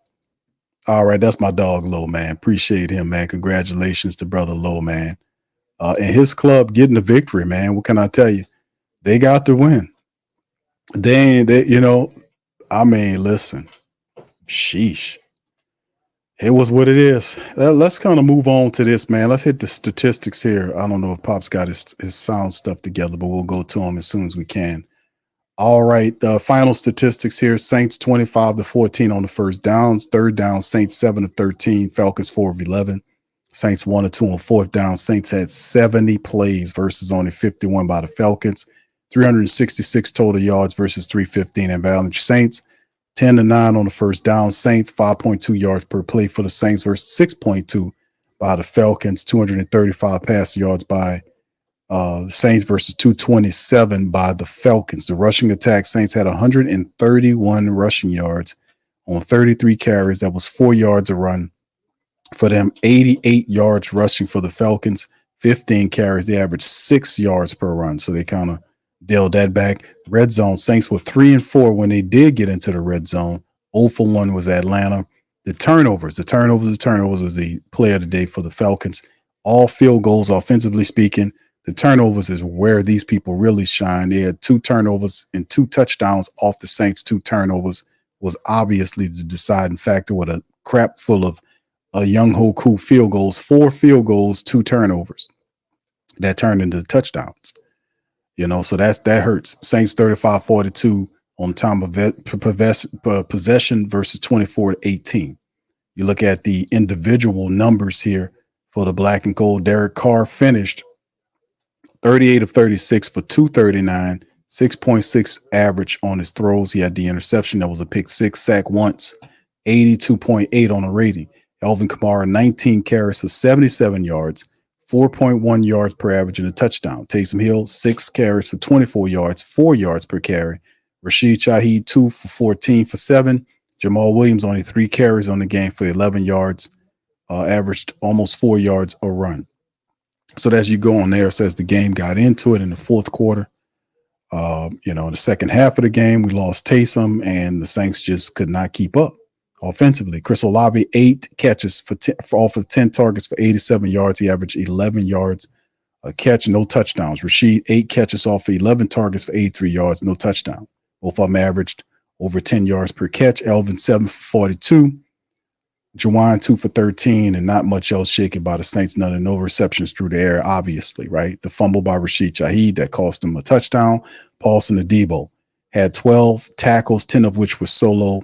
He had an interception, but he had a costly pass interference penalty in the back end of the game that helped put Atlanta in position to do what they knew to do. That was really costly there. You heard him talk about it. Pete Werner, 6 tackles, 5 for Marshawn Lattimore, Alante 4, 3 for Chase Young. Peyton Turner had 3, 1 sack by Peyton Turner. It turned into a strip, but Shepard didn't get it. And of course, you see the returns right here. Rashid Shaheed, 3 for 75, 25 on average. Jamal Williams, 2 for 58. 1 punt return, 2 for 17, 8.5. Nothing shaking there. Blake Grupe, 1 for 1 on a 43-yard field goal. Hayball, 3 punts, 120, 40 yards average. Nothing special. Young Hoku is the player of their game, 4 for 4 today for 14 points, plus the turnovers by Atlanta's defense and the botch return touchdown or the botch attempt by Rashid Shaheed for the special teams. So special teams produce big for Atlanta. You heard Lowe says offense need works. 21 of 35 for Kirk Cousins, 238, 7-yard average, and an interception, sack once, 68.5 rating. Tyler Algieri, 8 carries, 60 yards. He averaged 7.5 yards per run, kept them on schedule. Bijan had 7 carries for 28 yards. They had 15 run attempts by Atlanta. They averaged 6 yards a run. This is a schematic issue with Atlanta, if you ask me. It's a schematic issue. It don't make any sense for them. That was trying to run as much as they pass, and Kirk Cousins looked as bad as what they are. They're actually pretty stupid offensively, if you ask me. They don't need to be doing it through Kirk Cousins. They need to run through Tyler Algieri and Bijan Robinson because the Saints couldn't stop them. They were just stupid. I was saying that during the game. I was like, the problem with them is they're just unintelligent offensively. They're trying 35 attempts for Kirk Cousins. Why? When Bijan Robinson and Tyler Algieri averaging 6 yards a carry. Just stupid. And bird brain teams, we keep losing to bird brain teams. Well, I guess what makes the Saints a bird brain team? We need to start growing wings and call ourselves what you call a Saint with wing? What you call? I don't know. But we keep losing to bird brain teams that do stupid stuff. Philly did it. They got smashed down by the Bucks today. 33-16, we keep losing to these teams and playing unintelligent, uninspired football. Drake London, 6 catches for 64 yards. Darnell Mooney, 3 for 56. Ray McLeod, 6 for 52. So on and so forth. And like I said, man, Troy Anderson was big in the game. He left the game with injuries. Man had 17 tackles in the game, 10 solo. He also had that interception. D. Alford had 9, 7 for Hughes. Caden Ellis had 6. And it was what it was, And D. Alford also had the only sack in the game. Carr pulled the ball down. And Troy Anderson, like I said, the interception for 47 yards for the picks, it really helped them out. They needed those turnovers to stay relevant. Without it, they lose the game. So they got after it early. And even though the offense was unintelligent, everybody else was. And it was enough to beat the Saints. So that's some of the individuals right there. Let's see if we can go to Pop's Q. As well as, like I said, we're gracious. I guess you say losers today, man. In this matchup, man. Listen, this was the question to the family members out there. Pops, can you hear us? The question to the family members out there is, who are the New Orleans Saints? Who are they? Which team is it? Injuries is not an excuse. It's not, especially when you have a thing called a depth chart. Injuries aren't an excuse anymore. You can't sit up here and blame injuries when everybody's having them. Philadelphia had injuries during the game. They still managed to win the game. Atlanta had injuries during the game and still was able to win the game. So injuries aren't an excuse because their players is getting knocked out of the game. Our players is getting knocked out of the game. We still have to adjust and win. So who is this team? What are they? Have they been exposed early on? Because they look disjointed. They look disharmonized. The offensive line is obviously a big problem because they can't block up front. They couldn't even get 1 yard on the goal line. They couldn't even get that. It took them running off tackle to the left side to Kamara for him to power through Caden Ellis' tackle to get the touchdown. They couldn't even get 1 yard. They tried 3 times in a row and couldn't even get it. Crazy. It's absolutely insane. But who are the New Orleans Saints? That's what I posed the question I posed to you guys. Pops, are you there? Can you hear? Pops Q, are you there?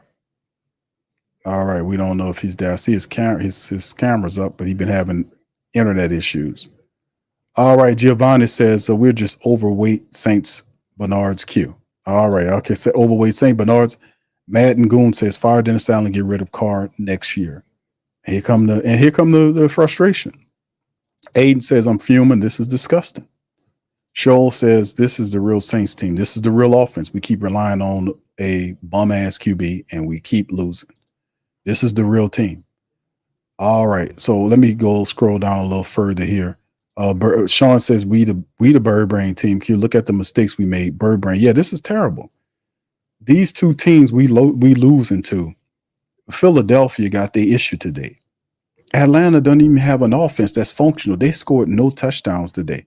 They beat the Saints off of the Saints' stupid errors.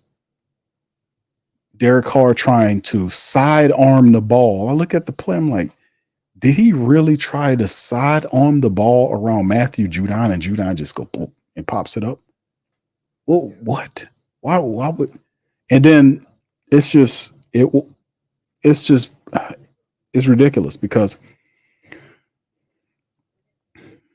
people saying, yeah, Q, this is the real team. The first two teams, and logically where my mind focuses at, I'll say looking at weeks 1 and 2 and how the Saints were dominated or executed. Injuries play a part of it, but this dude, Kubiak, gets severely lost when he doesn't have access to Taysom Hill. If Taysom Hill didn't get hurt, the Saints would have won the game. Bottom line, that's no ifs, ands, or buts about it. But that's really problematic that I got a guy as an offensive coordinator who can't seem to game plan if Taysom is not there, if the rest of these guys is not there, finding a way to get scores and all this kind of stuff. Very, very weird. But it's just a month worth of games. Kansas City is a Monday night matchup, not this Monday, but the following Monday. Saints have an extended amount of time to see if they can get something done. They're now they went 2 straight. Now they're losers of 2 in a row. The Saints are on a 2-game losing streak now. To 2 teams they had no business losing to. And then you face a difficult Kansas City team on Monday night. It could be 3. It could be 4 because Tampa Bay ain't no pushover either. It's just amazing how disheveled they look. Really, it just looks bad. Christopher, I still want to know why they have Spencer Rattler, the 3rd string QB, because of games like this. If that's why he's a 3rd string quarterback, he did not win the backup job, the 2nd string job. Let me say this. Jake Hayner did not win the backup job, but Dennis Allen put Spencer Rattler as the 3rd and emergency quarterback just in case games like this. If he was the backup quarterback, people from that Saints family members for the stands will be demanding he be played in the game to give him a spark. So that's what he did. He protected his quarterback like he's been doing by violating the competition. I've been saying this, man. I called this out. He violated the QB, the competition protocol. The guy earned the 2nd string job, but he made him the 3rd quarterback. He played games all through at the end of the preseason, hiding and saying who was going to be the quarterback. So he did that because he knew that was dishonest. I said that. I've been saying that, and I warned y'all before that play. I've told y'all that before it happened. I told you how it was going to play out. I called it the protection matrix. That's what I called it. I said Dennis Allen is going to protect Carr. He's not going to let Spencer Rattler be named the backup quarterback because he knew that if Derek Carr struggles, that'll be people from the stands yelling for Spencer Rattler to come and play. That's why he's the emergency quarterback, because he beat that other guy. He beat him. So it's ridiculous, man. But at the end of the day, it is what it is. And let's see if they can fix it. 6 to 8 weeks, McCoy is going to be gone. We don't know exactly what's going on with Taysom, but there are a lot of injuries that's going on with the Saints currently. And hell, we'll have to figure this thing out, man. We'll have to figure it all out, man. It is what it is, fam, right? The Saints look totally awful. They look awful in terms of them executing and doing what they're supposed to do. It makes zero sense for the Saints to be losing these games like this. If it was a competitive game, I can understand, but it makes no sense for the Saints to lose to Philadelphia and to lose like this to this other team. It don't make any sense. Pops, can you hear us? Can you hear us? Can you hear us? He having bad reception today. I don't think he can hear us. Got bad reception today. All right. All right, bad reception. I don't know if he can hear. All right, Jamaica says, and this is why I respect Big Low. He acknowledges the real. Indeed, he is. Tasha says, hit the like button. Thank you, Tasha. Appreciate you. Black Cricket says, the O-line stinks. In every team we play knows the coaches for our opposing teams aren't stupid. RC says, LOL, you said this about Carmichael, dog. It's not the OC, it's the personnel, the QB. Facial is the number one issue. Facial or pressure? Which one is it? RC. Bruce says, Q, we never threw the ball to the tight ends. Our receiver clear things out from underneath stuff. We never threw it. Thank you, bro. Jason says, I still have mine. Okay. PJ says, yeah, keep Rattlers safe by all means. Okay. Yeah. I'm way up here, man. Let me go on a little further here. All right, Mel says Mickey will be faced with a decision if we go 2-5. I see DA blaming it on injuries and the press setting the tone for Mickey to keep him. All right. Lionel says, I think after week 2, I was crossing my fingers if the starting offense line could stay healthy for a good stretch of games. Anthony says, y'all talking all this stuff, but I'm going to tell you, we going to beat Kansas City. Then what you going to say? Well, I'm saying this based on what we seeing right now, brother Anthony. This ain't no way to live. Ain't no talking all no stuff. This the shitty Saint play. These people reacting, the diehards reacting, bro, off of what the Saints are doing, man. This ain't something we do. That's a distraction. What is that? A misdirection narrative, bro. We don't participate in those around here. We calls it as it is. We're not painting any pictures that's not there. I don't have time to do that, and people don't have time to paint pictures that's not there. We're going to leave that to our children to use their imagination on it. This is hardcore fact time. The fact is, and if you want to look at them, they're currently on the screen. This is the fact. The fact of the matter is the Saints stink. They lose this game to a hated division rival because they gave up 2 plays for touchdowns. Two of Rashid Shaheed bumbled the ball in the end zone, touchdown for Atlanta. Pick 6 on a toss-up by Carr against Atlanta. That's a touchdown. They beat the Chiefs. But I'm not painting no pictures that's not there. I keep it real. I tell the truth. The Saints have to execute better. I'm not painting pictures that's not there. The Saints showed really good in the first 2 weeks, and then the third and fourth weeks, they lose to teams that they should have beaten. The Eagles got destroyed by the Buccaneers today. And then they turn around and spot the Falcons 14 points. Man, the people feeling righteous in how they feel about the Saints. This is ridiculous. This was on the Saints. Both of the losses was on the Saints. Both of them, because they can't get out of their own way. So it's this unintelligent football. All right, Christopher says, then we have Kendra Miller not even playing, and we don't know what he's going to do when he gets back. I don't know if Kendra Miller going to play. That guy doesn't want to play anybody not named Alvin Kamara and Taysom Hill. Jamal Williams got 3 carries today, family. 3 carries, and he averaged 4 yards a carry, almost 3.7 to be precise, but round off at 4. He averaged 4 yards a carry. That's a respectable rate. He's a rhythm runner, and he only got 3 carries today. So what Clint Kubiak did do is he went right back to what didn't work in week 3. When Taysom went down, he just put everything on Alvin Kamara, and Alvin Kamara's freaking hurt. He only playing because they shot him up with painkiller. He got a hip pointer and another issue. And he over-relied on him again today. He did the same foolishness, which is showing me that's low IQ. You don't keep doing dumb shit, over and over again. Where was Jordan Mims? Where was these other guys? That's what you got a depth chart for. If you can't get Jordan Mims and all these other guys going, to get them off the team and find somebody else you can use. You can't overuse these guys. It's too flipping early for that. You know what I mean? Jack says two-faced head coach puts the best backup as inactive. He ain't two-faced it.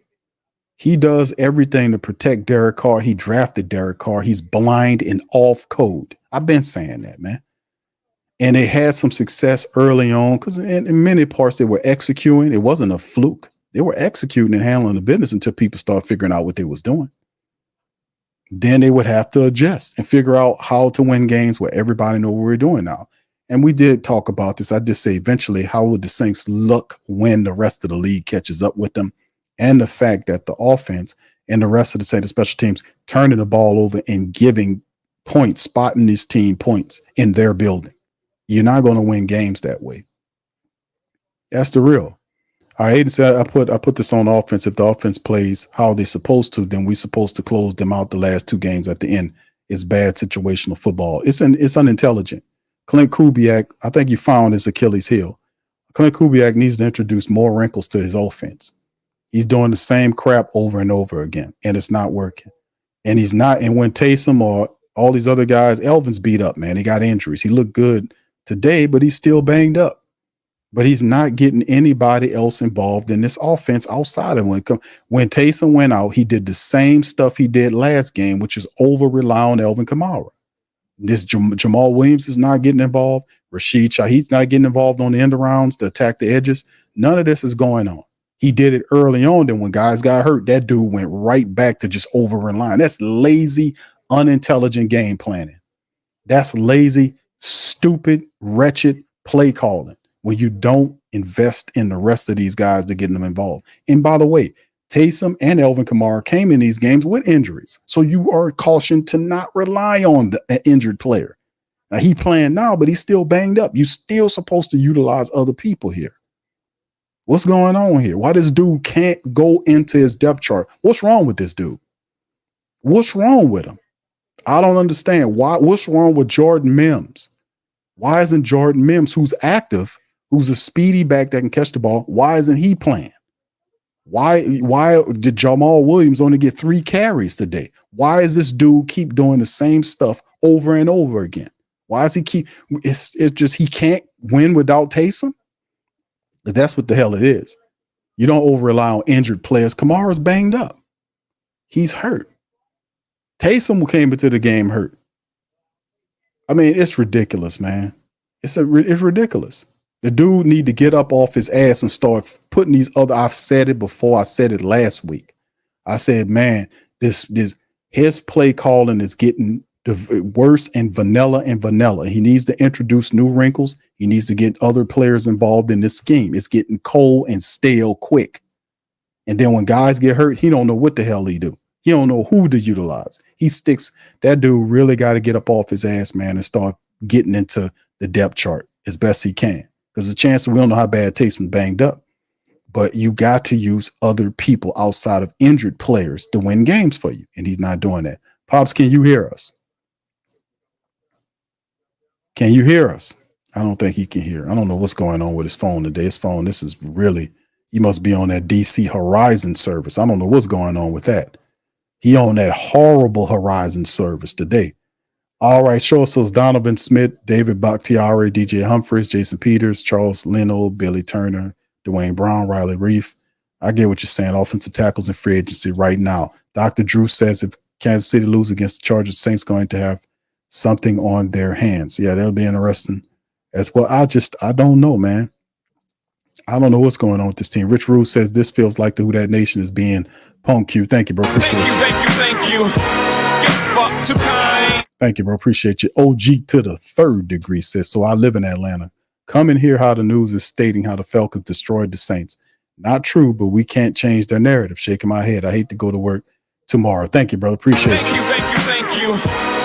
Fuck too kind. Saints spotted Atlanta 14 points and then turn around and say, man, hey, we did our best. terrible, man. Sad. And it's systemic because last week's week 3 loss and week 4 loss are connected.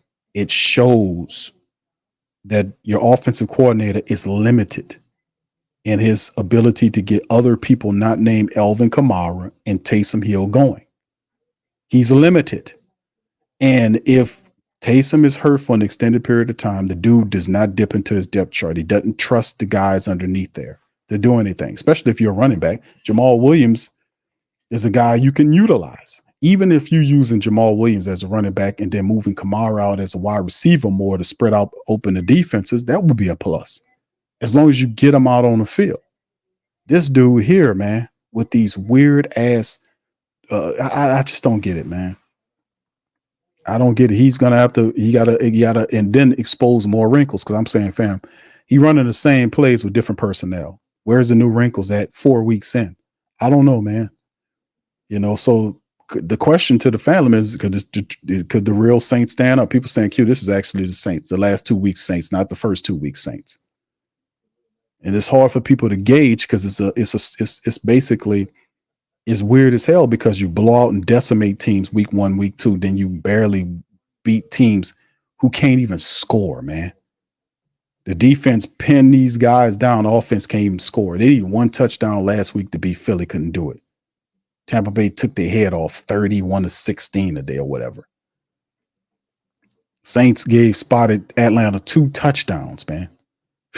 In their building. You ain't gonna beat nobody like that.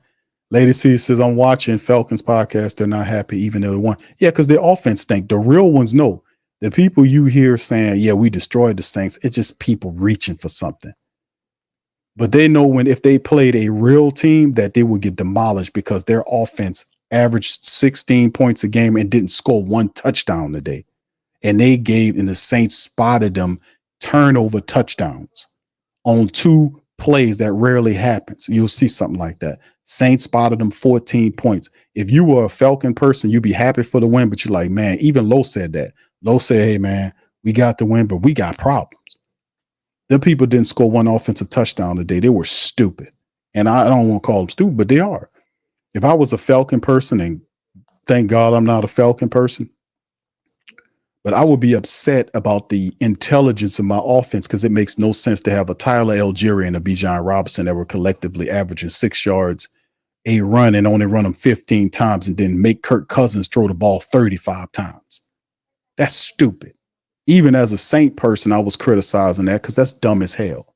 Even when at the back end of the game, when they were throwing into coverage, that could have been an interception. Jordan Howden almost had one that could have closed the game out. It was out. He got his fingers on it. It was out front. Why are you throwing the ball in that circumstance? That was stupid and unintelligent. Now, he didn't have to be a 58-yard field goal either. They could have used Bijan Robinson or Tyler Algieri on a draw play to get more yardage up the middle because the Saints couldn't stop the run. They couldn't. Atlanta just abandoned it and had Kirk Cousins trying to throw the ball. Stupid plays. Stupid play calling. Absolutely stupid. Stupid plays. Unintelligent. Totally unintelligent. That's why they saying, man, we got problems. Your problem is you got a dumb OC, bro. You got a dumb OC who's calling plays and having your quarterback throw the ball in the coverage. And if the Saints was Johnny on the spot, we would have had a pick and that game would have been over with. Then you can really kind of lay into them. That was unintelligent with football, but it was enough to beat the Saints, who were even more unintelligent than that team the bird brain Falcons who won today. We were even stupider than them. That's the hard part about it is you lose a game like this is stupid, man. Rich says, I think I got you, Rich. Yeah. Thank you, Rich, for that, man. Appreciate you. I don't like it, man. I don't like it at all. I don't like it at all, fam. Argentine says, you're right, on point, Q Target. Yeah, it's horrible, man. SoCal says it's the same kind of Clint Kubiak from the 21 Vikings. He can't, my estimations, family, is if you look at what the Saints are doing right now, man, this ain't gonna cut it, man. This ain't gonna cut it. This ain't gonna cut it. There's one big difference from week 1, week 2 Saints versus week 3 and week 4 Saints. One big difference. All of those players that were helping with that 1 and 2, The 2 old start in week 1 and 2 aren't there. McCoy is out. Ruiz, we don't know how bad the knee is, but he could be out for this next week game. And even when he was there, he don't look quite the same. And then you look at the offensive line situation that was occurring with the backups. That's not that ain't gonna cut it. Ain't gonna cut it at all. And then Taysom Hill, we don't know how bad Taysom Hill is done, but Taysom was out of the game. And this guy, Clint Kubiak, cannot coach. If Taysom is hurt, he lost, man. That dude lost without Taysom. That's the big ticket. That's what I done observed over the last couple of weeks. That's the difference. For them talking about beating Kansas City, man, what kind of personnel you have to be? You got to have all your people to win. You know how rare that's going to be. We're a month into the season, and look how many people we've lost. We lost on defense to Mario Davis. We've lost, Tyron was out of the game. We got to figure out what's going on with him. Taysom wasn't able to come back in the game, which is not good. Willie Gay's hurt. So the injuries continue to mount. There is no excuses. You got to put these guys in there and win. You got to win without some of your better guys there. And that guy is showing me that he can't game plan without Taysom. What he does do is really foul. You overload an injured Alvin Kamara with production and don't go to none of the Jamal Way. It makes no sense, bro. Until that dude, we're talking about beating Kansas City. You ain't going to beat Kansas City with that. You're not going to beat them with that. That's not going to work. You can't beat Atlanta. This team didn't put up an offensive touchdown. Do we realize that? They didn't score an offensive touchdown today and still won by 2. You're not going to beat Kansas City like that. It ain't going to work. If I focus, it seemed like Clint just practicing with AK Carr, Taysom, I love it, telling everybody else, y'all good, y'all can go home. Yeah, the dude needed that. That ain't going to cut it, man. And he going to keep losing until he realizes that point. You cannot overload those guys and they injured. You got to get other guys involved. PJ says it's going to be interesting to see how safety shape up for KC. Chattel says Saints going to Super Bowl. Watch it from the stands. Okay. Miscellaneous says just check Clint Kubiak as Vikings OC, offense ranked 25th. Dedrick says, and the Saints thing was said about the same thing. Eagles when they beat us last week, they beat us, but they got issues and they showed today, but they got stumped by the Bucks. The Eagles it's not a good team. Not right now anyway. They were giving the game away to the Saints and the Saints didn't want it. Kevin said, let's break down all 22. Yeah, we will, bro. We're going to go through it. PJ says, LOL, no bullshit. I'm serious, bro. This is real spill. This is real spill, man. It's no, bro, listen, if you're losing, I'm not going to sit up here and point at somebody that ain't responsible entirely. You notice I have not mentioned Dennis Allen. I'm sticking it right to Clint Kubiak because I'm intelligent, and y'all, the Great Saint Think Tank, know that Dennis Allen has given Clint Kubiak total control, total reins over the offense. So all of that is him. Dennis Allen ain't calling him, telling him, hey, man, don't do that, do this. He's letting them run it just like he let Pete Carmichael run it. So he's going to live and die on Clint Kubiak's decisions. Will he then go and talk to him about something? I don't know. I don't have faith in Dennis Allen like that to go and adjust and say, hey, man, what you need? Do we need to get some more offensive linemen? What we need to do here to win, because we are now in a 2-game losing streak and facing the Kansas City team on Monday. Now, any given Sunday, anything can happen. Kansas City can come and not be ready to play. This can happen. But but losing to a Philly team that really wasn't much offensively, the Saints held them out, and then Atlanta couldn't put up an offensive touchdown, and they still beat you by 2. It's not a good look at all. Cool Man says, don't matter if we beat KCS of now, we're not playing well. Can't keep blaming on injuries. Point blank, period. I don't. And I agree with you on that. All right, it says AK scored TD, and I didn't celebrate because I knew the defense may not hold up, and they didn't. The Debo PI killed us. He sold us out. He had the interception early on. But notice that play, Paulson and Debo didn't even look for the ball. He stuck there, got to that guy early, then threw him down. He didn't even look for the ball, which was lazy. That set up the play that got Atlanta down in field goal position because they really didn't advance the ball beyond that point. But that was on Paulson Adebo. He didn't even look for the ball, and you cannot do that in a game time situation. Hurt the Saints like that, and he did. Shaw says, Q, I've been saying this since last year. Not upgrading O-line was the biggest mistake. Second only to signing Carr. This O-line is second string JV at best. Vikings, yeah, Chantel. Vikings 4-0. How about that? But Lionel says, what was the pressure on the D-line in this? Where was the pressure? Yes, indeed. Yeah, yeah, it was one sack on a statue. One sack, on the statue. But I think more issues on the offensive side. You want the defense to make a stand because the offense scores, and you're right. Then the defense has to make a stand to secure the game. And the pass interference got them down there to kick the field goal, man. Kick the 58-yard field goal, sent them home. Zach says always take the field goal. Those 3 points always matter. Yeah, they asked him about that. Mel says Cousins, Cook, Thielen, Conklin, Justin Jefferson, and C.J. Ham. 504 Cole says we're building our offense around a 34-year-old tight end, wide receiver, QB, fullback. Love Taysom, but he's too old.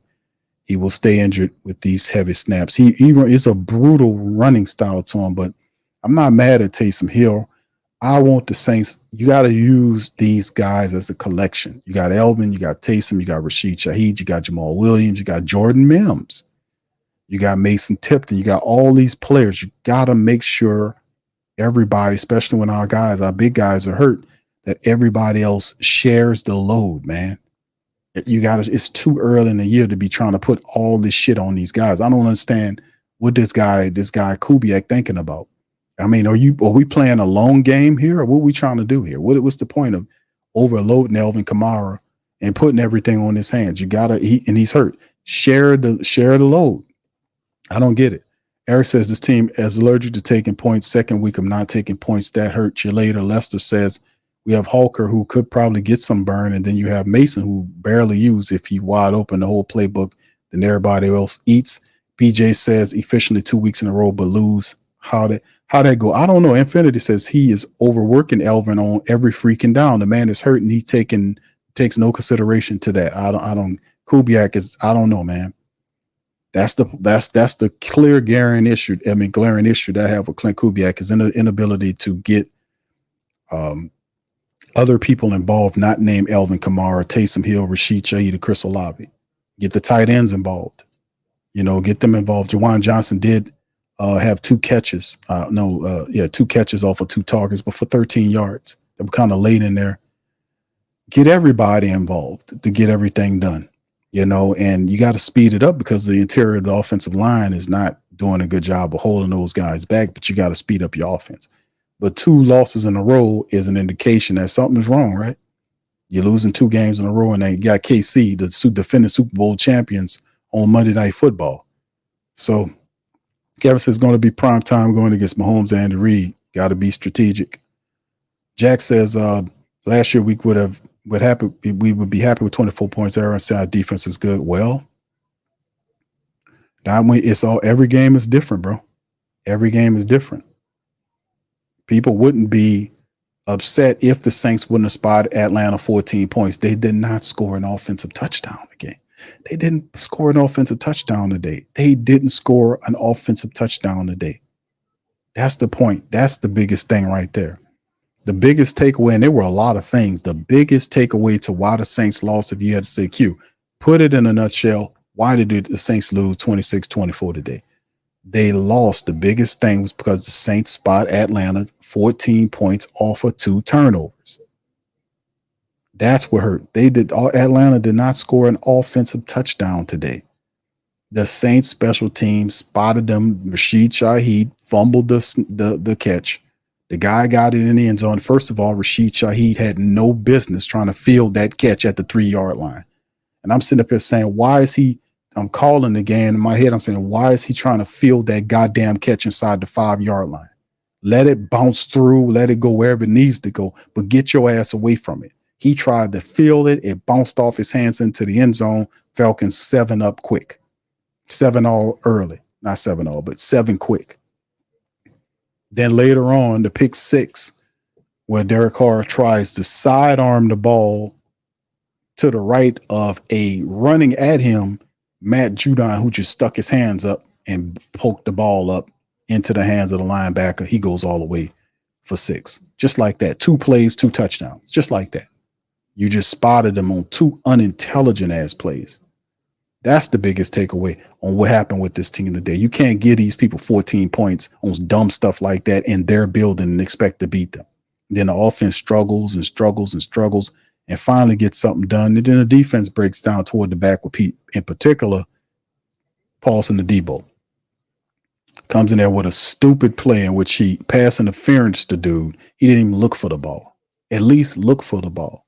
And that was big. So that's the takeaways I got from family. And that's pretty much what it was. Bishop says, I thought we were getting Shanahan offense. I was wrong. He got to do more. Got to open it up.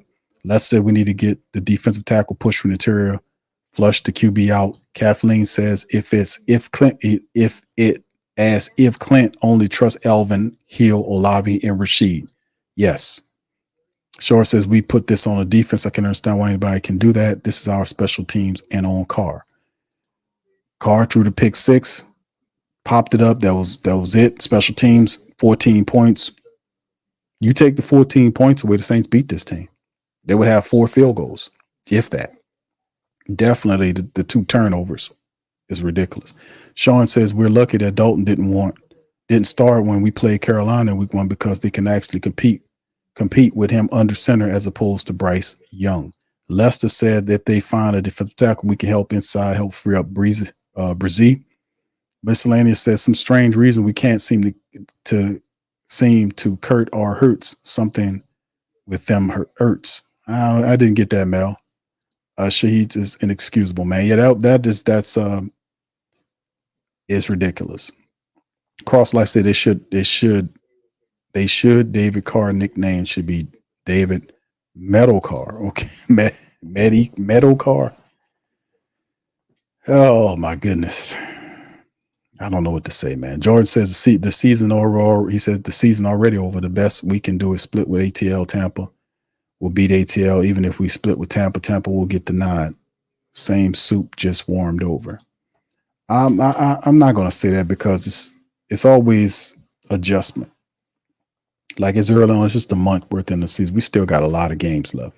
Saints are 2-2 right now through the gauntlet, which is pretty much, if you think about it, what we expect them to be. You know, the Saints are 2. We expect them you're saying that we had the first 5 games of the season, or going through the first 5, the gauntlet as it was called. A lot of people would say they'd be happy if the Saints was, 2-3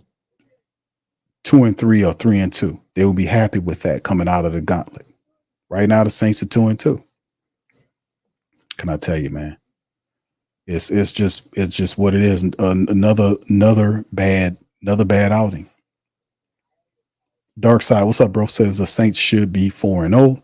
Allen's not a head coach and Carr's not a starter. Thank you, brother Prime. Lester says, at what point can we get the offense to start carrying the defense? I mean, you got a $150 million quarterback, got Elvin Kamara, Taysom Hill, Rashid Shaheed, Chris Olave, Juwan Johnson. That's a lot of talent to be losing, to be barely scoring points. It's a lot of talent, so they're going to have to figure it out. They got a lot of time. Though Zach says, ever since Juwan got paid, he's either hurt or no show. Char says, Q, serious question. When will DA start to actually criticize players that need it? When will these players be held accountable and AK and offense will be held accountable, being piss poor? The accountability factor is supposed to kick in right now, because if you look at, that's the only way that gets you out of this.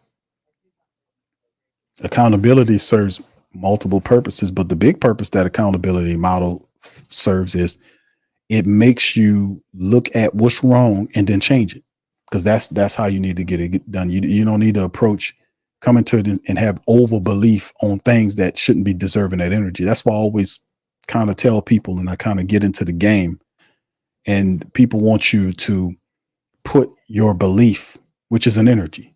They want you to take this energy and put it into them, and they don't deserve it. Don't give your energy. Not caution people. This is game.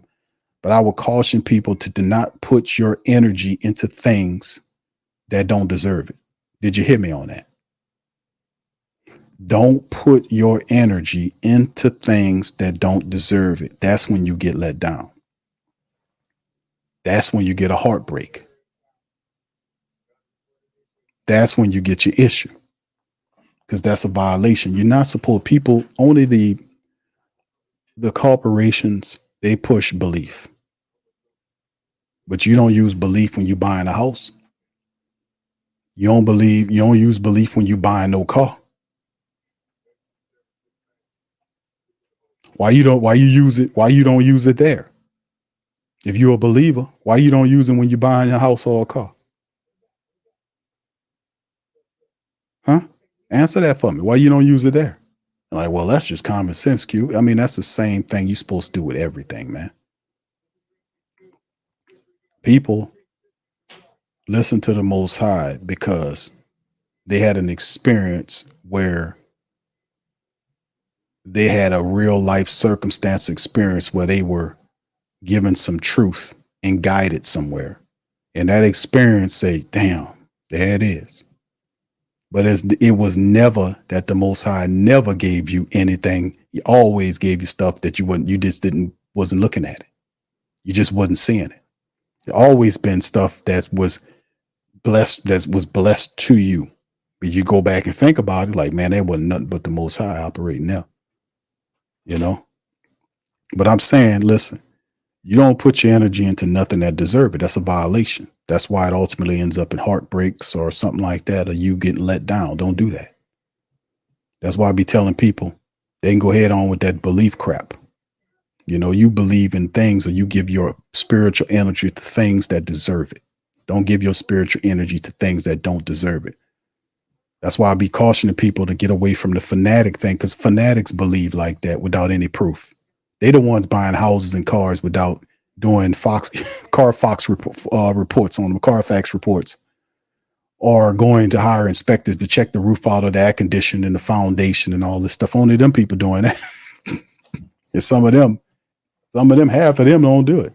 That's why I be trying to tell you, hey man, listen, that's the problem. No. We gonna be looking at what you producing. Because they're not living that life. In like 3 years of 9-playoff football, 2 games. I told y'all that when we was blowing these teams away in weeks 1 and 2, I'm like, man, that's still not enough for me to say, yeah, man, hey, they here. It's all about the long game. You have to get there. You have to prove that you're a playoff team and a contending team. You can't just come up here and say or pay people to try to convince you otherwise. I'm not going to sit up here and convince you of nothing but the truth. And that's easy because that's what you're seeing. I have no allegiance to nothing but the truth, fam. That's my thing. That's always been my point. But I can't tell you, like I said, bro, the accountability model is simple.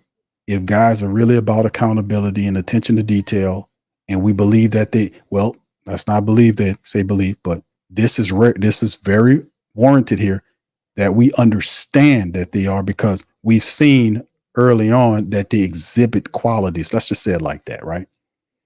That they exhibit qualities of accountability and they speak it, and we've seen them practice it in increment during the training camp, preseason, and even in weeks 1 and 2. We've seen accountability at a high level. So we've seen that they exhibit it, which means they possess it in some degree, right? Check. So, but at what point do the Saints, accountable people, Clint, Janoku, all those other guys, sit down and say, why are we losing these games? What's going on here? Why is the offense funky?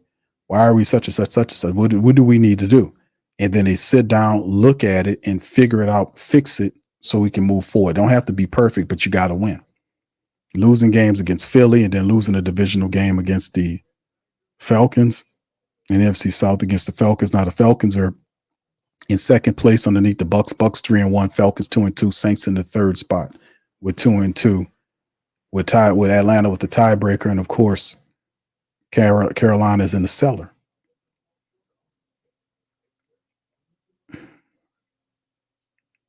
Yeah, I'm not going to try to get y'all to buy something that don't work, man. They got to prove it. They got to show you. And they're not showing nothing but foolishness. So 2 weeks, 1-2, 1-2 blowouts, weeks 3 and 4 failures to lesser teams. No disrespect to Atlanta, but they couldn't even score an offensive touchdown, man. If without the Saints helping them with turnovers, they wouldn't have won the game. It's crazy, man. It's crazy. That's all right, Latina. She says she needs therapy. It's all right.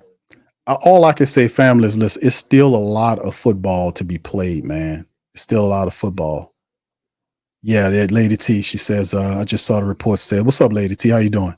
She said, I saw the report saying that it's Taysom's abdomen. Yeah, that's what they said on the live broadcast. The guy popped back in when he said Willie Gay was out and Taysom is it chest and then now it's abdomen with him. So it's in the here, so he runs physical. He's a physical runner. He takes abuse. And Taysom is a physical runner, and the Saints, they're going to have to, it might be, we'll see what it is. But even if he does play against Kansas City, Clint Kubiak has to do something else. He got to introduce other people to help Taysom and Elvin Kamara out and all those guys. He got to introduce people.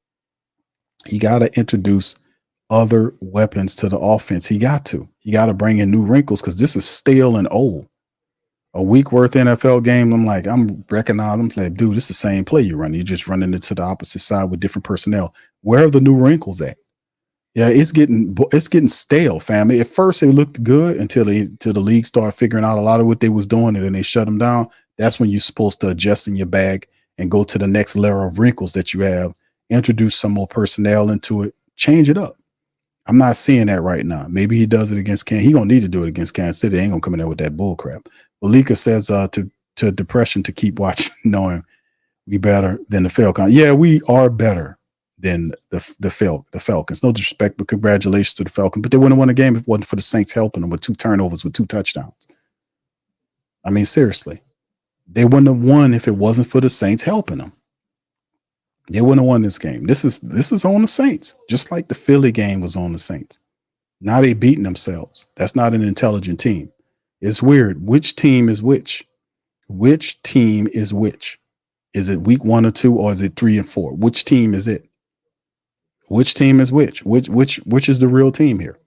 Jack says Taysom is getting long in the tooth, so you can't count on the style. Because everybody tell that to Clint Kubiak, please. He think the man is like 25 or 26. I know Taysom is phenomenal, but you're overusing him, which shows that you don't have a lot of confidence in other guys, which is ridiculous. Scholes says we have to go into free agency this week and sign players that are starters. We have to bench these guys. We're not showing up and still collecting a check. Indeed. And then Kendre Miller is supposed to be coming back. Even if Kendre Miller is active and does come back, Clint Kubiak is not going to use him. He will be buried on the depth chart behind Jordan Mims and also Jamal Williams, who had 3 carries for 11 yards today. When is Kendre Miller going to get involved? Clint Kubiak, if he ain't playing Jamal Williams and Jordan Mims, he ain't going to play no Kendre Miller. He ain't going to play him. Plus, Kendre missed a lot of preseason. He's not up to par on all of the plays. Man, don't count on it. Don't count on it. Kendre Miller, this dude ain't playing nobody. He got Jamal Williams is Elvin's backup. Is his backup running back. 3 carries. He averaged 4 yards a carry today. He didn't get nothing else. He didn't even use them. Jamal Williams is like, man, I'm getting paid this money. Can you please put me out there? Jordan Mims is another guy he could use. He didn't get 1 rep. I'm like, what's wrong with this dude, man? What's your problem, dude? So that shows 2 things. Showed a lack of imagination and a bit of stupidity to look at what you got and then still won't dip into these other guys out here and say, okay, listen, I'm going to bring you in here and mix you in with this because this other guy dealing with it. That won't cut it, man. You're not beating nobody with that bullshit. You're not going to beat nobody overusing your players and they hurt. Even a bitty coach knows that. The playground coach know that you can't rely on your players and both of them hurt. They come into the game both banged up and you still overriding them. That's not going to cut it.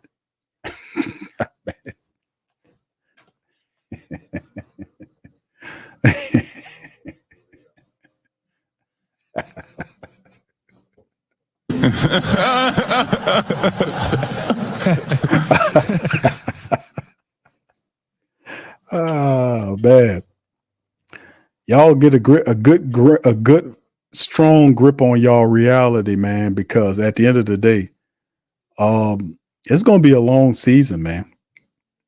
It's gonna be a long season, man. It really is. Cross Life says Clint running his daddy's offense to me. His daddy Gary was a sorry coach. Maybe as a head coach, certain aspects of it, he wasn't very good. Offensive coordinator, Rob, he was actually a pretty decent offensive coordinator. And it works. But the thing is, I can't blame Gary Kubiak for what his son is doing. His son is making an egregious error of not dipping into the reserves. You can't use these players. And Kamara with 2 injuries. Taysom Hill had a chest injury before a week ago. Comes into this game, he wasn't totally healthy, fam. Even though they were saying he fully practiced, he still was dealing with issues. And then whatever it had, he got hurt in with Daberman in the game, forced him out of the game to the point where he couldn't even come back. That's not good going forward.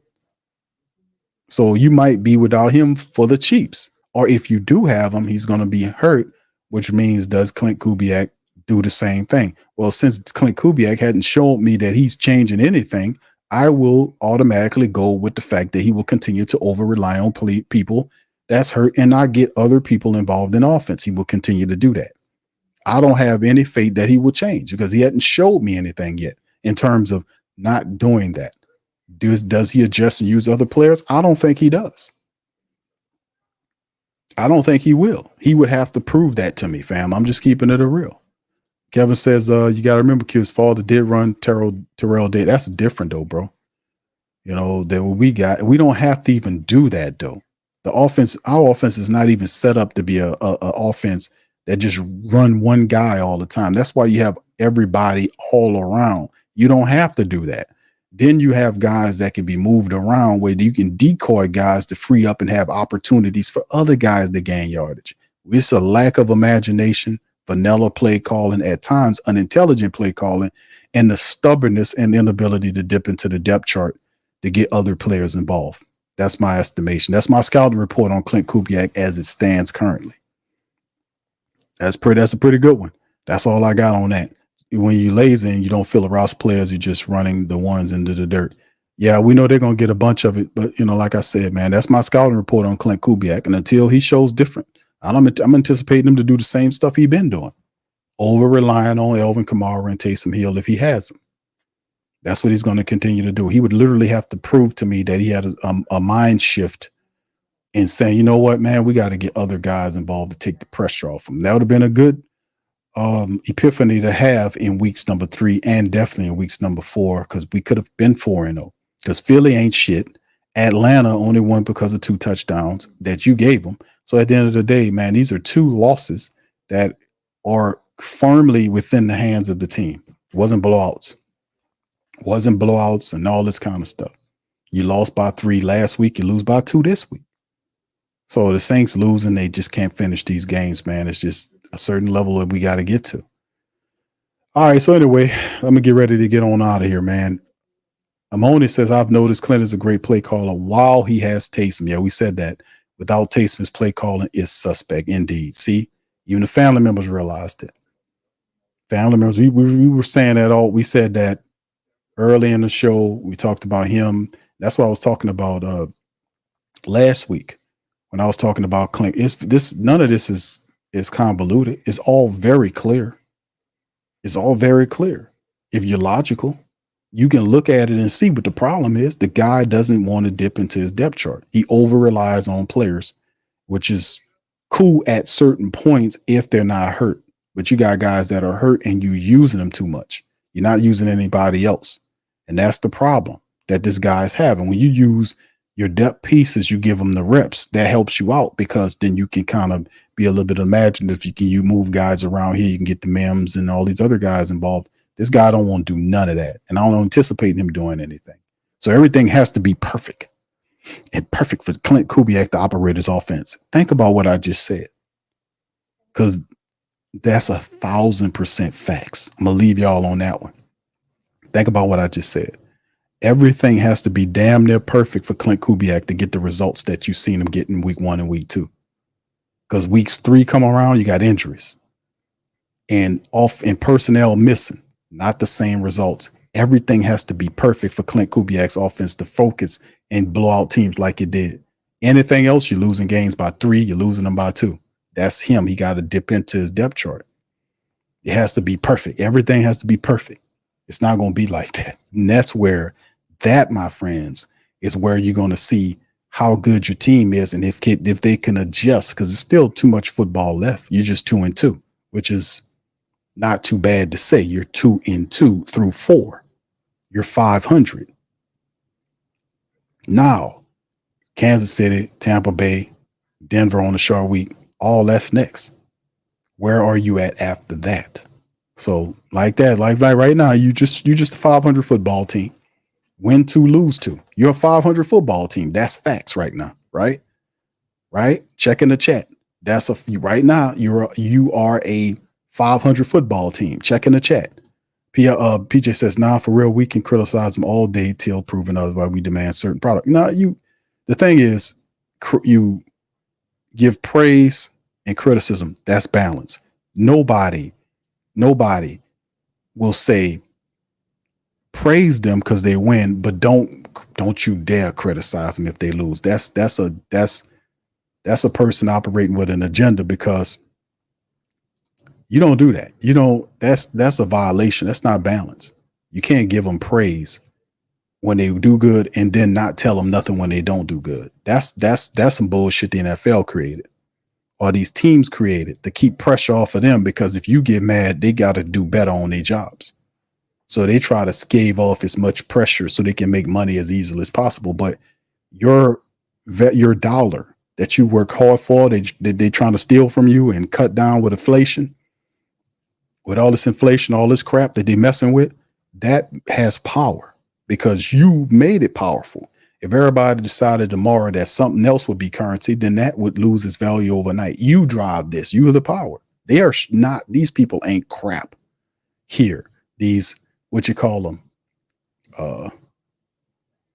the so-called this and or the supposed to be in control people. These people don't have nothing, man. The whole game is to trick you, to make you believe that they run stuff and you follow them. I've been spitting against that. I've been telling y'all the whole time that you are the power that drive it all. And the moment you say stop, it stops. You collectively. The moment you say no, it all stops. And they can't do a damn bit of it, can't do nothing about it, because it's more of you than them. They're a tiny, filthy elite. The moment you get tired of all the stuff you see on television and stop playing these games and have a backbone and stand up and say enough of this shit, we're not supporting you because you're standing on the wrong stuff, your ass is out of here. It all stops overnight. Just like that. And that's the fear they go with at bed, knowing, man, these people getting upset. They know we stealing everything. And they go to sleep at night way building all these islands with that won't save your ass. We can still get to you from that island. They got boats. We'll still get to your ass. You won't get away from divine justice. Now I'm saying that's a message to you know who. But at the end of the day, in the grand scheme of things, that you drive it and operating with just praising all the time and not giving critique when they do wrong is a violation of divine law. That's an imbalance. We don't operate that way. The Most High give credit and will bless you when you do right. Come on now. And then we'll smash you down if you do wrong, right or wrong. Check in the chat. Check in the chat. That's how the Most High operate. When you do the right thing, you don't do all this other funny business and all this crap, and you hold down and do what you're supposed to do, the Most High rain blessings down on you because you within the realm of doing what you're supposed to do. You functioning on the right energy on the right side. But the moment you do the opposite, he bring down punishment upon you. That's how it's supposed to go. That's how the universal law operates. So you do the same thing here. If the saints deserve credit, you give them the credit. If they deserve criticism, you give them the criticism because their actions is bringing this about. Their actions is what you're basing it on. And like I told you, I'm not painting no pictures that's not there. I ain't got time to do that. This is a football team. They're getting paid millions of dollars to perform. And this is not good at all to see this type of football happening when you losing to a hated rival and you spot them 14 points. You lose to the Eagles and they build, and Tampa Bay comes out and destroys them 31 or 36 to 33-16. Smashing down on these people, man. Crazy. So yeah, that's how I operate. I'm gonna ride on that energy, all that, because that's all the Most High do is continue to bless me, man, and bless people that operate right.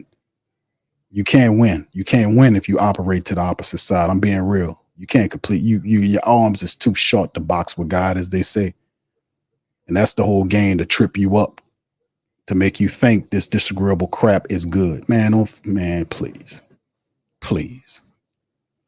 Anyway.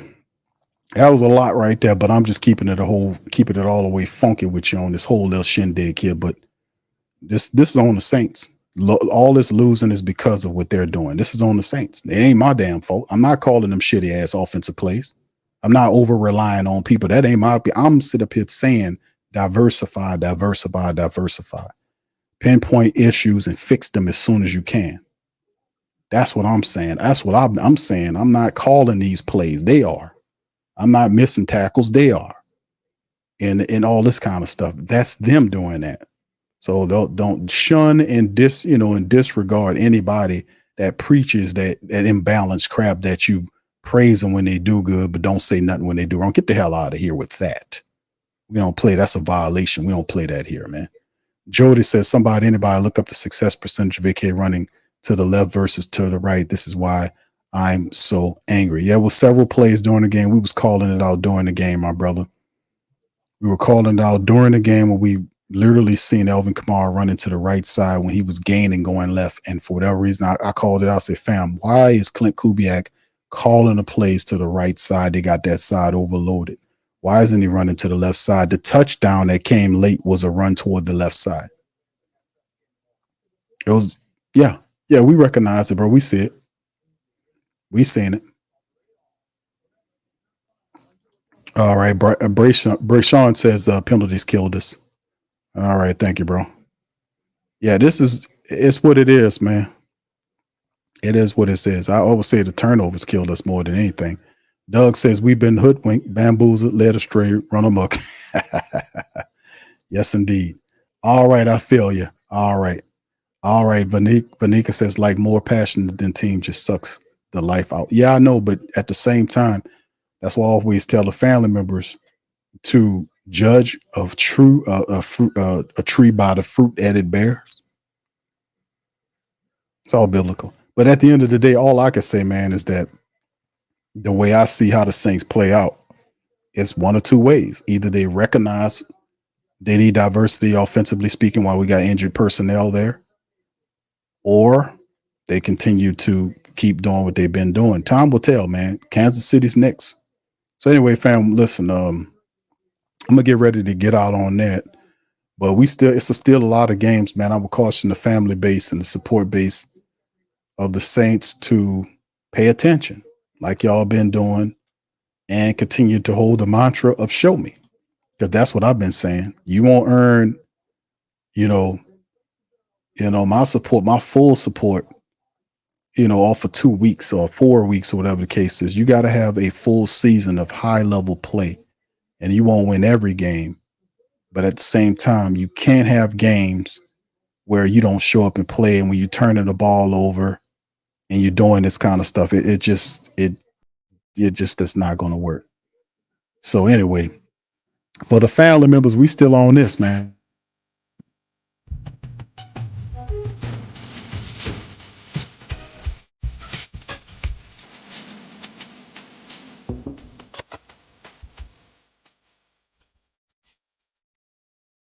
Season started. That's how the season will continue to go. We started it because we've seen too much to know exactly that you won't win the team people over in 4 weeks of action. It's a long season, so the Saints have to keep on playing high. They got to fix these errors and issues. They got a little longer period because they play Monday. So they got some longer period of time right here to kind of get it figured out. Kansas City is a serious opponent. That's the defending Super Bowl champions. Then we got Tampa Bay behind them. So the Thursday night matchup I'll be paying attention to Falcons and Tampa Bay play Thursday. So that'll be an interesting matchup there to watch because Tampa Bay will be after the Kansas City matchup. So that's two teams we'll be dealing with, as the Saints are a 500 club. All they are is a 502 club. Two really exciting wins and two really demoralizing, stupid losses that were self-centered. Who is this team? That's the question. Who is this team? Who is this team? Who are they? You know, only time will tell. But anyway, I'm going to get out on that. Listen, I appreciate each and every last one of y'all for chiming in tonight. Shout out to Pops Q. His phone, he was on that DC Horizon. Horrible service tonight. We couldn't hear from him tonight, man.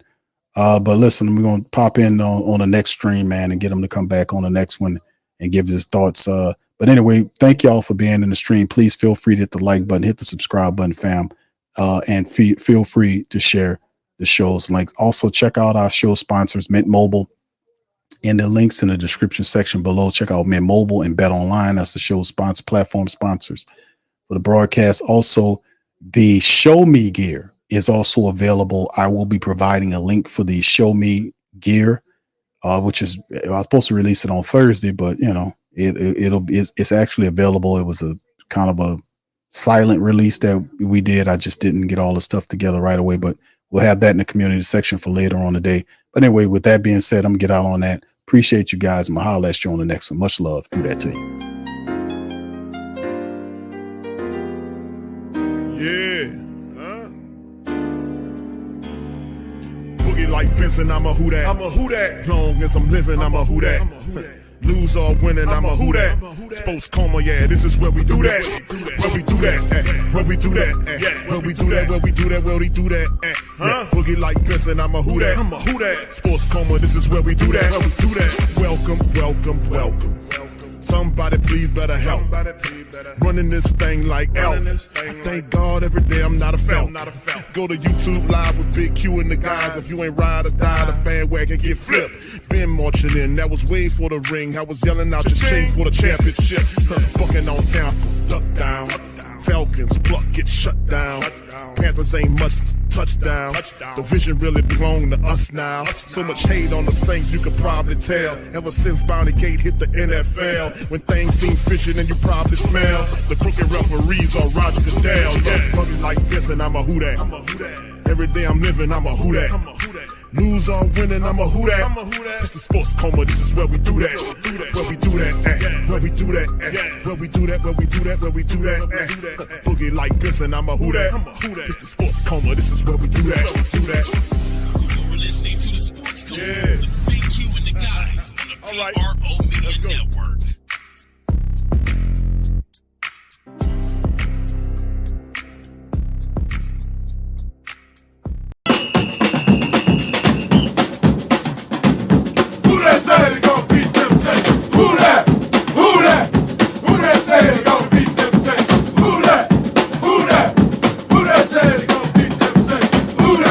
BetOnline is the world's most trusted betting platform and your number one source for everything football. BetOnline has every stat, every matchup, and even live odds and spreads to bet on during games. Think you know your stuff? Get in on our $200,000 mega contest and pick 5 games against the spread every week for your chance at weekly prizes and a share of $200,000. When the game's over, head on over to our online casino and get in on a game of blackjack or poker, or unwind with over 150 slot games. Head to the website today to get in on the action. Bet online. The game starts here.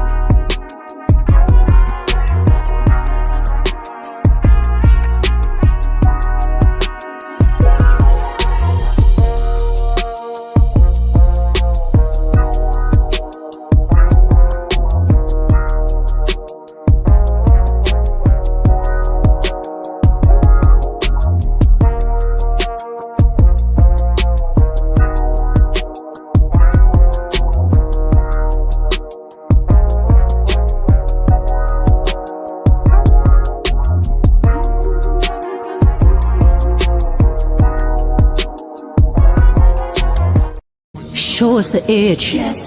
TheWhoThatDaily.com. That's right, TheWhoThatDaily.com. Your one-stop shop for everything New Orleans Saints, New Orleans Pelicans, LSU Tigers, even the top flight boxing news. So if you're a Who That and you're looking for a place to stay up on your team, TheWhoThatDaily.com is your site. TheWhoThatDaily.com for the sport Who That in all of us. That's right, the Pro Shop is the platform store where you can go and buy all the latest merch to support the platform. Available at the Pro Shops, we have dozens of hundreds of products available for you and your family. Unisex tees for men and women, hoodies and sweatshirts, tank tops, kids and baby items, long sleeve tees, mugs, pillows, wall art, bath bedding, face masks, phone cases, stickers, bags, fanny packs, socks, hats, and many other items. Please feel free to check out the Pro Shops. The link is in the description section below. Remember, it helps the platform.